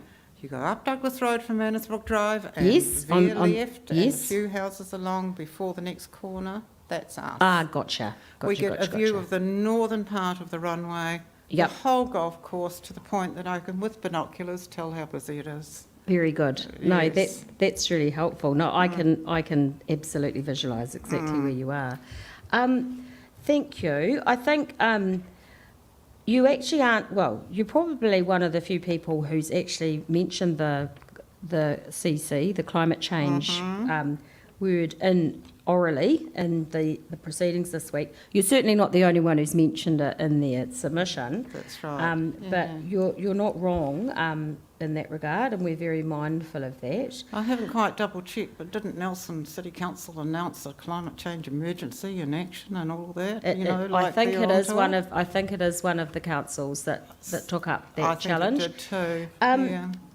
It was before the current mayor, so whether the current mayor still has that view, I really don't know. Did you happen to listen to the golf club's presentation yesterday? I saw some of it with Derek, and I've seen Yes. bits and pieces and things like that. And So I you've saw the act- little yeah. map with the red lines and the green Oh, lines that's and good. stuff. So you've Yeah. got a bit of a sense of. I'm saying, I'm not suggesting that they were suggesting that this is the answer to all of their problems. I had a look at that, but basically, I'm not a course designer. My qualifications No, don't no, go to that. no. So I wouldn't know how they could make it there. You've got the sea on one side. You'd have to come quite a bit in, inside the security fence a fair way. And it doesn't. It doesn't overcome your concerns with regard to because the alignment of the runway would still be to the north, and it would still impact on those residential That's right. You're taking them communities. right over their Yeah, houses. absolutely. Yeah. No. I just was wanting to I check. did see that, and I thought Mr. Hambleton's presentation was brilliant. Really made it. I've certainly. I'm not a technical Exactly, aviation it planner. put a lot of things in It perspective. certainly was a good opportunity to reflect on those things. So thank you for that. Thank I don't have any specific questions No, I apart from don't asking you where you live. These two might though, so we'll just check with them. No, I don't. No? Sorry. No, it was It very good. wasn't an invite to say nothing, but that's fine. No, it was Thank you. That's fine.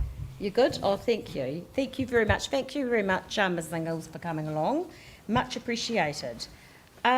Now, the next person on my list is Daryl Weir. Is Daryl here? Yes, he is. Hello, welcome.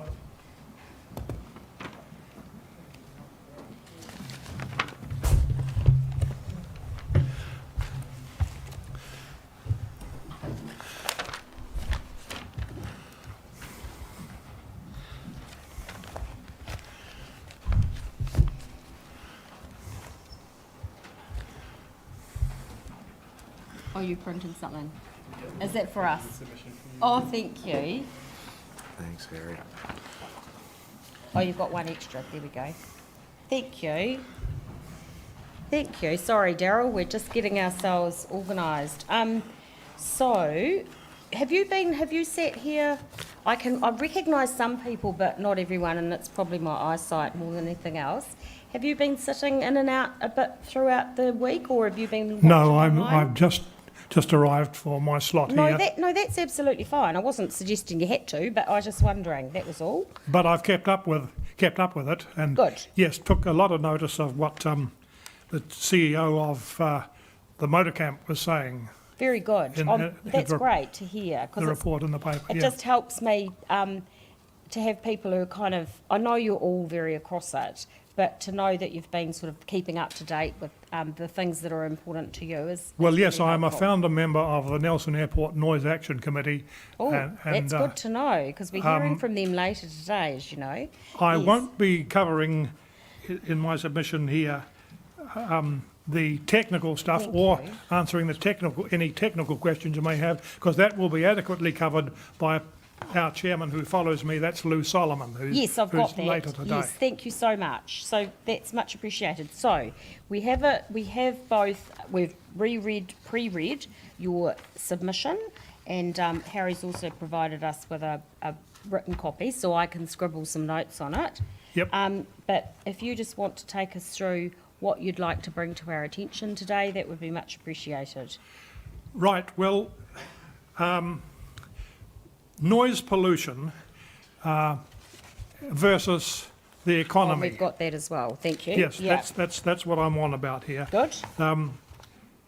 It's a worldwide problem and has been dealt with sometimes responsibly, sometimes irresponsibly, and it's yet to be seen which way Nelson is going to deal with it.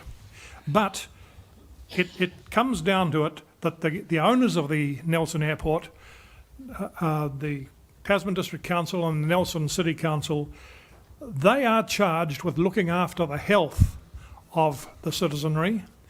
And as COVID has shown us, when it comes to the pecking order, number one is health, number two is the economy.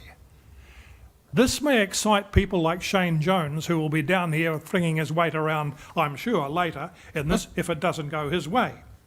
But to get to the facts, the medical facts, an example which came from 2021, or started in 2011, when Germany's largest airport, Frankfurt Airport, I don't know if you've been there, it's a huge place.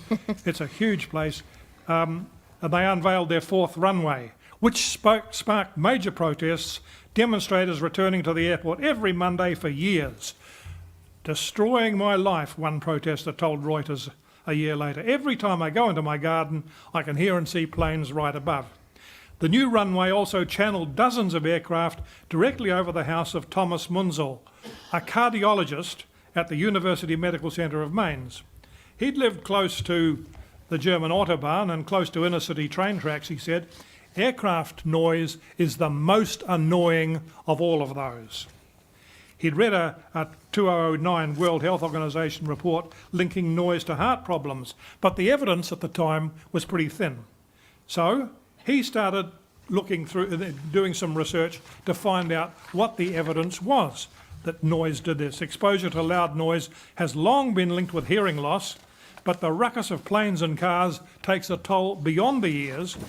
Traffic noise has been flagged as a major physiological stressor, second to air pollution, and roughly equal footing with exposure to second-hand smoke and radon.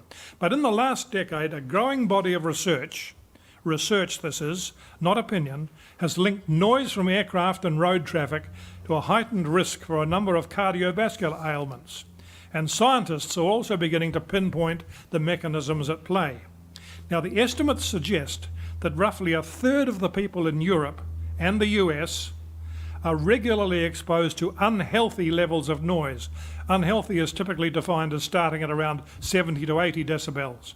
For comparison, normal conversations are typically about 60 decibels, cars and trucks are ranged around 70 to 90, and sirens and planes can reach 120 dB or more.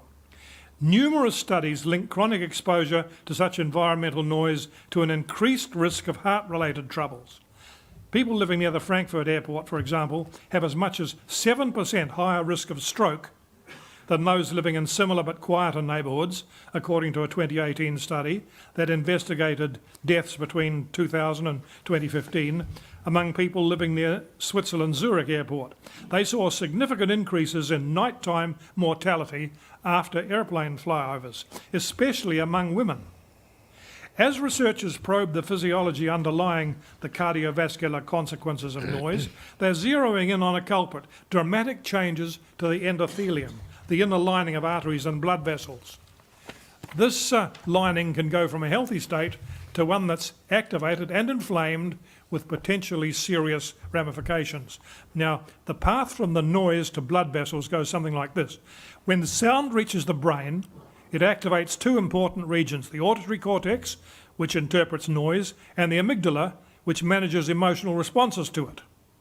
As noise gets louder, and especially during sleep, the amygdala activates the body's fight or flight response, even if the person isn't aware of it.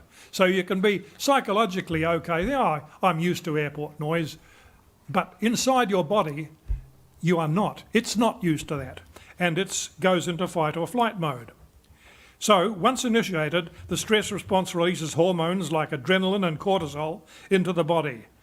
This makes some arteries constrict, others dilate. Blood pressure rises, digestion slows, while sugars and fats flood the bloodstream for quick use by the muscles, the old fight or flight syndrome.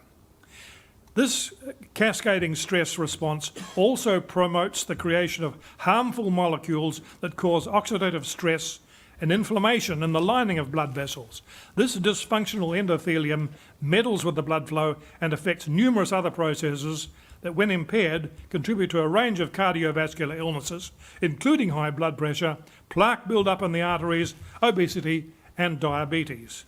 Now, you want to bring all that on the Nelson populace even more.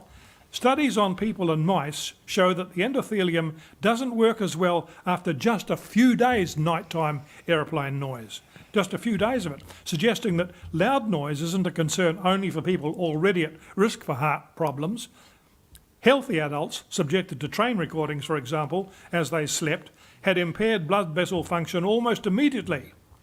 We're surprised also, says Munsell, that young people, after hearing these sounds for just one night, had endothelial dysfunction.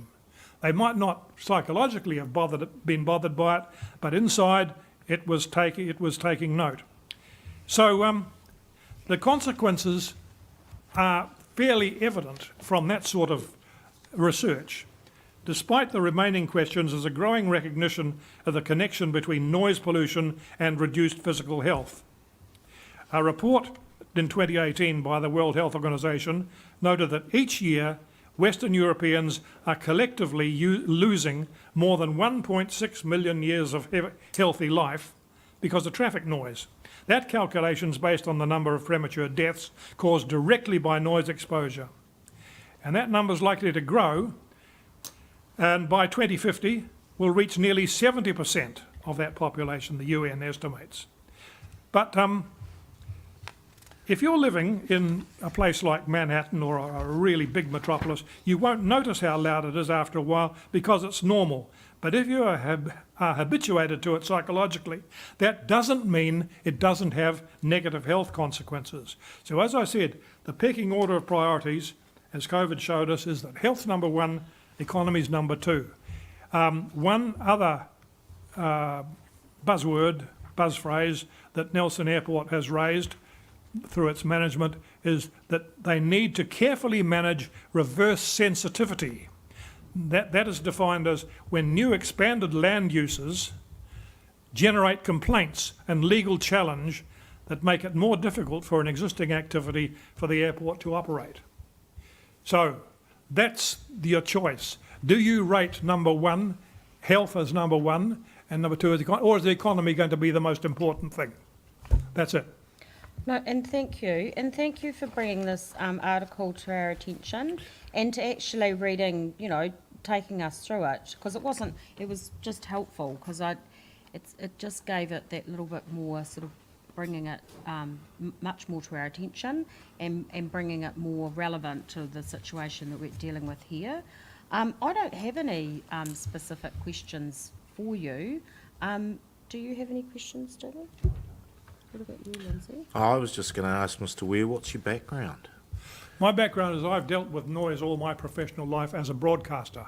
Not for any other reason, but to get the best results from sound. And also, very importantly for broadcasting, is to get sound acceptable to the community so that when they switch on the radio or the television, it's not going to irritate them. Jolly good. Thank you. I'm pleased you asked that question, because it came across as though you had some experience with the matters that you were talking about. So thank you very much. Okay. Thank you. Now, I think we've got, is it Darren Longley? Have I pronounced your first name correctly? Thank you. Thank you. Welcome. Thank you.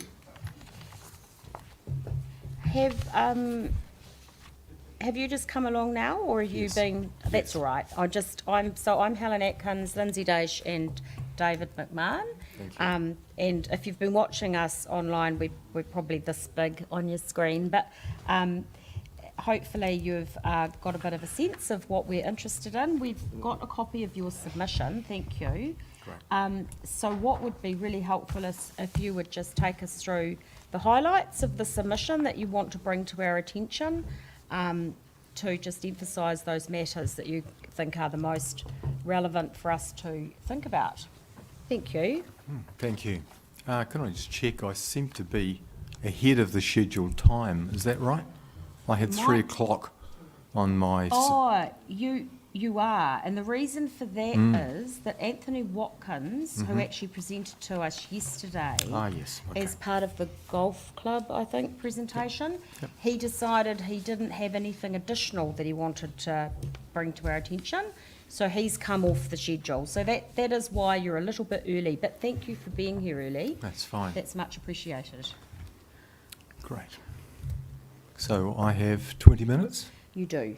Yes. Excellent. Thank you. All right. So as noted, my name is Duran Longley. I'm to preempt the question that perhaps Lindsay might ask. My professional roles, I'm a counsellor, as in people, person-to-person counsellor. Oh, yes. Not city. Not a city counsellor. No, different indeed. spelling. And also an organisational trainer. I'm a lifelong resident of the Te Hunanui area and have grown up here since childhood. I own property with my wife in the Te Hunanui area up on the hillside. I don't know you three personally, so may I ask, are you local Nelson residents or not? We aren't, but I lived in Nelson last century, and my brother actually still lives in Nelson, so I'm very familiar with the Nelsons. I worked was last century. Great. And I know that these two can speak for themselves, but these two have also had a lot of experience working in Nelson over the years. Happy to talk about that. Well, just very briefly, the purpose in asking the question, and this fits within, I guess we could say, the broad spirit of what I wish to submit, is that it is about people that know the local area, not just peripherally, but very well, and that's why I asked, what is your connection here with the community? My brother used to own, some of you might remember this, so it was in Te Huna. He's a baker, and he used to own a bakery in Te Huna called Plowman's Bakery many years ago. He still lives here, and he does a different job now. So I'm very familiar with this area. That's fine. How about the other two? Happy to answer that, Mr. Longley. I'm a Wellington resident these days. Yes. Moved from Christchurch after the 2011 earthquakes. Every intent to move back to Christchurch, but that never eventuated. But I was as a child, I spent a lot of time in Nelson, and a teenager. Indeed. In Te Hunanui in particular. That's good to know. Also have a planning practice that has an office in Nelson. Right. Also. Thank you. Thanks, David. We saw them last night. Lindsay, may I ask you? Yes, I'm from Wellington as well. I'm a professional planner, and I've had a number of jobs over the years, including working for the former New Zealand Transit New Zealand, the precursor to the New Zealand Transport Agency, where Nelson was part of my patch. I was involved in the Nelson Southern Link case on behalf of the highway operator some 20 years ago, and I am a frequent visitor to Nelson and have done a lot of work here. Great. I particularly know Te Hunanui. Okay, excellent. Thank you for that. I trust yourselves and the many people that are here will understand the reason for my asking. And forgive me for this next question. It's not intended in any way to raise offence, but on my submission, I've been asked to declare any conflict of interest in making my submission. Yeah. Will I benefit from that? So it may seem a really odd thing to turn the tables and ask you three, but there is a very good reason for that, because in the broadest sense, there is a great deal of lip service paid to consultation, it appears, where councils and government go through an extraordinary amount of time, money and expertise, including those of you, such as yourselves, commissioners, to hear what the public had to say, and then appear, despite the overwhelming level of opposition to whatever it may be, to ignore it. So I'm just wondering, I'm curious, you know, is there any conflict of interest that you three have in relation to the council, the airport, anything else? No. Oh, no, great. I would assume not, but I think it's a valid question. No, it's fair enough. Again, I hope you don't take offence at my asking. If there was a conflict of interest, we wouldn't be here. Yeah, that's nice to hear. It doesn't happen everywhere else. All right. We know that. Some people in the audience will understand why I've asked the question. The other point, Mr. Longley, is Yes. that as accredited commissioners, it must be registered and undertake a registration process. We're fully aware with the conflict, and we do need to disclose interests. Excellent. Those Okay. interests aren't always conflicts. They might be perceived conflicts, or the matters that need to be dealt with in some way. But we've been through this process with the chair, and we haven't seen any need to declare any particular That's conflict. great. Look, thank you. It's all about transparency. No, That's fair the enough. theme of what I'm asking. And this, I trust, is also in the spirit of full transparency. Look, no offence taken Okay, great. at all. All right, thank you very much for that sort of background. The third element, part of my introduction of who I am, I've been an active member of NANAC, which is the Nelson Airport Noise Action Committee, for decades, since the 1990s when I first purchased property on the Te Hunanui hillside. And during that time, I was consistently woken at night by excessive noise from aircraft engine testing. And it motivated me to become part of this community group, which is still active and will present, I understand, later today. That's great. My submission will cover 4 key elements. One is the Nelson's Airport's proposed plan change 30 in relation to, quote unquote, being a good neighbour. The second has 3 elements, 2 elements really, why I oppose the runway extension, based on that not all the options have been considered, and that the second is that noise engine testing is unacceptably high.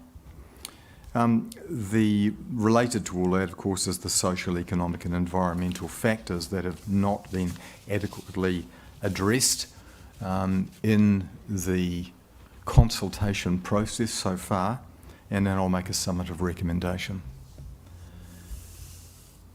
So, I think the broadest element to introduce it all is the most important one, which is something that I echo that the Te Hunanui Residents Association have also submitted, that there has not been adequate consultation or notification sent to all Te Hunanui residents. The information that was distributed seemed to be very selective. It's surprising no brochures seem to be on display at, say, the Nightingale Library in Te Huna, when Nelson City Council offices, and it was later in the piece when that was brought to the Mayor's attention that it was introduced. I understand that major contributors to the Te Hunanui community, such as Natureland, were completely unaware of Plan Change 30 until recently, and therefore did not make a decision. Aircraft go directly over the top of that facility. It's been there for decades, highly valued. So the lack of community engagement. There were no meetings held inside the Te Hunanui community. There was only one in Manaako at the Honest Lawyer, which isn't always, of course, easy to access for residents. Those that were able to receive communication, it seemed to be, did not cater for all those, especially elderly who don't have email or don't have the capacity to access it all. So, there is a concern, a major concern, that inadequate consultation has taken place, and I will make a recommendation at the end about that. So, that's the broad overview.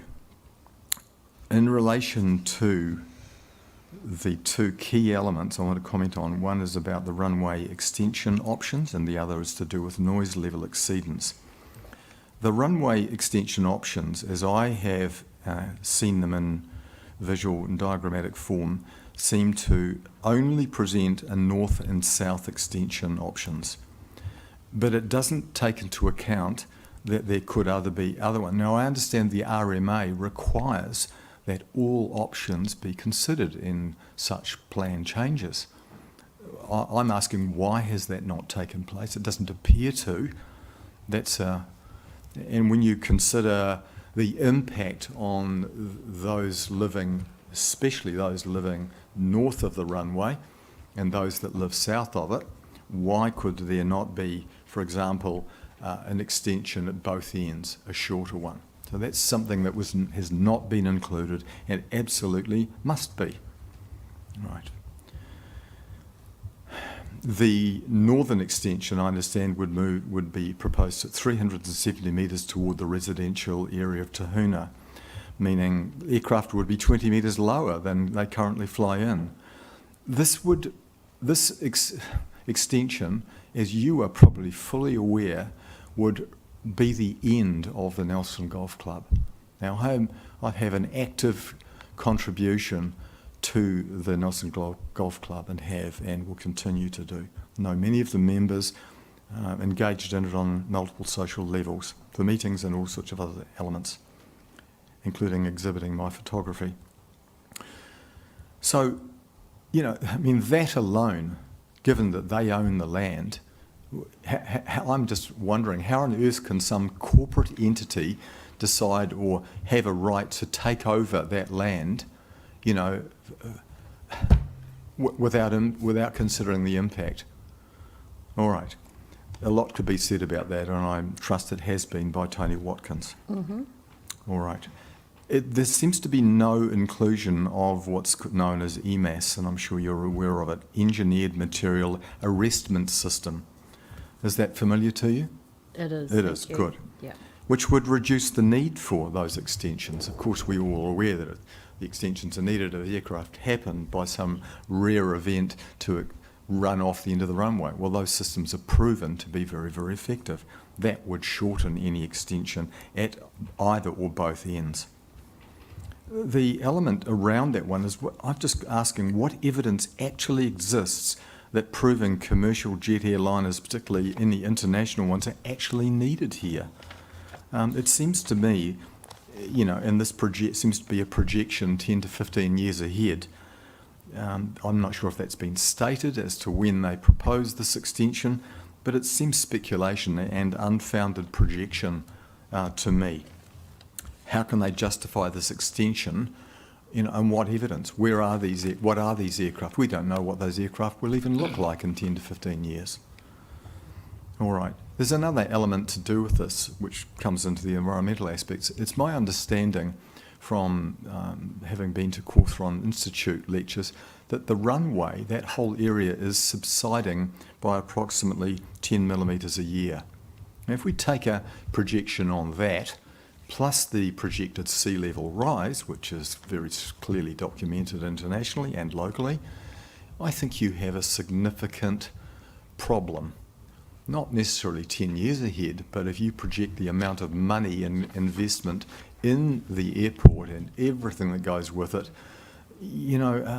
is that a safe bet? Is that a wise decision? I seriously question that. And again, what studies have been done? Where is the evidence? There isn't any that I've seen. And that is a glaring omission. All right, so that's the runway extension options that I do not believe have been considered, and for that reason I think it should be opposed. I propose that it be opposed. Regarding noise level exceedance, as I've already mentioned, I have been awoken and still am on a fairly regular basis, given the elevation of streets such as Chamberlain Street on the Tahuna hillside.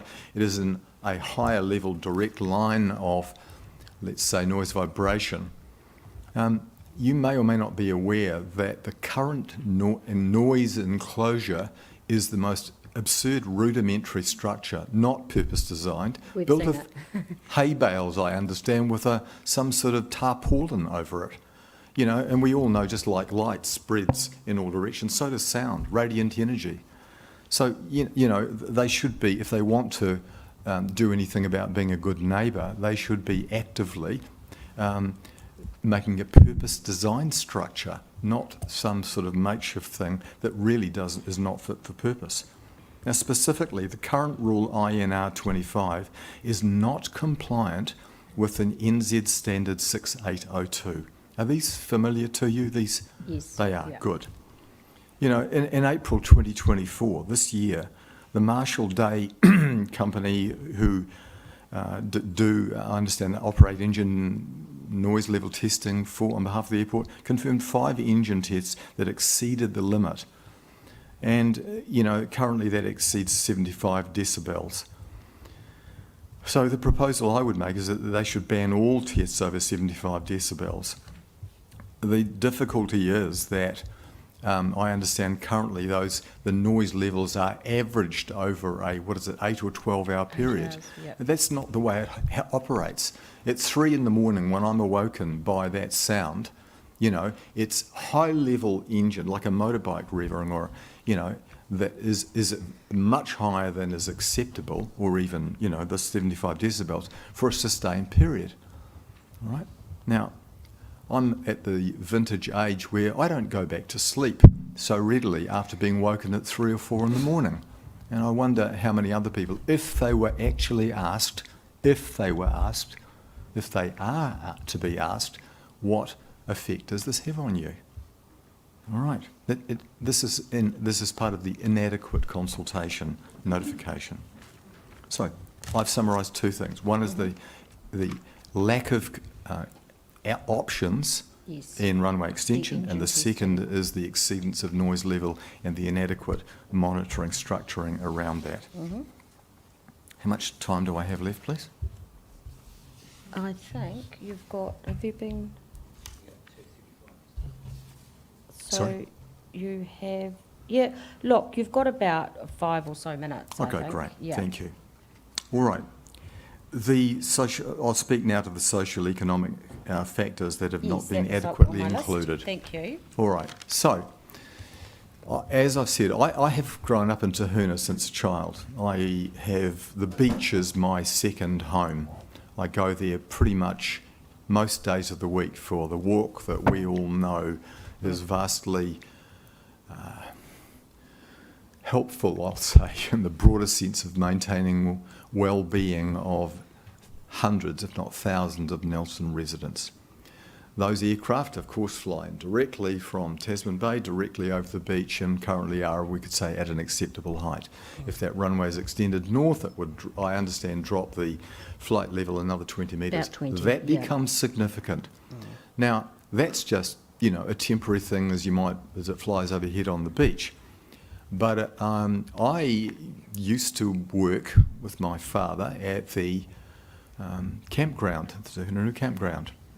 And I'm aware that there are a large number of permanent residents and an increasing number of what we might call temporary residents who live there the entire year round. Mm-hmm. Some of them I am aware of are extremely concerned, and alluding to the last gentleman's comment about the effect, the stress levels of high noise level, you know, I would be alarmed if I was living there and I'm, you know, on the periphery of it. But it's still, because these people are part of my community, that must be addressed and does not appear to be. And if I've heard correctly through the grapevine, there are a very large number of residents there, permanent and otherwise, who are extremely concerned about the impact. Yeah, we've heard from many Indeed. of them. Great, I'm pleased to hear that. So that's one social impact. The overlays, you know the details of the overlays and how much control it appears that the airport would then have over those extended overlays, the restriction on buildings, even small dwellings on a property. You know, why? And the noise mitigation, I think, remuneration that might be offered, you know, to dampen noise in their houses. Well, I don't think it extends to everyone. You know, that hasn't, how much of that has been, how many residents in those overlay areas have been actually formally consulted, asked? I don't think very many from what I've gathered from it. So there's, and not the least of which is the economic impact on property value. If I owned a property, you know, at Monaco or, you know, in Parker's Road, we'll say, and, you know, aircraft were going to be flying lower and whatever noise levels come with them, you know, what's the effect? How desirable is it to live there? You know, that has not been done. What sort of economic impact report on property value has been undertaken? Any? Are you aware of that? No. It's a question I'm just posing. Are you aware of any such study? It's a good question. It is indeed. Yeah. It's a Others huge have raised, question. Others have raised that as well. Very good. Yep. Well, I would be consulting the real estate industry and asking them. They're the people that do property price projections. So, it's huge. In summary, my summative recommendation would be that, well, it's a submission. I strongly oppose Plan Change 30 because of totally inadequate consultation. I propose submit that it be scrapped entirely and they start again and do it properly.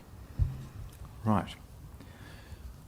That's all that I wish to submit. Is there anything unclear about what I've shared, or you'd like to ask me about? Not anything that's unclear, but I just, you're probably aware of this anyway, but some of the submitters, including the Public Health Service actually, have submitted to us both in writing and in person that they would they recommend that a health and social impact assessment should have been done in advance of this process, and so that sort of echoes the comments that you made with that in that regard. We have had some information, both anecdotally but also some evidence with regard to the property value component that you've mentioned. So thank you for raising that. And obviously we've had quite a lot of information, both from experts and from the general community around the significant concerns they have about the noise effects. And with regard to your comments about the campground, look, your reference to the residential activities on that site are absolutely factually correct. There are a number of people who live at the campground on what can only be described as a permanent basis. It is what it is, and there's a bit of a question mark over that. Not created actually by the airport, but created by Nelson City, and we've got to get to the bottom of that. So they presented yesterday, so there's a bit of homework to be done in that regard. So no, thank you. I don't have any specific questions. We are familiar with all the material that you've brought to our attention. Great. No, thank you. I realise that these issues are not unique, that they are shared and collective, but I'm going to ask, what are you going to do, as Commissioners, going to do with this information over these 3 days that you have been presented with? What's the process from here? What happens here? So and who does it go to? The process from here, so on Friday, we will have completed hearing from all the submitters who've sought an opportunity, and the airport company by the end of Friday. We are giving the team that were assisting Nelson, the expert team that are assisting Nelson City Council in its capacity as the regulator, if you like, they're going to present to us next Thursday. We're going to do that online. It will be live streamed. It will also be recorded, and I'll talk about the timing of that. It's next Thursday, and I'll confirm the timing of that to everyone before I finish today. And then what we've also done, you may not have seen this, but we have asked the golf club, who presented to us yesterday, to put in writing what their thoughts are around the issues associated with the land issues. So they're going to I've asked for them to put that in writing by the close of Friday. I will then give the airport company an opportunity to respond, and I think Nelson City Council also wants an opportunity to make comment in relation to that, so I need to factor that in. Once all these moving parts have happened, and we've got all the bits and pieces in from every source, we must give the airport company an opportunity to formally reply to everything that they've heard. So the timing of that won't take place until all these other bits and pieces have happened. One of the things we've got to think about is whether or not we think any further conferencing of experts is required. We definitely think that it probably is required for planning. It might be required for noise, but we will be very specific about what that is and what that looks like. Once all that has occurred, and the reply from the airport company comes in, that's kind of when the time starts rolling in terms of what we do with all of that. Yeah. Now, remember, with designations or notices of requirement, the ultimate decision maker is the airport company, not us. So what we can do is we make our recommendation, and then they are the person, or they are the group that has to consider our recommendation and form a view on it. And so that's just the way the law is. The plan change is a bit different because the plan change is the Nelson City. It's a public-private plan change, but it's been accepted by Nelson City. So, and Richard Fowler, who's counsel for the golf club, was nice to say, well, it does happen from time to time, but it's unusual that the receivers of recommendation reports, such as the one we would be writing, would completely discount it. So we have to give a great deal of thought to all of the things that you've... May I ask, is the airport as the final, arbiter of this, obligated to take on board your recommendations, our recommendations? It's not, well... required? Perhaps obligated is too strong. The airport company is... We put together a very detailed recommendation. They then consider that and they determine whether or not they accept what we have recommended. Their decision on that is subject to appeal. So that is, I guess, to answer your question, yes, they are the ultimate decision maker, but they aren't the final decision maker because there's an opportunity to go through a formal process to object to that.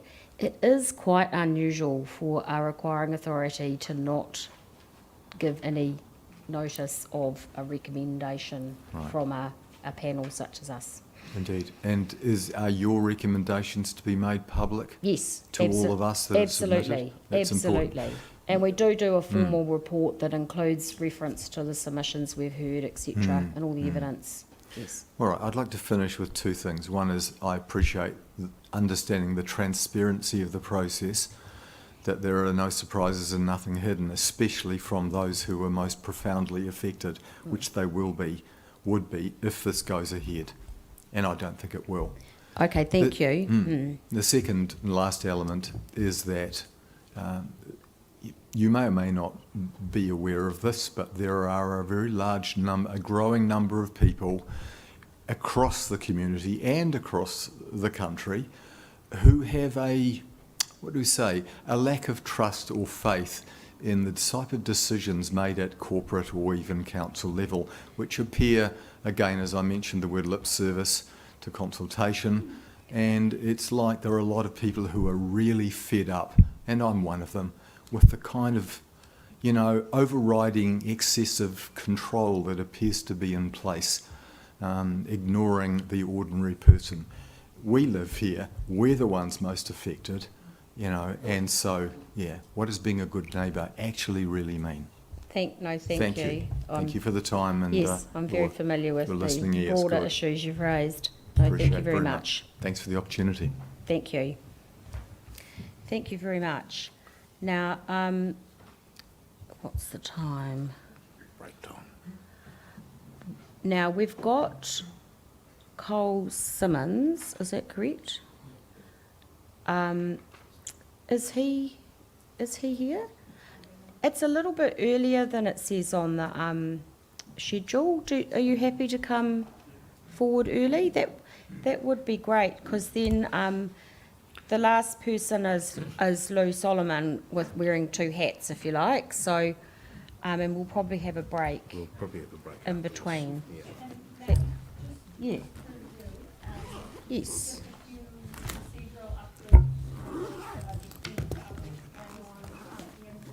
No, that would be great. I will. We will do that because I didn't get an opportunity. Well, I think we all needed to reflect a bit on where we landed yesterday. So I think that would be really helpful. So we will have a. That would be great. No, thank you. We will have time. So we will do that. Thank you. Sorry, Mr. Simmons. Thank you, and I've got a copy of your document that's just been handed out, which is much appreciated. And I see... If I can interrupt, I just Yes. also have some notes that I'll be speaking from today. That's fine. I I'll have just copies make... for each of the Yes. commissioners, if you'd prefer, rather than having to try and take down. Oh, if you've what I got say. copies of your notes, Yes. that's quite helpful because otherwise I don't know that I capture everything absolutely accurately. I do my best to do that. So thank you. Excellent, thank you. Thanks. And I see you obviously know something about airports and aircraft. Absolutely, thank you very much. Okay, well you know the process, so I'll just leave it over to you to take us through what you want to take us through. Thanks, Madam Chair and Commissioners. Appreciate the opportunity to speak. I'll be basically confining myself to things that I know about rather than things that I don't. But I would like to make a couple of observations as well as a member of the Tahuna Business and Citizens Committee. Yes, we heard from them yesterday. Yes, and I participated in that. But let me just read this. Of course you did. You were sitting there. I apologise. Not a problem. I knew you have that. Seen a number I of did people. know that. I'll just read through this, but please feel free to interrupt if you feel there's anything I'm glossing over too much. Well, as I say at the first, I am a Nelson resident, a retired airline pilot and instructor, and I'm not opposed to modernising Nelson Airport to achieve reliable airport operations. But reading through the submission as it's been written and publicised, I have a number of very strong concerns about the proposal.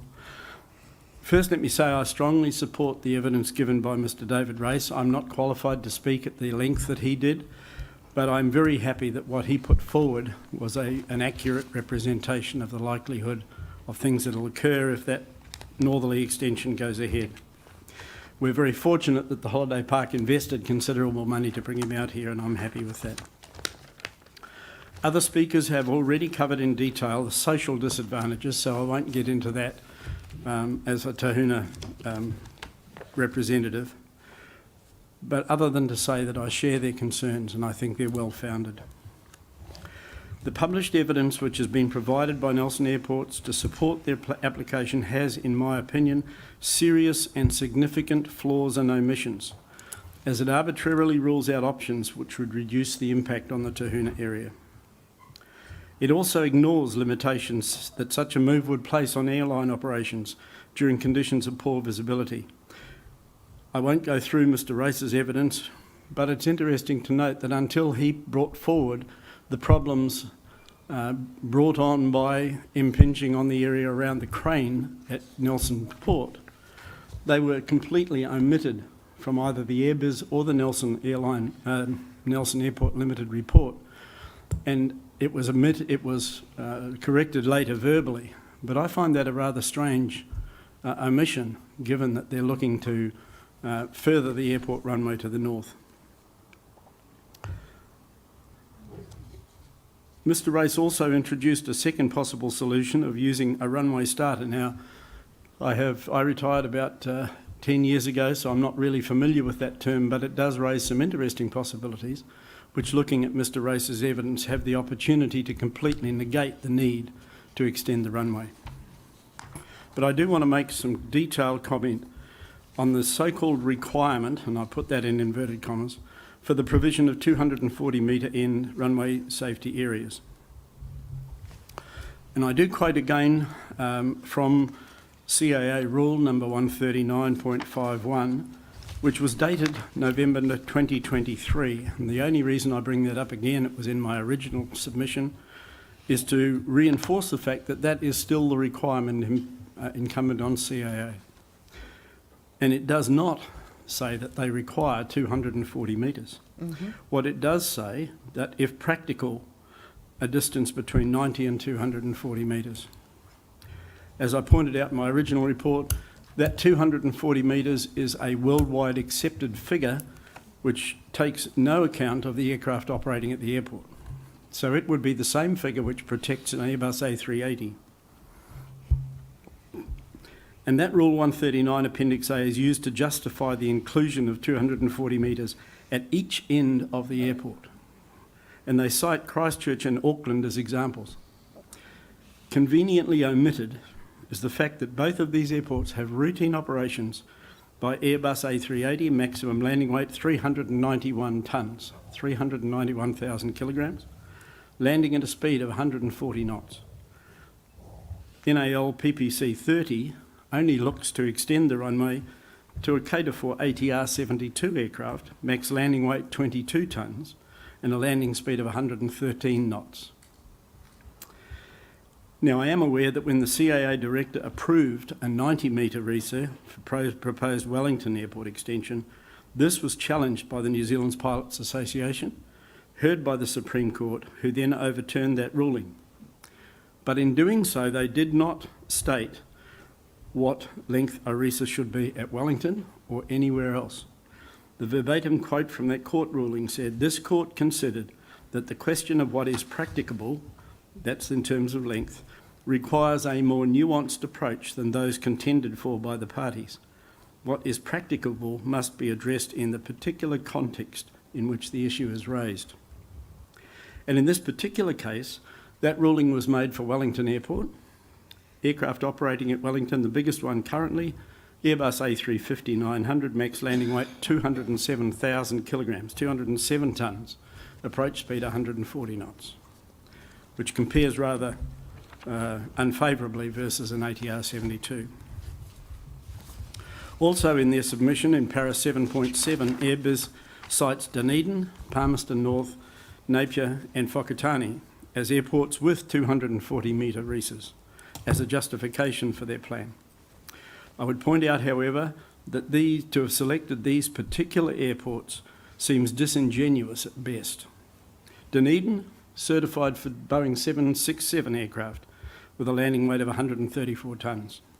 Palmerston North, a runway which currently operates 737-400 jet aircraft on freight operations. Napier Airport, and from 1990 to 1993, Napier handled Boeing 737 jet aircraft also.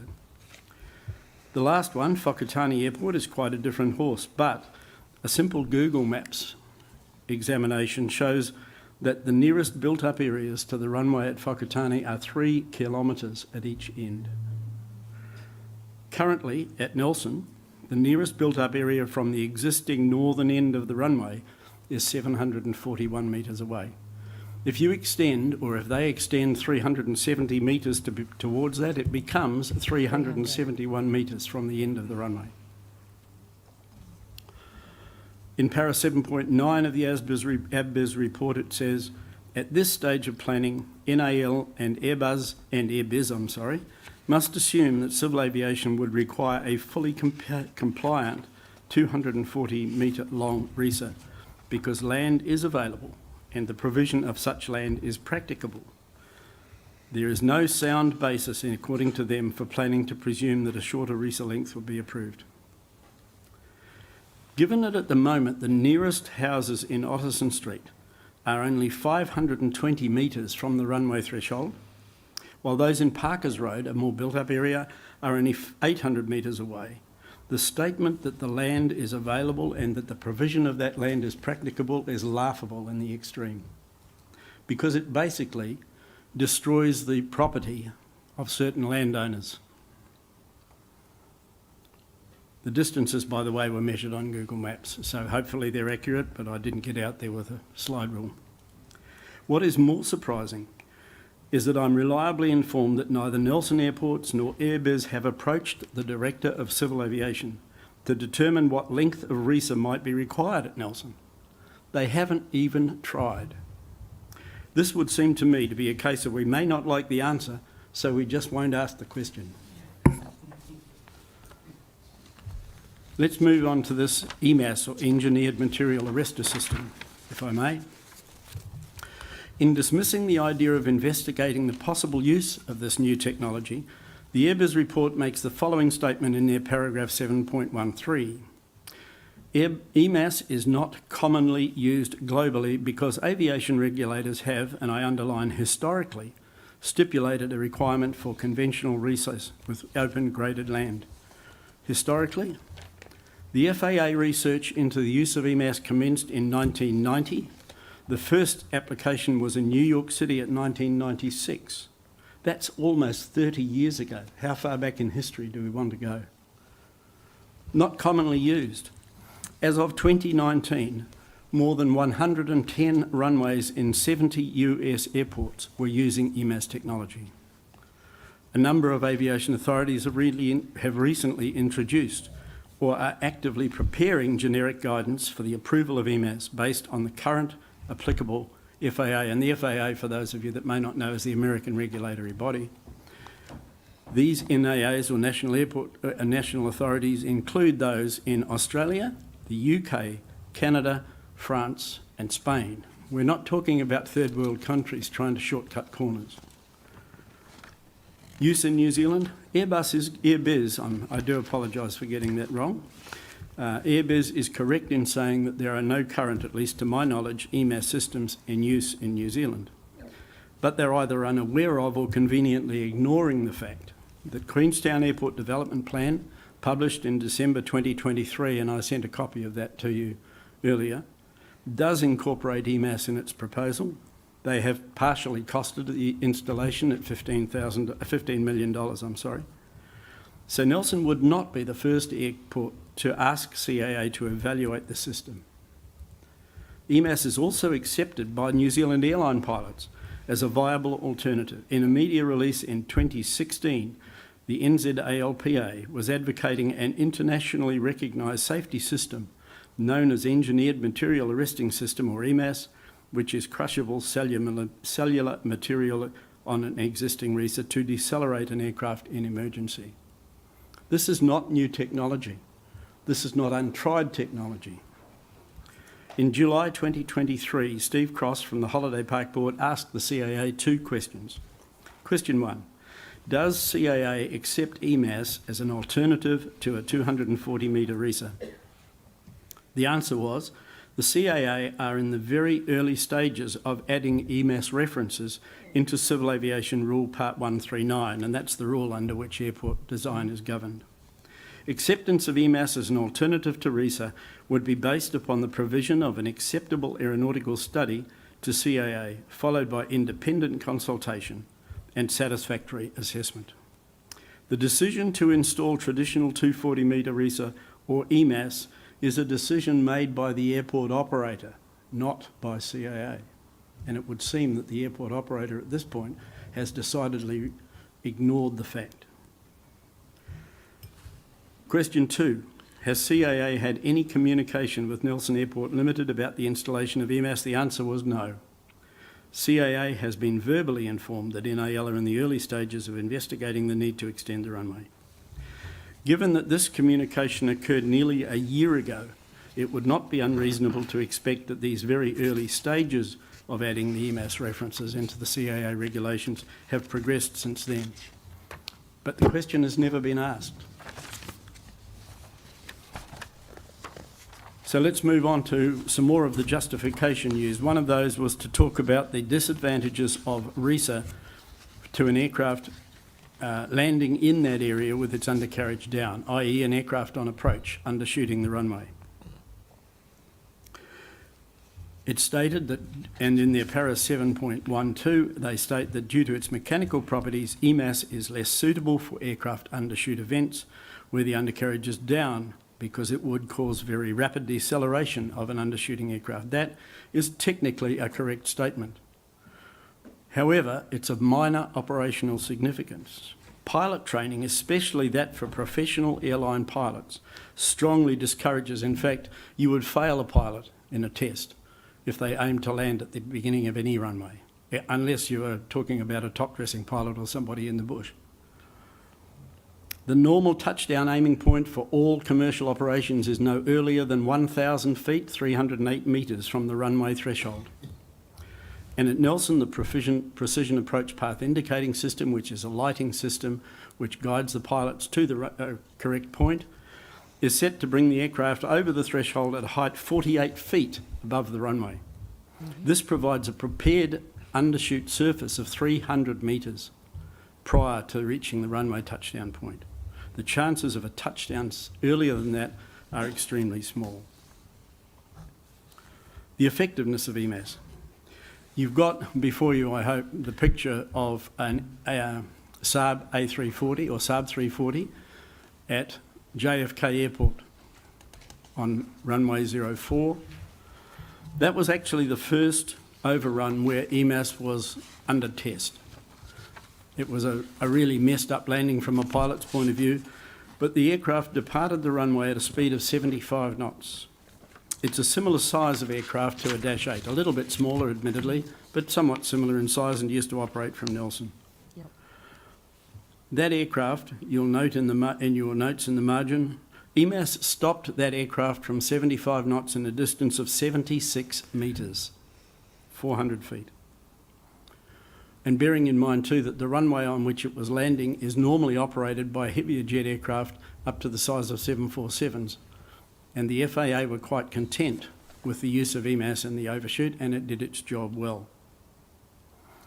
I've also submitted an article from Skybury, which is a foundation initiated by Eurocontrol, and it's a conglomeration of the International Civil Aviation Organisation, the Flight Safety Foundation, and the UK Flight Safety Committee.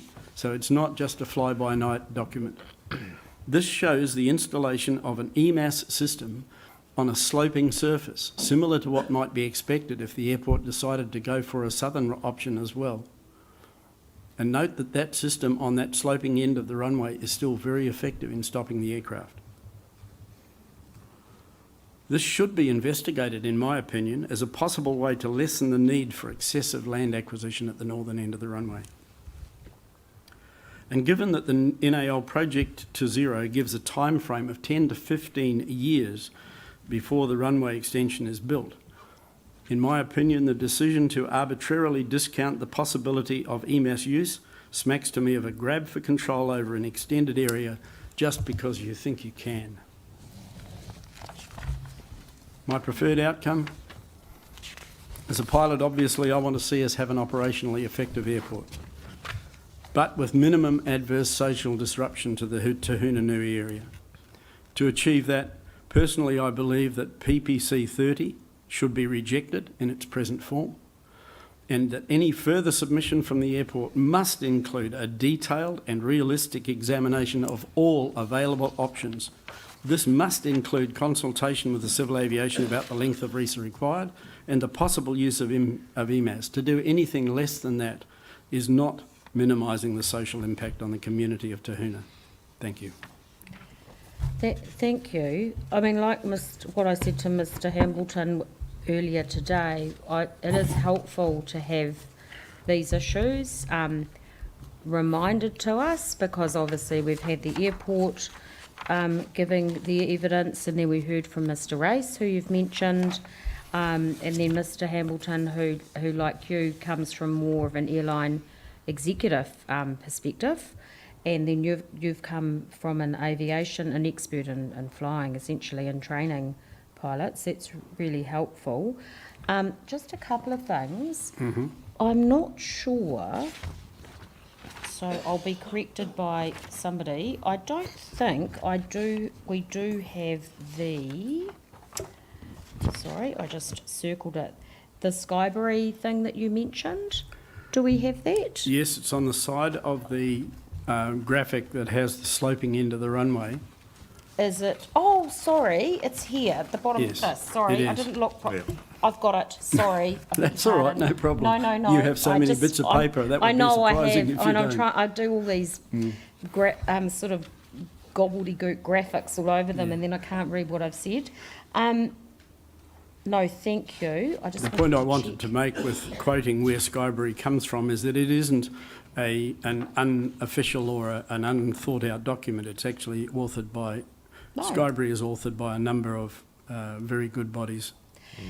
Can I just ask you, given your background and understanding of how these processes work, and I wouldn't say I was hugely involved in understanding of the way CAA operates, but I just wonder, when you say, and I'm just sort of preempting what the airport company might say in response, but when you say in your final sort of comment to us about having a detailed and realistic examination of all the available options, including consultation with CAA about the length of the visa and the possible use of EMAs, am I correct in thinking that the way, when you look at the way that they will look at RESA, the way that they will look at EMAS, CAA I mean, they say they want an acceptable aeronautical study followed by independent consultation and satisfactory assessment. That's for the use of EMAS, yes. Just as best you can, you might not know the answer, but how much information and detail would they require? Would they require a fully thought through final proposal, or would this be something that, for the purposes of this process, would that be something that your expectation would have been that at least Nelson Airport had a conversation with them to kind of start that ball rolling? Is that what, I'm just trying to think of how much information that Nelson Airport would have had to go through to get to that point. Bearing in mind that I'm a pilot, I'm not a... No, I know. I'm not in that frame. The point I would make is that at this point, in the figures that I gave you of 110 runways on 70 plus airports in the US, the FAA, the Federal Aviation Agency in the US, is a very robust body which scarcely, it's the same equivalent of New Zealand CAA.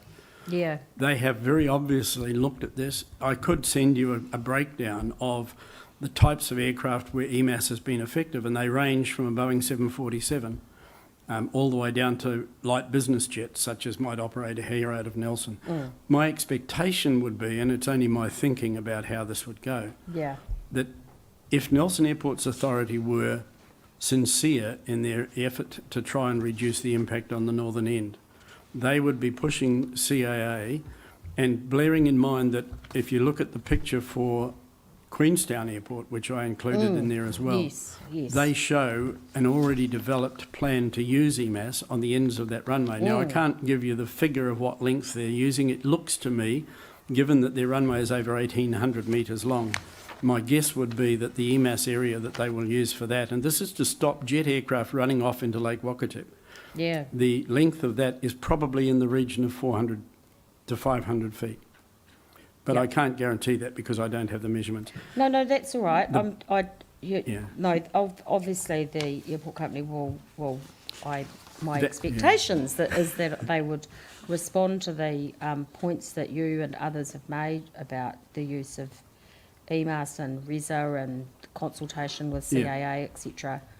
It would be a new technology to New Zealand, but it isn't new to the rest of the world. As I pointed out earlier on in that, it's 30 years since the first installation was installed, and it has been used. I did have the figures, I'm sorry I didn't include them in that.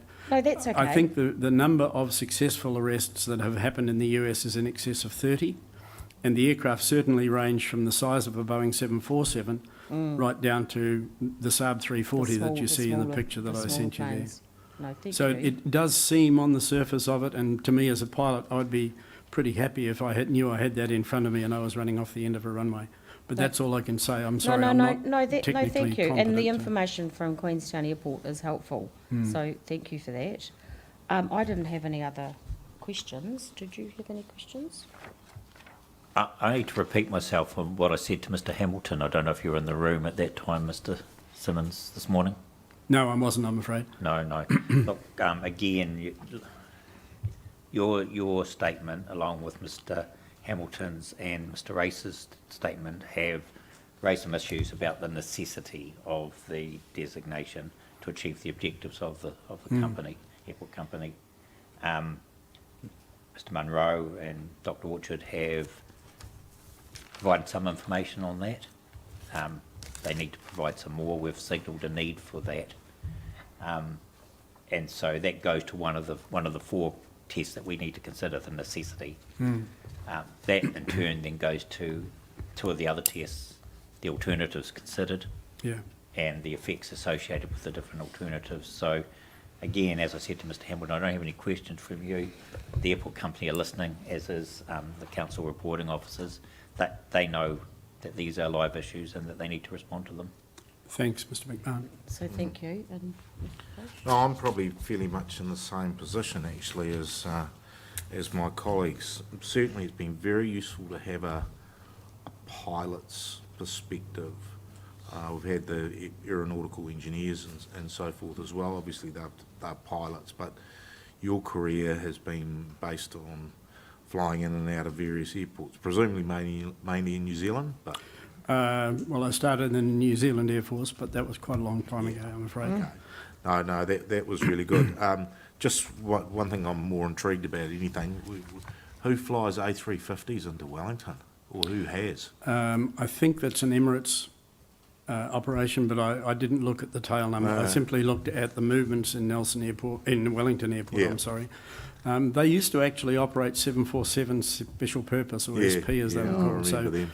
I would not like to be sitting up the front of one of those on a bad day. No. I was telling my colleagues the other day, I remember as a child being up in Melrose, visiting a friend of my mother's, which looks down onto Wellington Airport, and I remember a DC-8 taking off, and wow, that was just deafening. It was compared to what they are now. But it's an observation from that time. I flew Bristol freighters in and out of Wellington for quite a period of time, and on one occasion I can remember seeing the runway up here coming in from the south, but that's a different world. All right, thank you very much. One hell of a pilot to fly in and out of Wellington. Thank you for the opportunity to make the presentation. Thank you for coming along. That's much appreciated, and your evidence is much appreciated as well. What we're going to do now, we're a little bit early, a bit shy of afternoon tea, but we're going to take that break now. Now, is Lou Solomon here? Yep. Oh, great. I'm not going to ask you to come forward now, but if you're ready to present when we come back in about, well, I'll make it 3:35. We'll come back about 10 to 4. Is that going to be okay for you? Great. Well, so are we, of course. All right. Well, we'll see you back here at 10 to 4. It's a few more minutes than 15 minutes, but...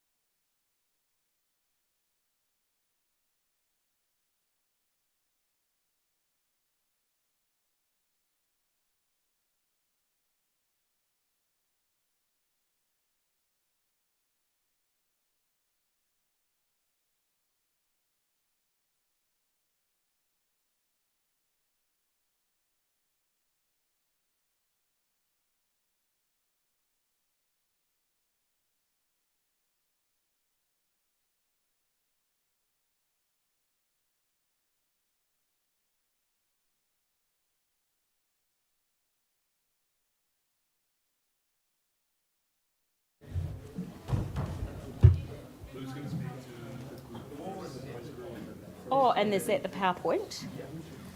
Oh, no, is it PowerPoint? Yeah, brilliant. Thank you.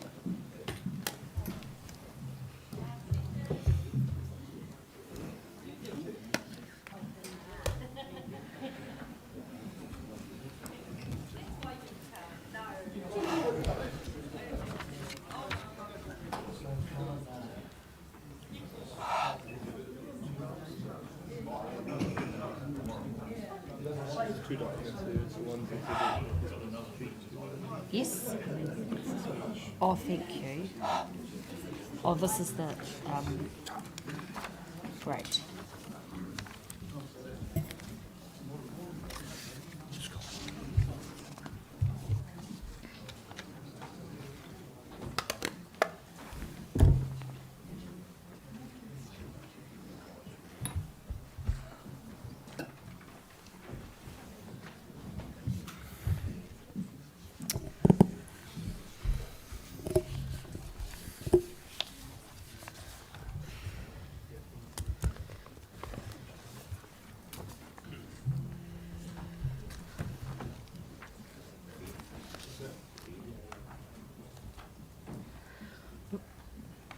Right, I was just waiting for everyone to come back into the room.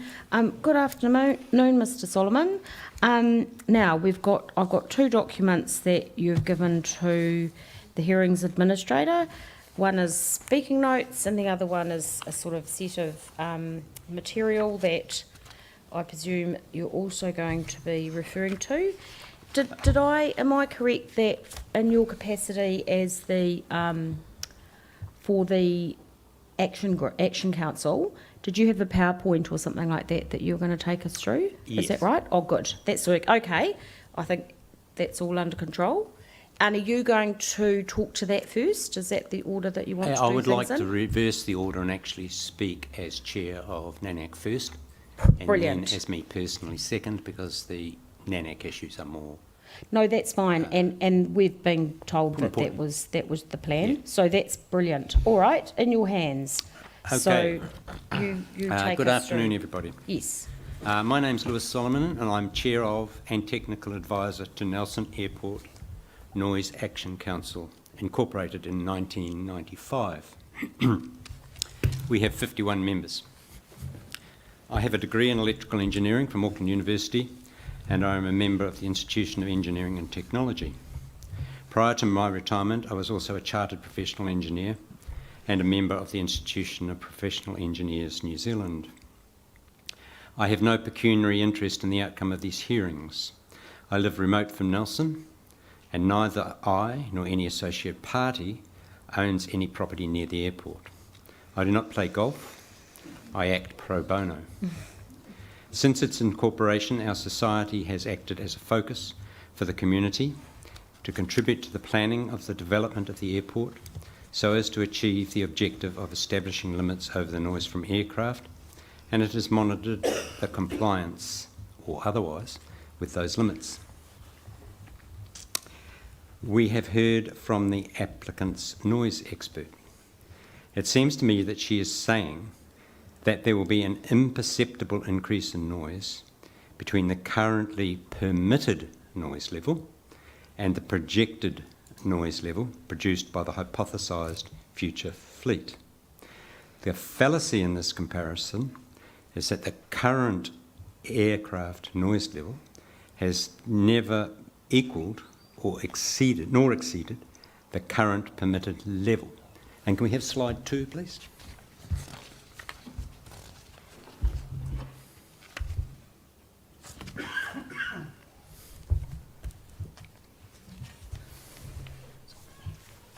Oh, sorry.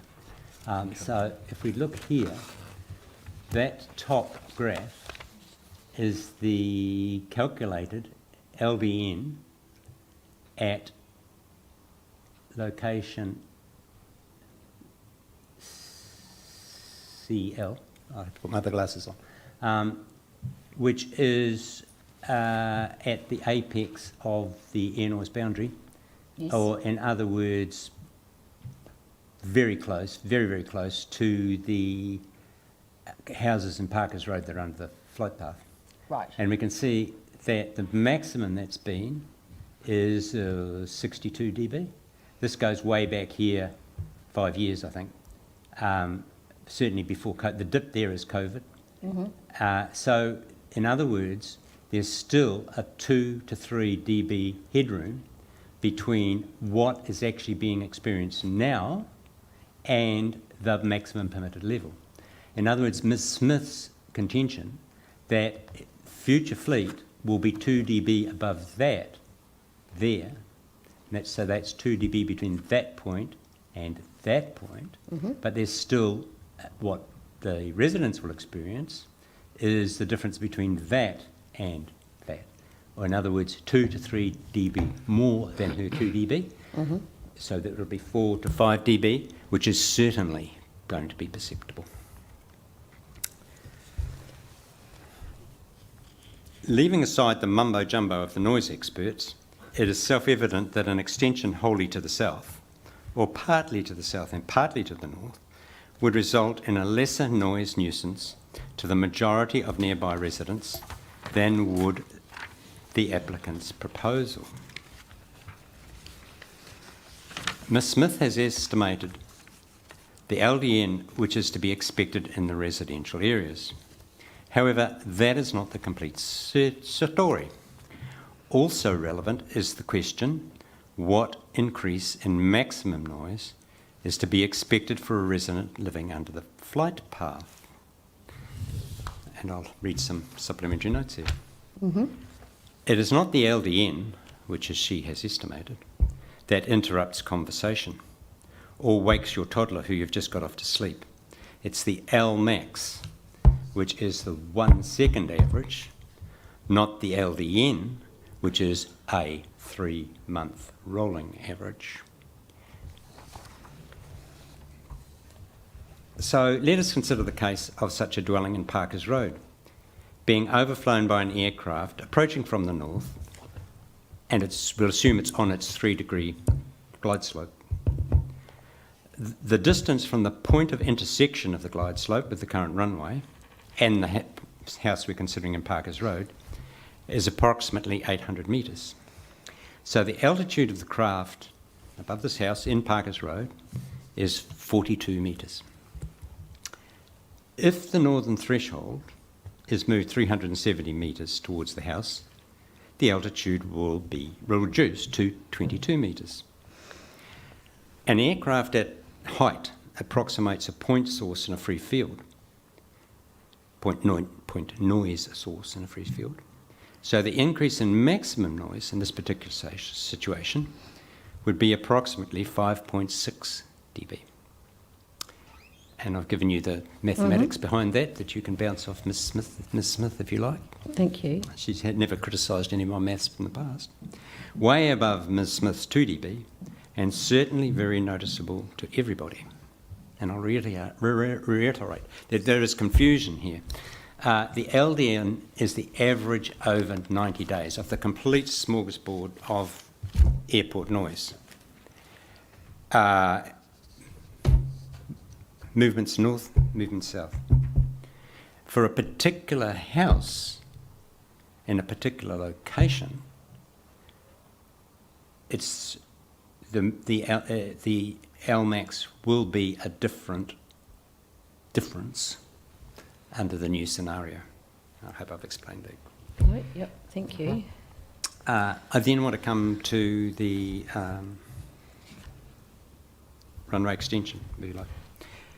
In our view, the only impediments to a hybrid proposal, that is an extension to the south as far as the revetment along Point Road, followed, if necessary, by an extension to the north, are the issues surrounding the construction of a RESA over the watercourse, now known as Jenkins Creek, at the southern end of the runway. And we'll flip forward here to that. Thank you. And we can see here the southern end of the runway. Whoops, wrong button, sorry. So this is point right here. This is the revetment along side the road. From the threshold there to the revetment, and if you visualised a runway extension,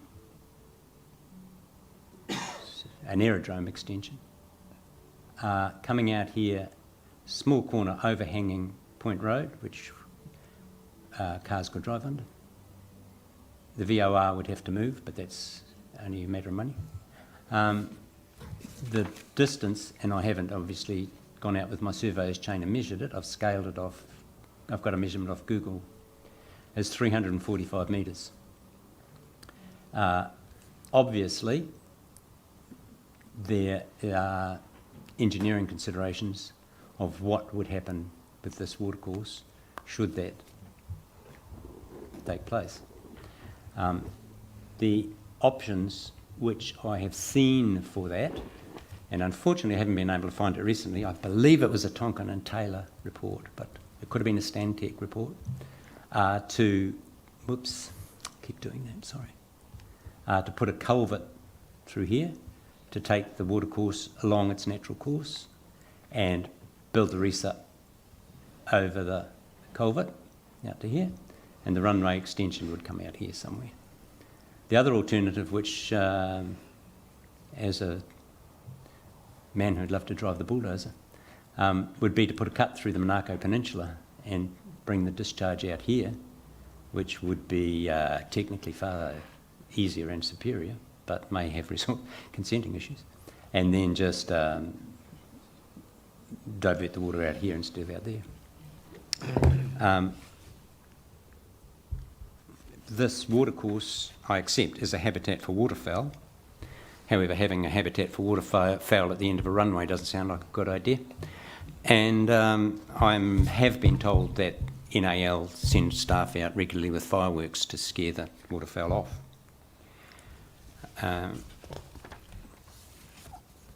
Technically, from an engineering perspective, there's little impediment.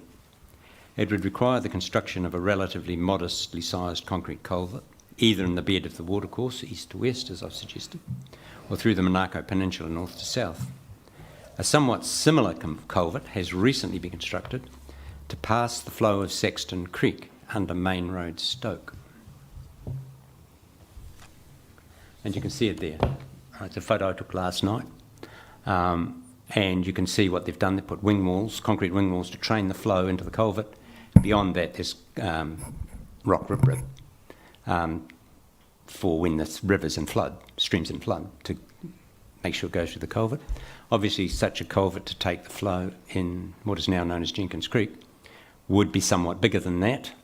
I'm not a hydraulics engineer, but as a wild guess, I would assume somewhere around twice the cross-sectional area. In other words, half as big again in width and height.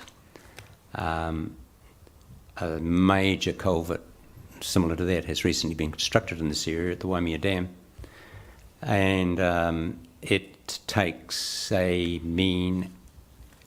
it's designed for a mean annual flood of 100 cubic metres a second. The mean annual flood here in that creek is 10 cubic metres a second, and probably at Jenkins Creek it might be 20, just based on the catchment area. From an environmental standpoint, such a culvert, if properly designed, would have no further detrimental effect on aquatic fauna, as upstream of this location, all three watercourses flow through a number of culverts, two of which exceed 150 metres in length. And I'll just pause there for a moment.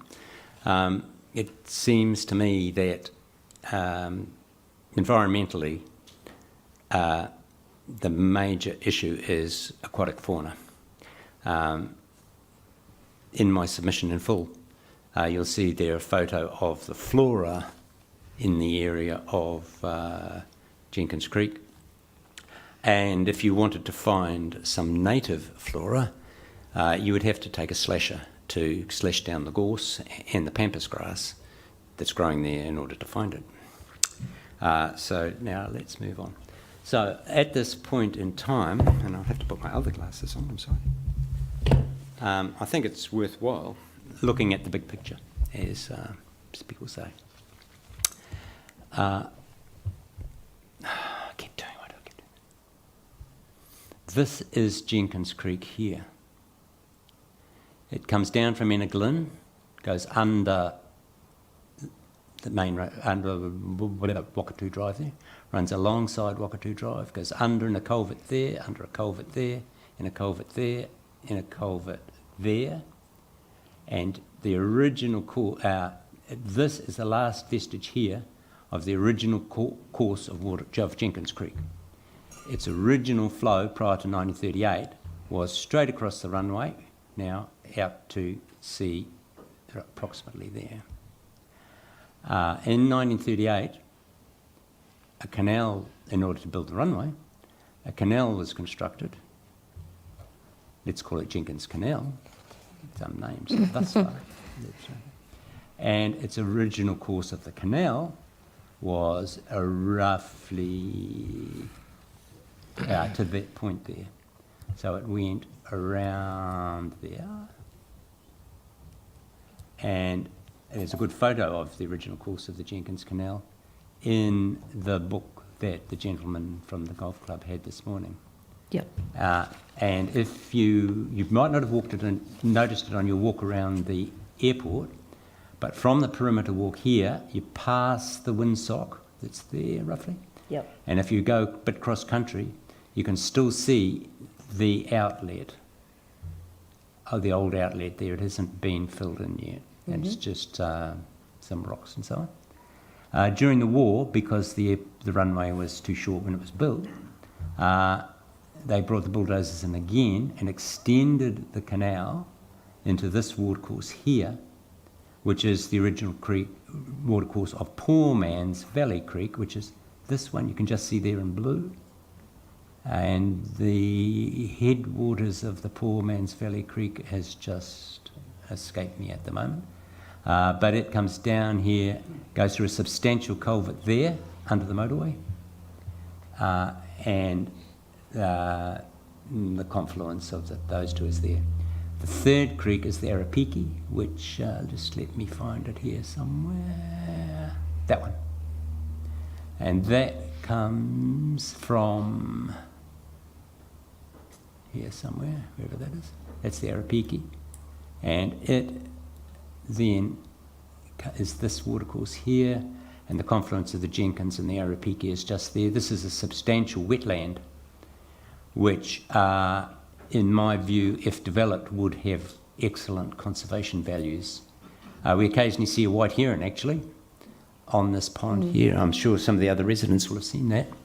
I'm sorry, I'm not speaking in the microphone, am I? And I believe if that were addressed, that could be of substantial conservation importance. Along with that, and I have in my submission in full, you'll see I have a snip there from a Nelson City Council report on the water quality of these three streams, and it is poor to describe it. Now, the issue is what effect would putting a culvert here or here have on aquatic fauna that wants to migrate upstream. My contention is there's a multitude small culverts. There's a significant culvert here where the Poor Man's goes under the... That's not the Poor Man's, that's the Arapiki. Where the Poor Man's goes under the motorway, right there. And when we'll come to it in another couple of slides, there's a large culvert which most people will be unaware of, already on the Jenkins, there, where the Jenkins flows parallel to Wakatu Drive, and I'll show you that on a slide in a minute. And there's another significant and even longer culvert, but smaller diameter, where the Arapiki here goes under the motorway, where the roundabout where Quarantine Drive comes off. This Quarantine Drive is the road that goes down to the airport. Yep. And that culvert runs from there, east of the motorway, all the way down to a point there, which is west of Pascoe Street. Now, I haven't scaled that off on Google Maps, but that's got to be the best part of 200 metres, I would think. and it then ducks under Quarantine Road, comes out there, and then runs around there, goes through another culvert there, and comes down there. So this is a photo of the Jenkins, which is, let me just find it, okay. It's just coming down there. This is Wakatu Drive, which comes from, that's the roundabout by the airport. Oh, shite, where am I now? I want to go back, I think. I can't help That's you. it. That's the roundabout by the airport. So here we're heading into town, Yep. up Wakatu Drive, and the Jenkins comes down here, right, there. So it comes down here, disappears into a culvert there, you can see the concrete, flows in that culvert for a distance I've scaled. I haven't got my surveyor's chain out again, but scaling it off Google Maps to 164 metres. It comes out there and then flows in its natural watercourse down there, goes through another culvert there. So the Jenkins is already in a culvert. Yep. But not many people know about it.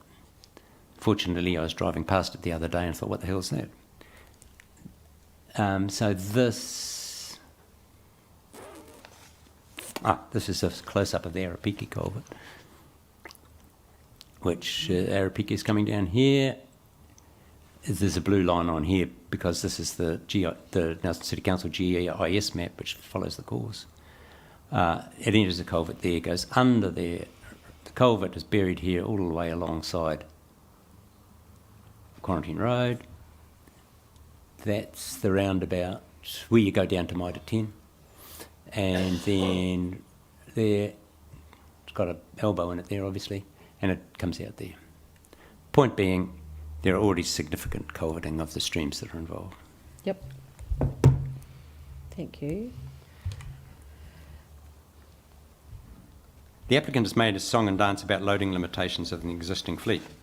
My understanding is that there is never any loading limitation on Q300 aircraft, and Origin Air has not made a submission regarding this issue. So we should only consider the ATR aircraft. I've not seen any quantitative evidence supporting the contention that the operation of ATR aircraft from Nelson is significantly affected by the shortness of the runway. So I contend that this is making a mountain out of a molehill. Nor has any data been submitted showing a breakdown of how much or how often freight is offloaded owing to weight constraint versus ditto owing to a volume constraint. And here I'll just relate to you something that Dave Race put very succinctly when I spoke to him after he spoke. If you're freighting lead blocks, the aircraft will max out on weight. If you're freighting in the hold flowers, you'll max out on volume and have to leave some of your flowers behind. Finally, I have been a passenger on a fully loaded ATR who is above the maximum takeoff weight at Auckland Airport, where the runway length exceeds 3.5 kilometres. My point being that it is possible to overload an ATR aircraft even if the runway is of an infinite length.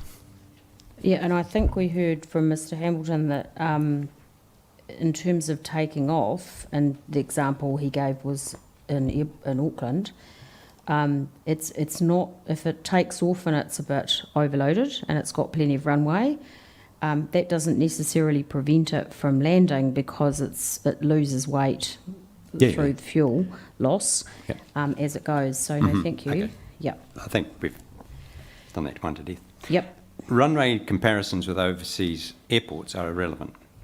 The maximum route length from Nelson to anywhere in New Zealand is less than half the maximum range of an ATR. For more detail on this point, please refer to section 2 of our submission. Thank you. The point being that Nelson is geographically in the middle of New Zealand. Therefore, the flight kilometres from any point in Nelson to the furthest point in New Zealand is least of any other airport in New Zealand, with the possible exception of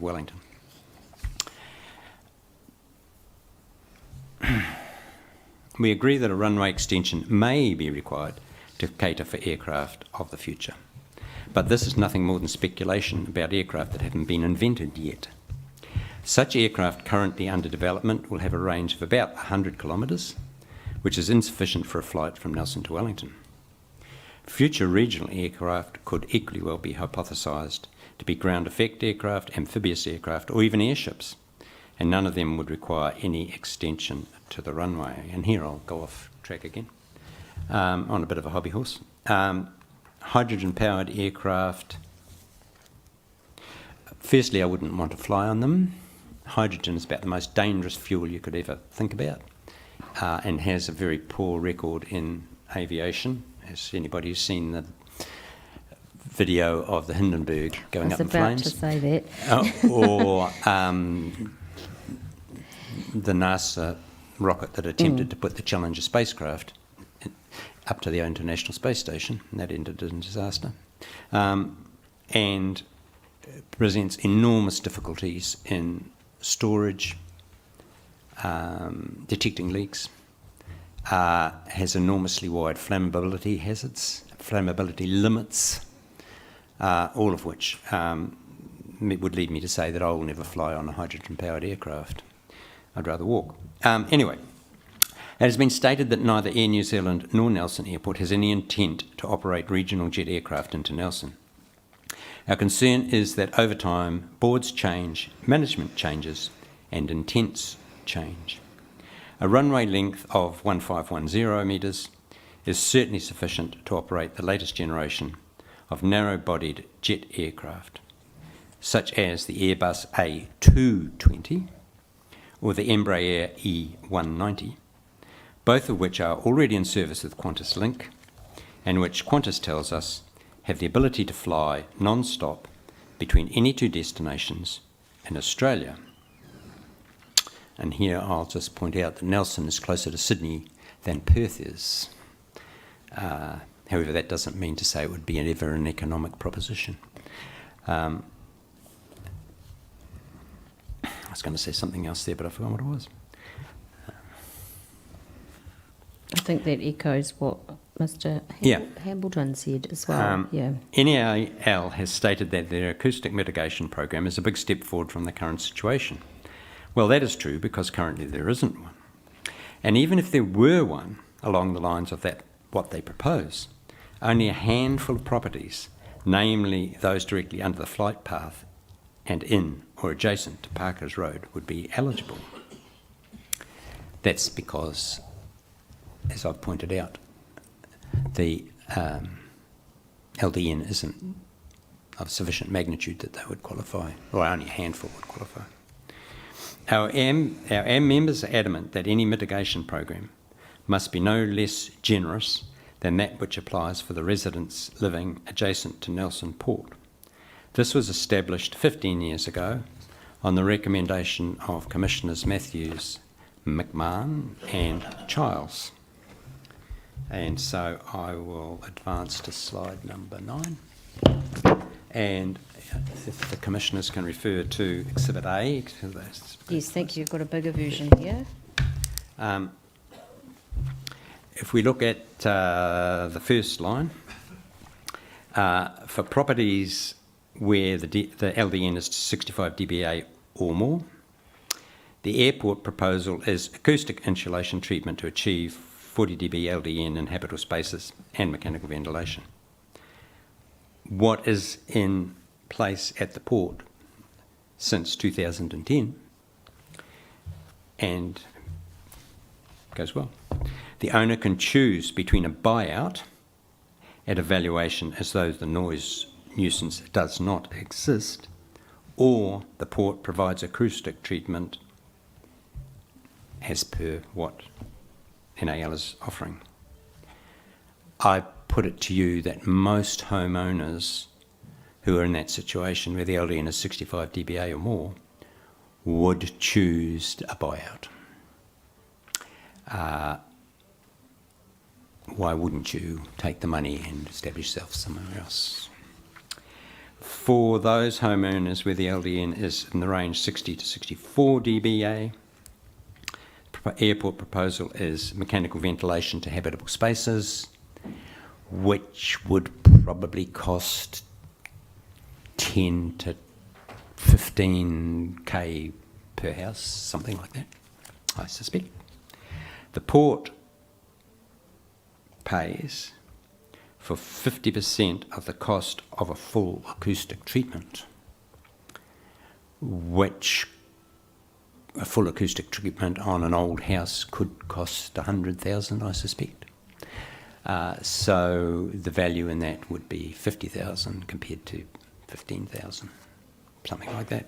Certainly, if I were in that position, I would choose the 50% cost of full acoustic treatment, stump up with the remainder myself, and be fully acoustically. In the range 55 to 59 dBA, the bottom line on there is, if people can see it, the airport proposal is you get nothing. The current port proposal is, current port plan is the port will provide technical advice, and that could be worth a couple of $1,000s of consultant's time, I suspect, and may pay 50% of the cost of acoustic treatment as above, assessed on a case-by-case basis. And I can't comment what their criteria would be to accept that, but it's out there. Shall I pause there for any questions? Would that be appropriate? I don't have any questions So at far. this stage. Obviously, Mr McMahon is very familiar with the port Yep. provisions. Mr. She. I'm not as familiar as Mr McMahon with Port Nelson, but I am. But it's pretty clear in that little table. I am very familiar with Port Wellington. There's Yeah. some Okay. correlation between the two. Is that similar to Nelson Port? There's more residential properties within the Port Noise boundary in Nelson than there are in Wellington. Oh, really? Yeah. Interesting. Partly due to topography. Partly but- due to yeah. topography and Yeah. distance. Yeah. No, thank you. No, that's Okay. very clear. So Righto, we'll get to the next we're one. totally up to date with you. Right. Thank you. Now, as far as NANAC is concerned, we get to the biggest elephant in the room, the engine testing noise, which is the source of more than 90% of the noise complaints received by NAL/NCC. Ms. Smith states, and I refer to section 10.0 in her document, which comes up as K2 on the website, quote, NAL proposes to maintain, brackets, rollover, the operative engine testing noise controls and other expert witnesses, controls, end quote, and other expert witnesses have also stated this. I believe that was accepted at the expert witnesses conference. Unfortunately, my request to sit in on the expert witnesses conference as a fly on the wall was declined, so I can't really comment on what that was discussed there, but I believe it has been. So now let's take a look at the extant controls, those exist at the moment, and the proposed controls. And here I refer the commissioners to exhibits B and C, and I suggest you tear B from C so you can line them up against each other. And we'll line them up here. First up, under the column on the right, proposed. Some new words hidden away in meanings of words, which I discovered fairly much by accident, reading through the Ministry of Meanings of Words. We have this doozy. Aircraft engine testing means on-wing engine testing only. It excludes off-wing engine testing.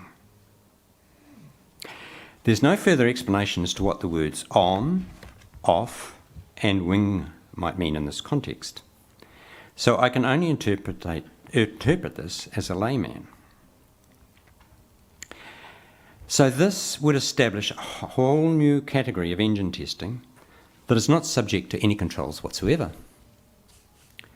On the face of that, Included in that category would be all aircraft that have their engines mounted in or on the fuselage, private jet aircraft, for example, helicopters, single engine aircraft, aircraft with 3 engines. They all exist. Also included in that category would be tests on engines removed from the aircraft and mounted in a test bed.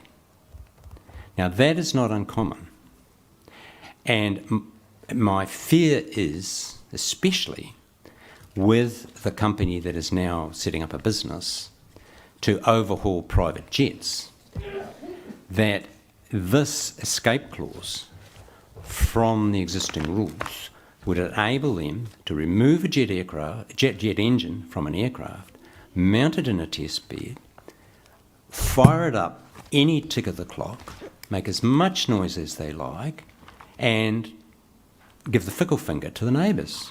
Well, it's completely unacceptable, and it is not, by any stretch of the imagination, a rolling over of the existing rules.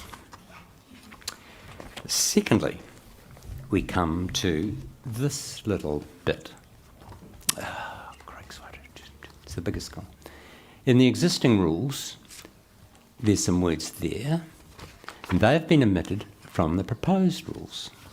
And what those words say, in some emergency situations, it may be necessary, and I should probably read the whole thing. What it is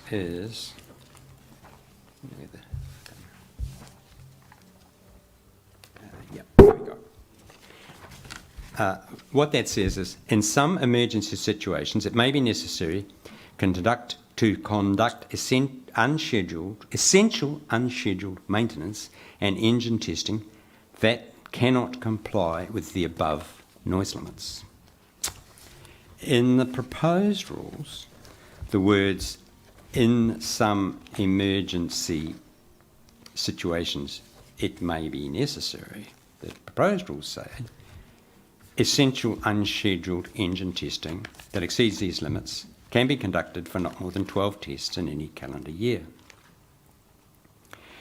Now, our society has no problem with engine tests being carried out any tick of the clock in an emergency situation. If the air ambulance needs to test its engines before it can take a stretcher case to Auckland, that's not a problem. If the life flight helicopter needs to test its engines at any tick of the clock, that's no problem. However, deleting that in some emergency situations it may be necessary gives carte blanche to Air New Zealand to test 12 times a year one of their aircraft without any controls on the noise. Our position is that the words, and we are having a lot of arm wrestling about what emergency situation means, because obviously our interpretation is different to Air New Zealand's, and Nelson City Council has for months been sitting on the fence about what that could mean, should mean, does mean. Our situation is an emergency situation. The word emergency has the same meaning as it does in the phrase emergency landing, and unscheduled has the same meaning as it does in the phrase unscheduled landing. I've been in count in 3 unscheduled landings.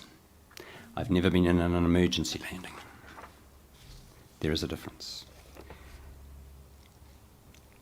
Our contention is that except in the case of a civil emergency, I can't foresee any situation where an engine test of an Air New Zealand aircraft would be an emergency situation. Right, we then get, so that is not a rollover of the existing, because the clause has been noted. We then get perhaps to the most important bit, a little in the fine print down the bottom here. At present, activities that my eyesight's not good. Trying to read there and here at the same time. Now, fine print down the bottom there, that line there, reads, activities that contravene a permitted condition are non-complying. This little bit down here says, activities that contravene a permitted condition are discretionary. Yep. And I'm sure the difference between those is not lost on you, No, ladies not and at gentlemen. all. Thank you. Certainly that cannot be considered to be a rollover, unless the residents roll over and die. So there are three very important changes proposed in this rollover of engine testing. In summary, this is not a rollover. I'll speak personally here. I view it as an attempted significant relaxation of the rules by stealth, and I urge the commissioners to reject it in toto. While NANAC's view is that the recommendations of NZS 6802, which clearly applies to engine testing at airports, if you read the forward, and I think that's in my submission in full, apply to engine testing at airports. It is apparent that those recommendations, if applied, would preclude most engine testing between 10 p.m. and 7 a.m, and that is not our wish. Therefore, I will recommend to our members that we accept a verbatim rollover of the current rules with some slight modifications as set out and highlighted in Exhibit D, which you, ladies and gentlemen, have. Yes, we do. Thank you. But I don't have a slide of it. No, that's right. Unfortunately, we don't have time in this forum to go through that in detail, but I'm happy to discuss that anywhere, anytime with anybody. Two of the changes are to correct the grammar mistakes in the existing rules, where the author got confused between the meanings of the words practical and practicable. However, I'm being a pedant, but I am allowed to be a pedant. Finally, I want to speak to the proposed limits on the noise caused by compass swinging.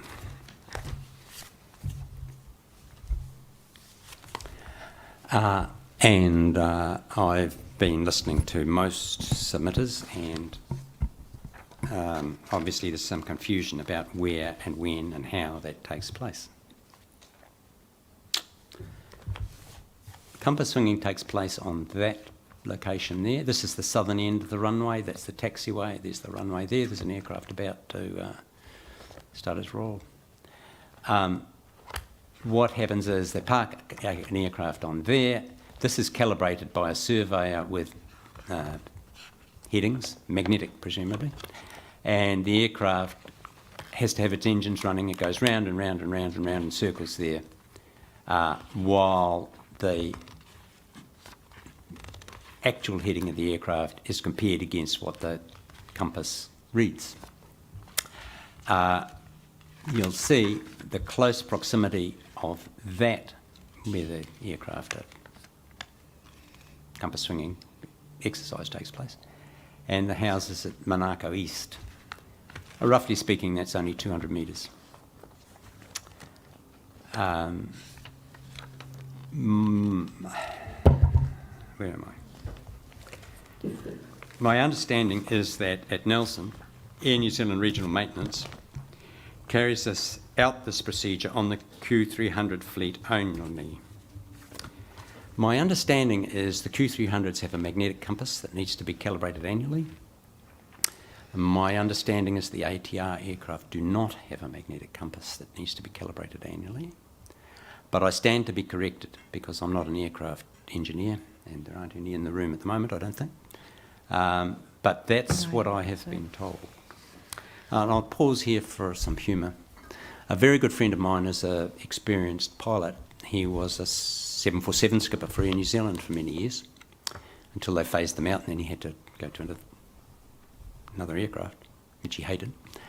And he says, well, the magnetic compass in the Q300 is there for an emergency only.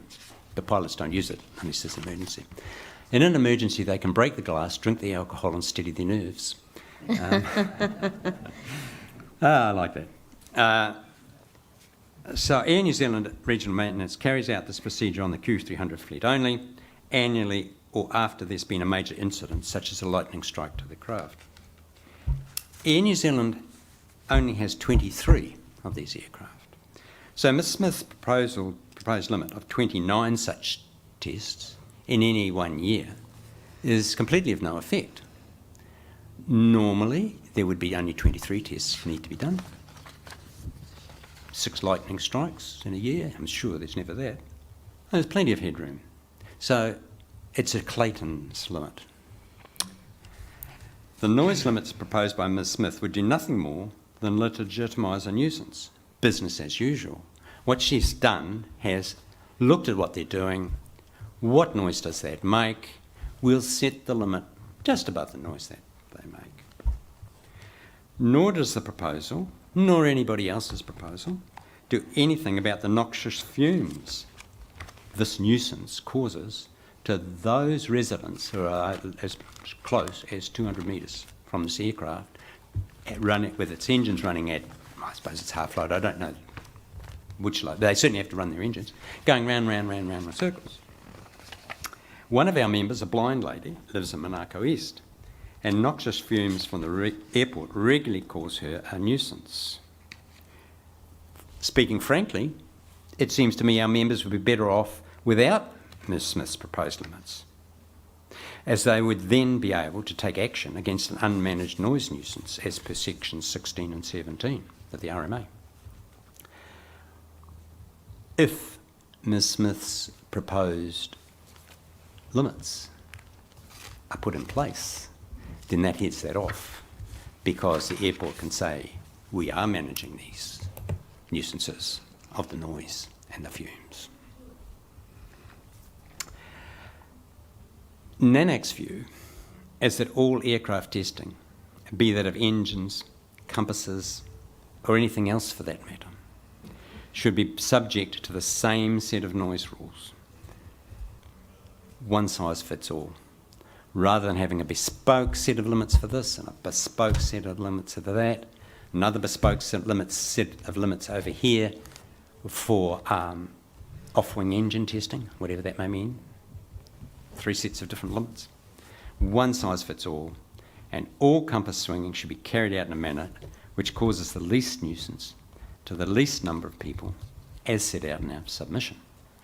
And what is set out in our submission is to that compass pad there is repeated at the northern end of the runway. So there are 2 possible locations, and that Air New Zealand Regional Maintenance is requested or demanded that they carry out these tests downwind of the nearest residential area, and that they only carry them out when in order to cause the least nuisance to the least number of people, they carry them out between 9 a.m. and 3 p.m. when the children are at school. I don't think that's an unreasonable request. I have given Air New Zealand Regional Maintenance a copy of the FAA, and I don't know the jargon for it, but basically it's the rules on what you must do and the options you must do to calibrate magnetic compasses in aircraft. One option is what's done here, on spinning the aircraft round and round on a compass rose especially installed for that purpose. Another option is to calibrate the aircraft magnetic compass against a master compass, in which case you can carry it out in a large number of different locations. It obviously has to be away from any substantial metal, or that'll affect the magnetic compass. But it could be carried out north, south, east and west of the runway, or at a different place. I've passed that on to Jonathan Marshall at Air New Zealand Regional Maintenance. There's been no response to that. Whether Air New Zealand owns such a master compass or not, I don't know. But I'm not I don't fix aircraft for a living, so that's up to them. Any questions so far on that? I just need to do I just want to mention two things. The first thing is that I'm sorry, I was scrambling around with my papers and there was a reason for that. I was actually looking to see what the noise experts had agreed or not agreed with regard to engine testing and the compass swing, and it is pretty much as you have recorded. And then I looked again at John Stiles's summary statement that he presented yesterday, and he certainly raised a couple of queries with regard to both engine noise testing and the compass swing. And what we need to do, this is the panel, is we need to ponder whether or not we need anything further from those noise experts to get some clarity around a couple of issues. So your comments are helpful in that regard in terms of us forming a view about that. The second thing I just wanted to mention was it's 5:15. I just wondered, before I ask my colleagues if they've got any questions, how much longer do you need? Because we need to have a conversation about some process issues as well before the end of today. So I just wanted to check in with you about how... my personal submission will be shorter than that one. Okay, that would be good, because we are rough getting... guess 10 minutes. Okay, do you have any questions of him to date, or do you want to wait till the end? No, I think we'll wait till the end. Thank you. What about you? Okay. Okay, if that's all right. That's okay. I'd just like to mention a couple of notes I've made today listening into other submissions. I heard that Mr. Lloyd suggested that an average New Zealand house would produce 20 dB attenuation outdoor to indoor. I have seen other reputable information that suggests for a typical New Zealand house that's 10 dB. And knowing Mr. Lloyd, I wouldn't doubt his words, but I suspect that is the 20 dB applies to a house that's been acoustically treated, not a typical New Zealand house that has not been treated. Next note I've made is in relation to Mr. Barr's Plan B if no extension at all. Mr. Barr was, well, they'll pull the plug and there'll be no aircraft. I'd just like to point out to the commissioners that due to enter service next year is a short takeoff and landing variant of the Airbus ATR. It's the Airbus ATR 42-600 STOL. And if you want to see the specs on that, I suggest you just go to the Airbus website, and it's there in all its singing and noise and glory. Another submitter queried whether any actual noise measurement was being done. Since at the end of 2022, Nelson Airport Limited, at their substantial expense, installed a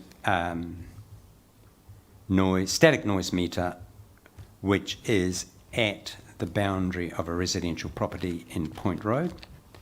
We accept that as a good proxy for any residential property, with the proviso we're not quite so sure about some properties at Manako West, which are line of sight from the engine test bay that you saw for a port engine test.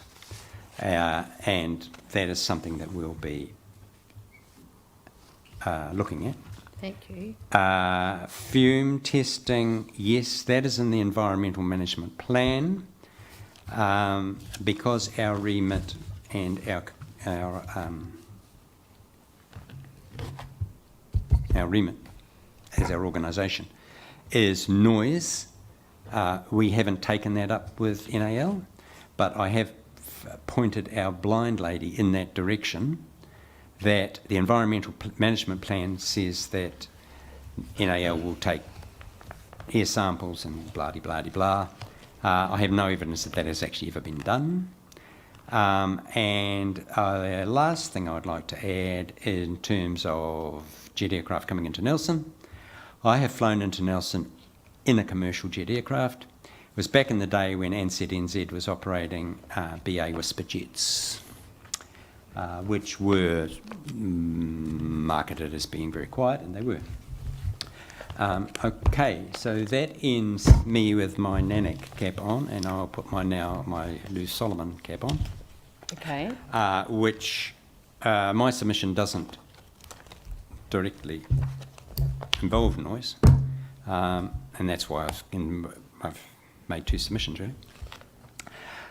So this is me speaking. I concur completely with the submitter from other submitters regarding the consultation and submission process. My experience being at the Stoke Library, there's very little information available and no forms.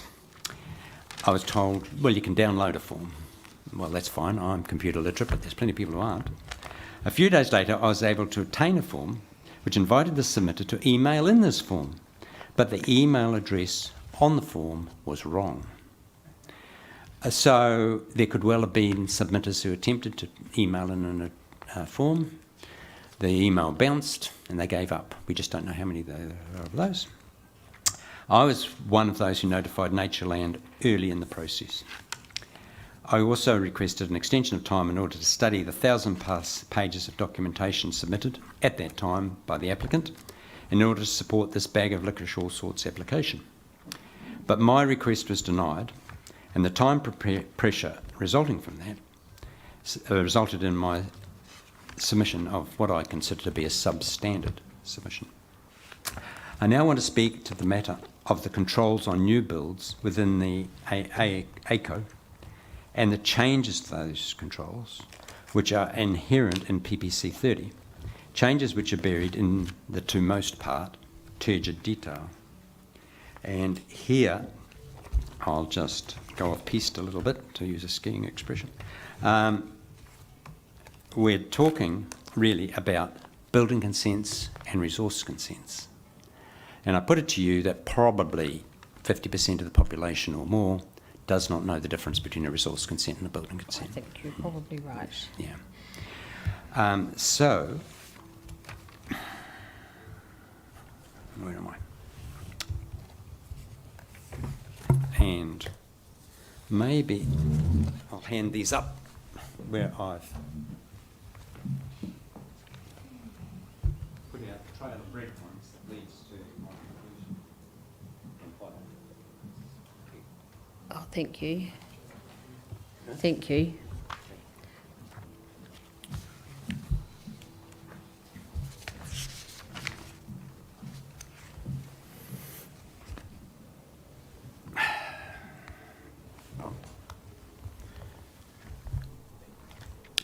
So, the current rule is construction of a new building within the ACO is permitted provided it has acoustic insulation to a standard set out by Nelson City Council. That's the yellow highlighted bit on your copies. Yes, thank you.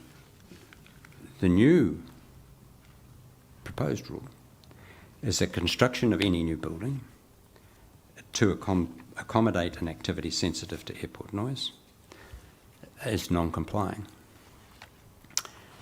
So the difference between that is if you want to do a new build in the ACO, currently you'd need a building consent, but not a resource consent, a building consent and acoustic insulation, but you wouldn't need a resource consent. Under the proposed rule, you would need both, and airport would be able to object to your resource consent. Yep. We then come to the second point.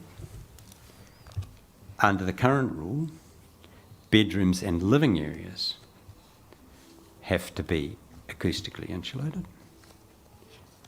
Under the new rule, any habitable space has to be acoustically insulated. So that would mean, under the category of any habitable space,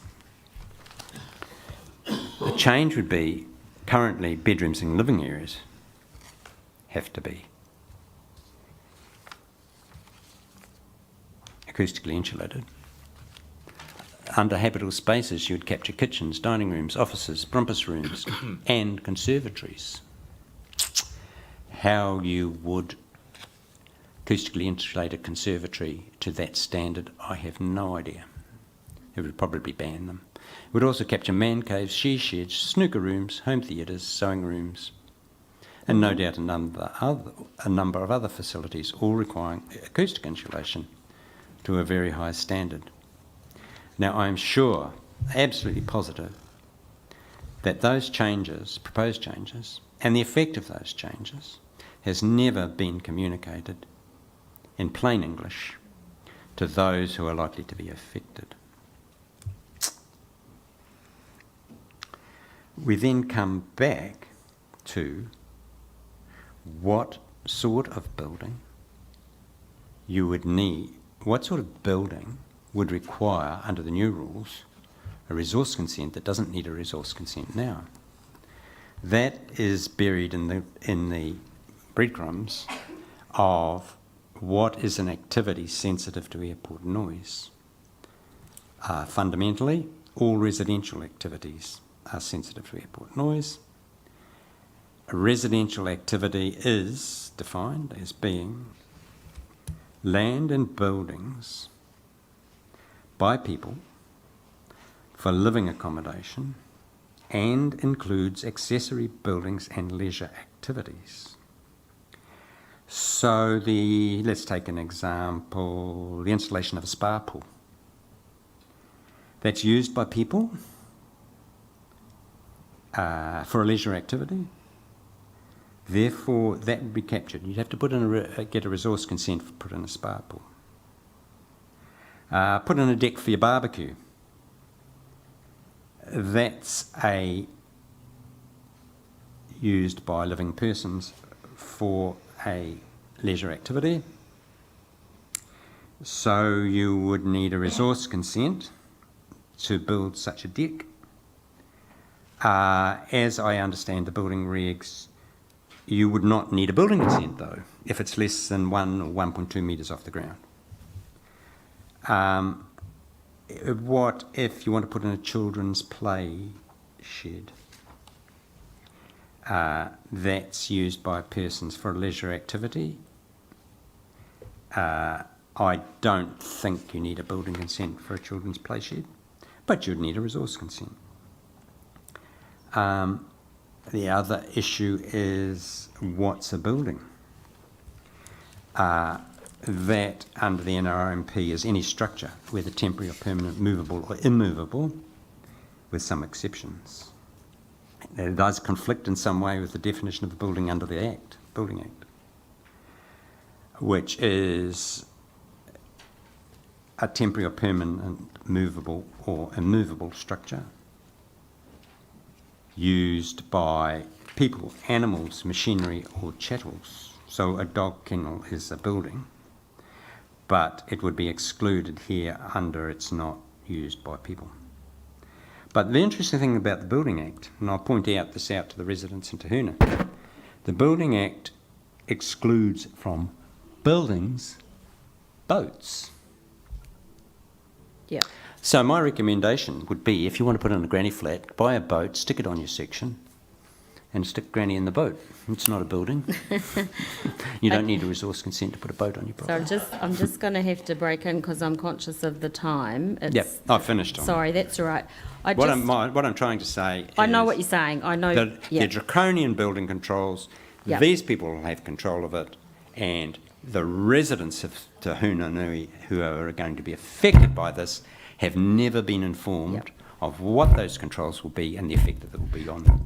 I mean, you're right to a point. It's not quite as broad as you perhaps would, well, you're worried that it is, because habitable space is actually defined, and it excludes certain things like garage and carports and such things, and it doesn't include, other facilities inside your house like bathrooms and laundries and toilets and things like that. That does include kitchens, conservatories. It does include, et cetera, yeah, et cetera, they et cetera. aren't excluded, that's right. Yeah. No, thank you. I'm just going to check in with my team to see if they've got any questions. Do you have any questions? Not really. I'd just add to that last comment is that a habitable space has to be an interior space. So, a deck or a spa pool probably wouldn't qualify, Mr. Solomon. Unless it's part of the house. Unless it's inside. Yeah. Yes. Get into a debate with you. No, we shouldn't do that. No, that's fine. But you're and right. so- You're right. We're fully cognizant of the differences that this proposal makes for things, for builds, whether it be it's more a resource consent issue rather than a building consent issue. But we're very cognizant of that. But thank you for bringing that to our attention. Leave that in your capable hands. Thank you very much. No, I don't think so. Thank you. Thank you, Lindsay. Look, thank you, Lou. That's much appreciated. And you've given us some thinking that we already were having to do with regard to the noise issues. Especially the engine testing, please. No, I've heard that, excuse the pun, loud and clear. So what we're going to do now is just spend a few minutes just touching base about some process issues, if that suits the airport team. Is this good? A good time? Thank you, Alison.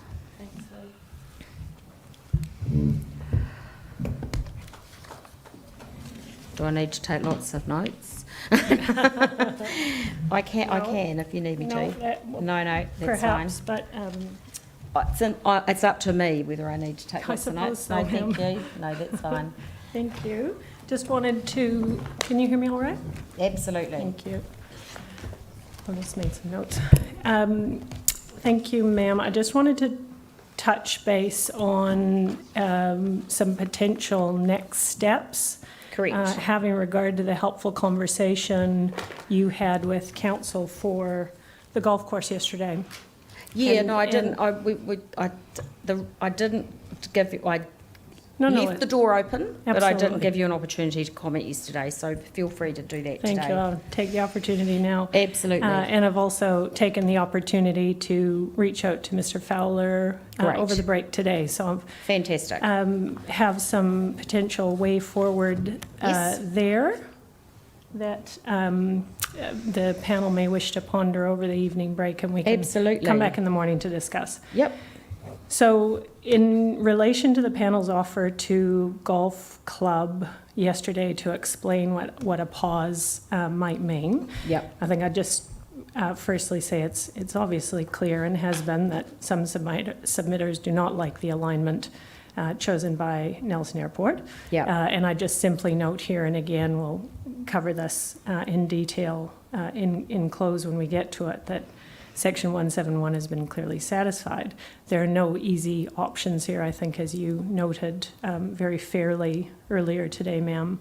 Infrastructure of this scale will often result in effects that need to be avoided, remedied, or mitigated. But in terms of next steps, I have a proposal for the panel to consider around both the golf club and TBC.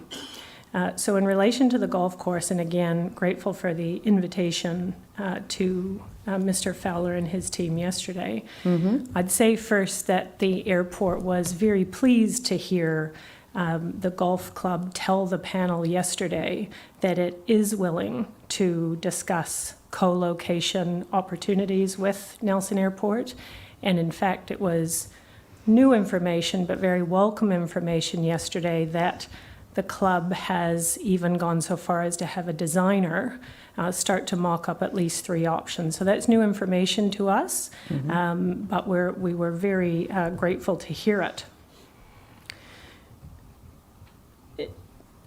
The airport has, I think as Mr. Barr said, been trying to talk to the golf course about this co-location opportunity for some time, at least since 21, not in the context of what the airport's technical aviation needs are, but from a coexistence, I think is what I'd call it, perspective. So it was very helpful to get that clear indication and acknowledgement, particularly from Mr. Carlyon and Mr. Fowler yesterday. So I reached out to, in the interest of total transparency, I reached out to Mr. Fowler earlier today to look for a way that we might agree together on what a pause or next steps might be to enable potentially a conversation, rather than the parties going to the cost of a formal memo this week, which, and even with the very helpful steer from Commissioner McMahon about not getting into legal issues. I'm pleased that you've done that, because I might have got there by Friday, but you've done it for me. Thank you. Yes.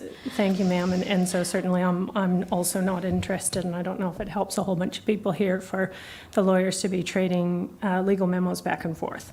So speaking with Mr. Fowler earlier today, we're aligned on a proposal, which we're happy to, having said that, to record in writing by way of a joint note to you on Monday. That's fine. That's absolutely fine. But in any case, and without prejudice, of course, to both the legal parties, positions of all the parties, including all the folks in the room here, I want to make that very clear.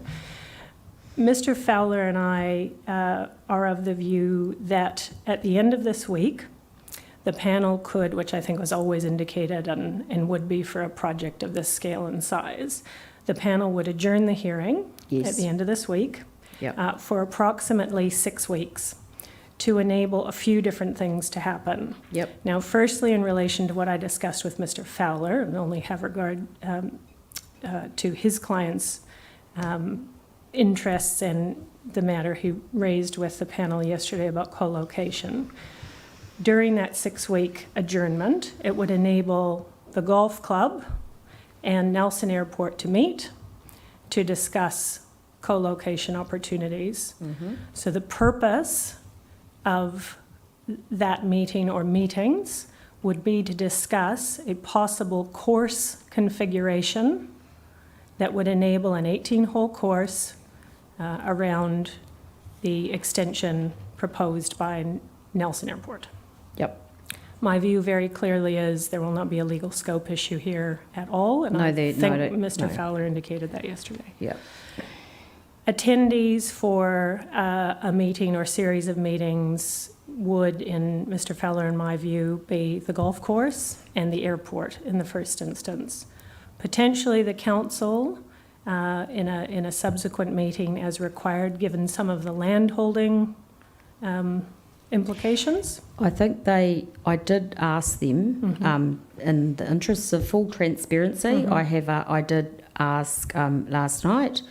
I have got some feedback. They have indicated, and they will probably tell us when we hear from them formally, in that open, transparent way, that they consider that it would be useful that they were involved. So not only in terms of the land holding interests and their interests in the airport, but it's also relevant in terms of where the co-location, where the location could be, given the proximity to the CMA. So there's regulatory, you know what they are in terms of the regulatory issues. So, thank you. But your suggestion doesn't obviate that. I think it would be my suggestion. I think Mr. Fowler is aligned with this. It would be a two-stage. Absolutely. I think the first stage would absolutely, with respect, be the golf club and the airport company only. And then the council. That's right. That's fine. Now, the panel clearly can't direct, and there is no way you are suggesting this, but just again for clarity, it can't direct a property deal is done or a PWA process is embarked upon. No, we can't. But we are hopeful that that adjournment will enable the golf club and the airport company to get a better sense of how the golf club sees co-location, for us to understand those course designs that they have clearly done. And look, if that's not possible at the end of that term, at that period, that's fine. We resume. Absolutely. The applicant closes and you make your recommendation.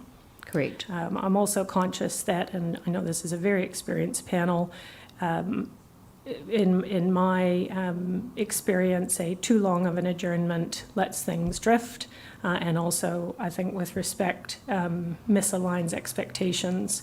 So a 6-week adjournment sort of to end of June keeps momentum up, keeps pressure on folks to stay engaged and focused on potential resolutions, and has a clear endpoint that we're required to come back and report to you. If the primary parties are proposing that kind of timeframe, I think that sort of tallies with our kind of off the top of our head thinking. Thank you, ma'am. That's okay. The second opportunity an adjournment affords is to provide time for further caucusing and further conferencing. Yes, it does. Particularly around, and now here's where I propose to focus around TBC. Yep. And the issues arising there. Yeah, we had therein. thought about that. I just hadn't said it yesterday. Yes, Yep. so now, of course, this is not anything I've talked to Mr. Fowler about. These are simply my observations and submissions to you for the panel to consider overnight.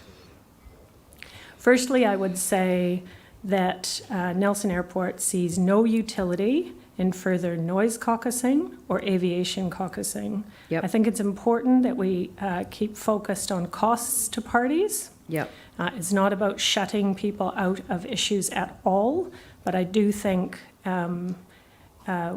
with respect, we need to be focused and economical about the costs that parties are put to. I do, however, consider, and certainly the airport team is of the view that further planning caucusing focused would be useful. It's been helpful, I think, as all the parties have acknowledged really fairly, that planning caucusing has been really helpful to refine issues. Oh, sorry, we were a bit here. We were a little bit later than we thought we were going to be. This is the ballet class. I was told that there was. I'm sure Tony will be joining shortly. He's late for his course, but we'll all be over. Sorry. No, that's all right. So further planning conferencing could be helpful if confined and focused, noting that this is at parties' costs and submitters' costs. Now, and I'm happy to drop a note to you through Harry on this if it's too hard to take notes on it. But my submission would be that planning conferencing could do a few different things. Firstly, it could focus on the outstanding planning provisions, and there is a small group of those. Yep. Obviously, activity status of new ASAN, the policies. I think there's still some outstanding disagreement. There's also the rules enabling industrial activities, but we'll be grateful to hear from the council on that now that GP Investments have stepped back from that issue. Yep. And then I think more importantly, further caucusing or conversation over a 6-week adjournment enables a good opportunity for particularly Mr. Lyle for TBC and Ms. Wilson for the council to get in a room with Mr. Bonas there to, as much as anything, observe and listen to understand the consenting and compliance knot that TBC residents find themselves in. Yes, At really no making of their own. And I think we've heard this loud and clear. I don't propose to make detailed submissions on this now. I think you can probably get a sense of where my close is going to go. But I think we've well and truly heard this week a whole range of concerns from residents, transport services, community services, that are well beyond the ambit of this hearing, but are genuine concerns held by residents of the camp. And with respect, I think they've been put in a position by the council that is very difficult. And it leaves this panel in a difficult position with respect quite outside the scope of this matter. But I do think an adjournment will enable the planner for TBC and the planner for the council to get in a room to really try to unravel this knot. I'm just going to interrupt, because what I did, in addition to the matter I discussed with regard to the golf course, I've also reached out to the council to put a question to them with regard to the legal issues associated with TBC that Mr. McFadden particularly was concerned about. I have been told that they will be providing us, all of us, openly with an update on where they're at with those matters when the council present next Thursday. Okay. So that doesn't obviate anything you've said. I think that's part of the picture. I don't know what they're going to say. So, you know, whether it meets the concerns or part meets the concerns, it doesn't address all of the issues that have been raised, but it could address the issue of the legality of the permanent residency. And ma'am, I've had some further thinking on that too, which I'll get to in a minute, just in terms of the timing of potentially next Thursday and the utility of that. And this time we'll get to that in a minute. But I think what was really helpful from Mr. Lyle, was that yesterday? Day before? I think it was yesterday. Time blurred. Time yesterday has no morning or late morning. But he helpfully acknowledged that there were a lot of things the camp was looking at, including moving, his word not mine, moving permanents out of the contours. Correct. There was space for moving folks around. I think Mr. Pattinson, he's probably here still, you know, talked about some of the future planning, investments being made and all the like. Now, you know my legal submission on this, that it is not for this process to unravel those matters or come up with a structure plan. But it seems to me there is really fruitful and rich opportunity for Mr. Lyle and Ms. Wilson, and Mr. Bonas will need to be there, to sit in a room and really unpack some of those things. For the airport company, at the very least, we need to understand what's where and what the possibilities might be. But I certainly think a 6-week adjournment will enable, firstly, the council with respect to come with some answers or some thoughts. Mr. Lyle has clearly been thinking hard with Mr. Pattinson and residents about what are the longer-term plans. What are the aspirations?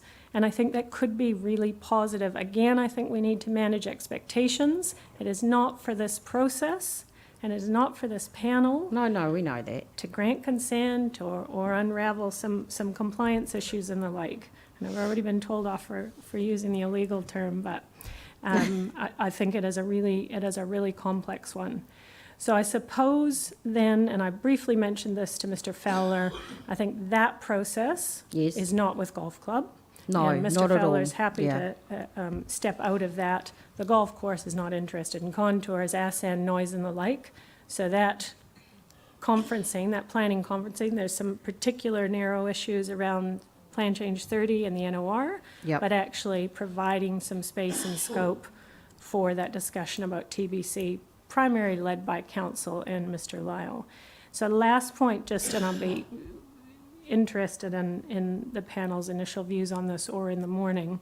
It's about whether there's much utility at this point for us to reconvene on Thursday to hear from the council.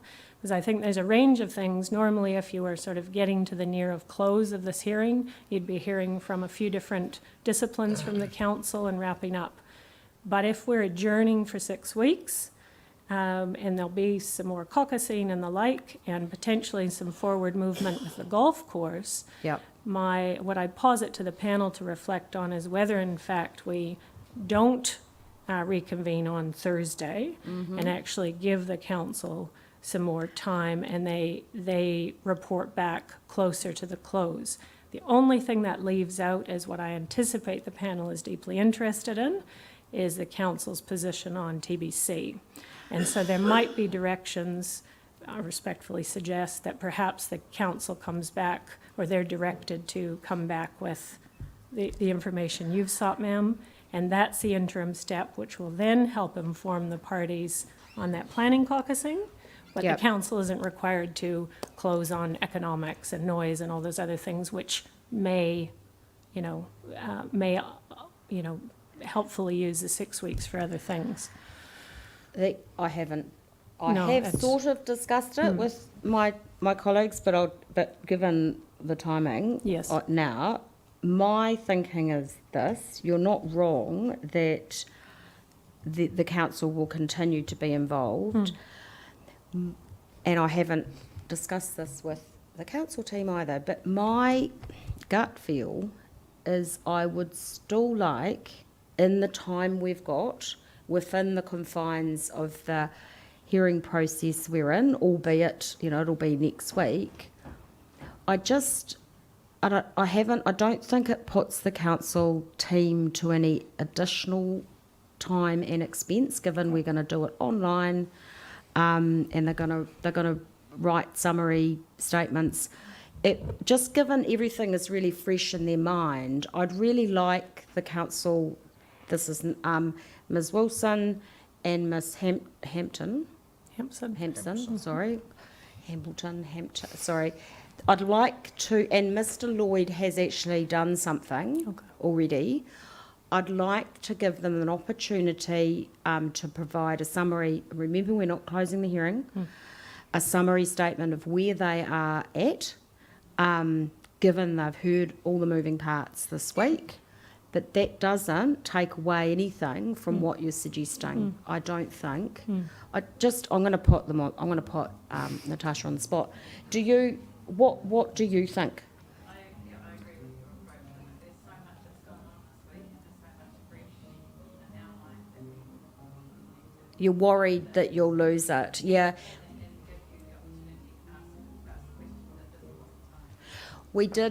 I did discuss with the council team the next week option, and before I put it to the group. So I think the two things can fit within the what you've described. Look, ma'am, happy for that. I think my fundamental proposition is that a good adjournment to enable those two separate processes, and whether it is efficient for council to sort of do their wrap-up, where there still might be a month left for further discussions between parties, and they might have to come back and do another wrap-up, is my only thoughts on that. Well, to be honest, that might be, and whatever way we do it, it's still the case that the airport company gets the last opportunity to speak. So whatever we fit within that time frame. Of course. And the only thing I should say, ma'am, I haven't talked to Mr. McFadden about this proposal in relation to the No, and I adjournment haven't for had caucusing. a chance. I've only got the response from the council. But that would be for you to direct in any case. That's my suggestion. Absolutely. No, that's fine. We can get a communication to him. So just in terms of the process, are you, given every time someone writes a memo, I've got to write a minute or a direction, are you proposing that yourself and Mr. Fowler will together do like a joint something, memo, note, proposal, that then we can just essentially endorse that as the process going forward? So that deals with the golf club issue. With regard to, and it also deals with regard to the planning conferencing, can you let us think about that it's only planning, that we're happy that there doesn't need to be noise or economics or aviation. So we need to form a view. We'll probably be able to form a view and let you know tomorrow. And then in terms of the planning conferencing matters, I don't disagree with you that what has been going on in our heads was primarily to do with the TBC issues. I mean, it's obvious, ma'am, there's a range of planning issues before you. We heard them eloquently set out by Mr. Solomon even a minute ago, but there's only so many things. But the very specific things of concern that I had in my mind was to do with and it's so interrelated with the other TBC issues, you know, the noise mitigation package, the wording, the constraints on other development, you know, whether it's non-complying or discretionary or whatever it is. They are all interrelated with what you're suggesting. And those would be captured. I wonder if it would be helpful, ma'am, I can, through Harry, put a note. Just do an email. It doesn't need to be anything more formal than that. Mr. McFadden can see it. Yes, that would be very helpful. My proposal for, not an agenda down to that level of detail, but it captures those matters, and it also makes clear what I think the airport company is very keen to, you know, encourage a conversation of the kind I've mentioned. Yes, and I was going to tonight anyway, and I'm doing this for the benefit of Harry, but I think I need to let the parties know that we will still hear from the council next week, and in addition to the hearing from the three witnesses, bearing in mind that Mr. Lloyd's not physically present, but he's done a summary statement, which will come out on Wednesday. We will also be hearing from the council on those two matters. That's their role in relation to the golf club conversation and the TBC, more importantly, the TBC issue. And I haven't communicated that to Mr. McFadden either. So I will do that. I won't do it as a minute, Harry. I'll do it as fine. I'll do an email that you can And send last out. point, ma'am, conscious of time, and it's been a long day for everyone. Last point as well, as I said, I don't think there is any utility with respect at all in separate caucusing in other disciplines.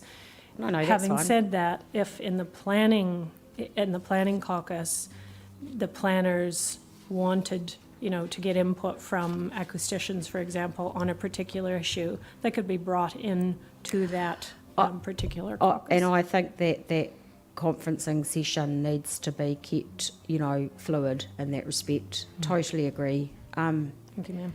And one of the questions you could ask, or you could suggest in your note, is that a conferencing session that needs a facilitator or not? Okay. Because Ms. Oliver is available if necessary, but if you don't think it's necessary, people are all grown-ups, that's fine. And the I issues mean, are pretty well understood, and I think the experts have really come with, you know, open minds on these matters. if there's a clear agenda's not the right word, if there's a clear list of the matters of concern, then that is helpful, because then you don't generally need a facilitator, because the planners can just get on with it. Yep. Thank you. Right. Madam Chair, could I just ask a question in regards to the golf course? Yes. The advice that we received from council is there are 15 parties that would need to sign off on that airport if we move to that location that we talked about, from the airport. So that was the advice from Martin, I can't remember his last name, from the council. When was that, do you know? About 3-4 weeks ago. And that... The Waimea Outlet group includes 3 or 4 EVs, it includes a number of parties that we would need to get permission, and the airport has also said that very clearly, that they don't have the rights. So I think, ma'am, through you, that's why Mr. Fowler and I, in discussing it earlier, proposed a bit of a stage. You know, this isn't a one meeting, one and done. Have a discussion. Agreed. Let's just take it, and I think if we absolutely, but I Baby think steps. if we baby steps, we've got some new information yesterday, which has been very, very, very welcome. Yes. And I think the two relevant parties need to get in a room and talk about that.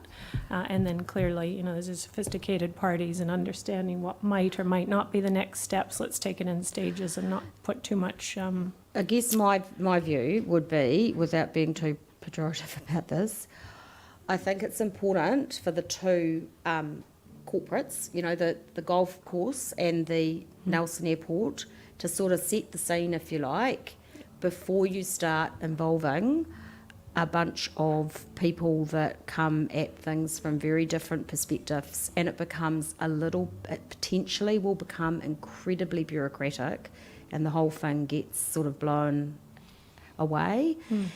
And it's up, as the owners of the process, you can you have a bit more control of that. And I'm sure Mr. Fowler, who I know very well, would agree with that approach. And from our perspective, the timeframes that you have suggested are important because, as you say, it's a bit like what Ms. Wilson said. You know, if we let things go for too long, things become distant memories very quickly, and that's not important. That's not for you lot because you're living and breathing it, but for us, it's really important to keep the issues alive and well in our heads as well. Agreed. All right, thank you, ma'am. I'm grateful for that. I'll drop a short email through. That would be great. Otherwise, Mr. Fowler and I will do a joint note. Last thing, just because we're in the room and they're never acknowledged, Tony and Grant, I do just want to acknowledge for the record, have done an awesome job on the tech.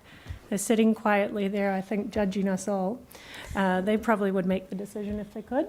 I don't want to know. Excellent. I don't want to know what it'll be, but I would just like to acknowledge them because it has been really, really seamless. No, you have done a sterling job. And I last have to thing, say. ma'am, I would just like to particularly acknowledge Rebecca at the back of the room for council, who has been a real kind and helpful person and has really helped set a really lovely tone of this hearing, including out in that room and including yesterday. She was even vacuuming the floor this morning. Well, she's taking good care of a lot of us, and I just wanted to personally acknowledge that. Yes. Thank you. And this chap here, who has unlike many council employees, I get texts from him at like 8 o'clock at night, which is extraordinarily. Well, I was gonna thank Harry tomorrow, but anyway, it's been really seamless. So it's been great. Well, thank you very much. That's much appreciated. What we'll do now, obviously, is we'll adjourn. We have got a few submitters tomorrow. I will update. I think what I will do is give them, and all of this is public record stuff, so you're fully entitled to go and have a chat with people tonight if you wish. So don't feel like anything you've heard is private and confidential.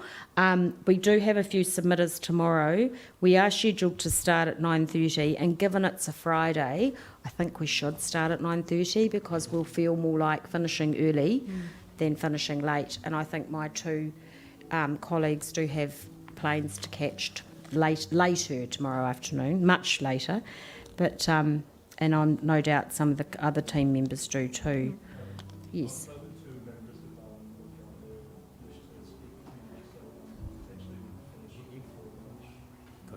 Oh, that's good. Well, everyone, I still think we should start at 9:30. Is that all right for everyone? Very happy with that, ma'am. I just know when we think it's going to finish early, it doesn't. Okay. Great. Thank you very much. Thank you, ma'am. Thank you. That's much appreciated. Thank you. And we're We adjourned. are adjourned until tomorrow morning. Thank you.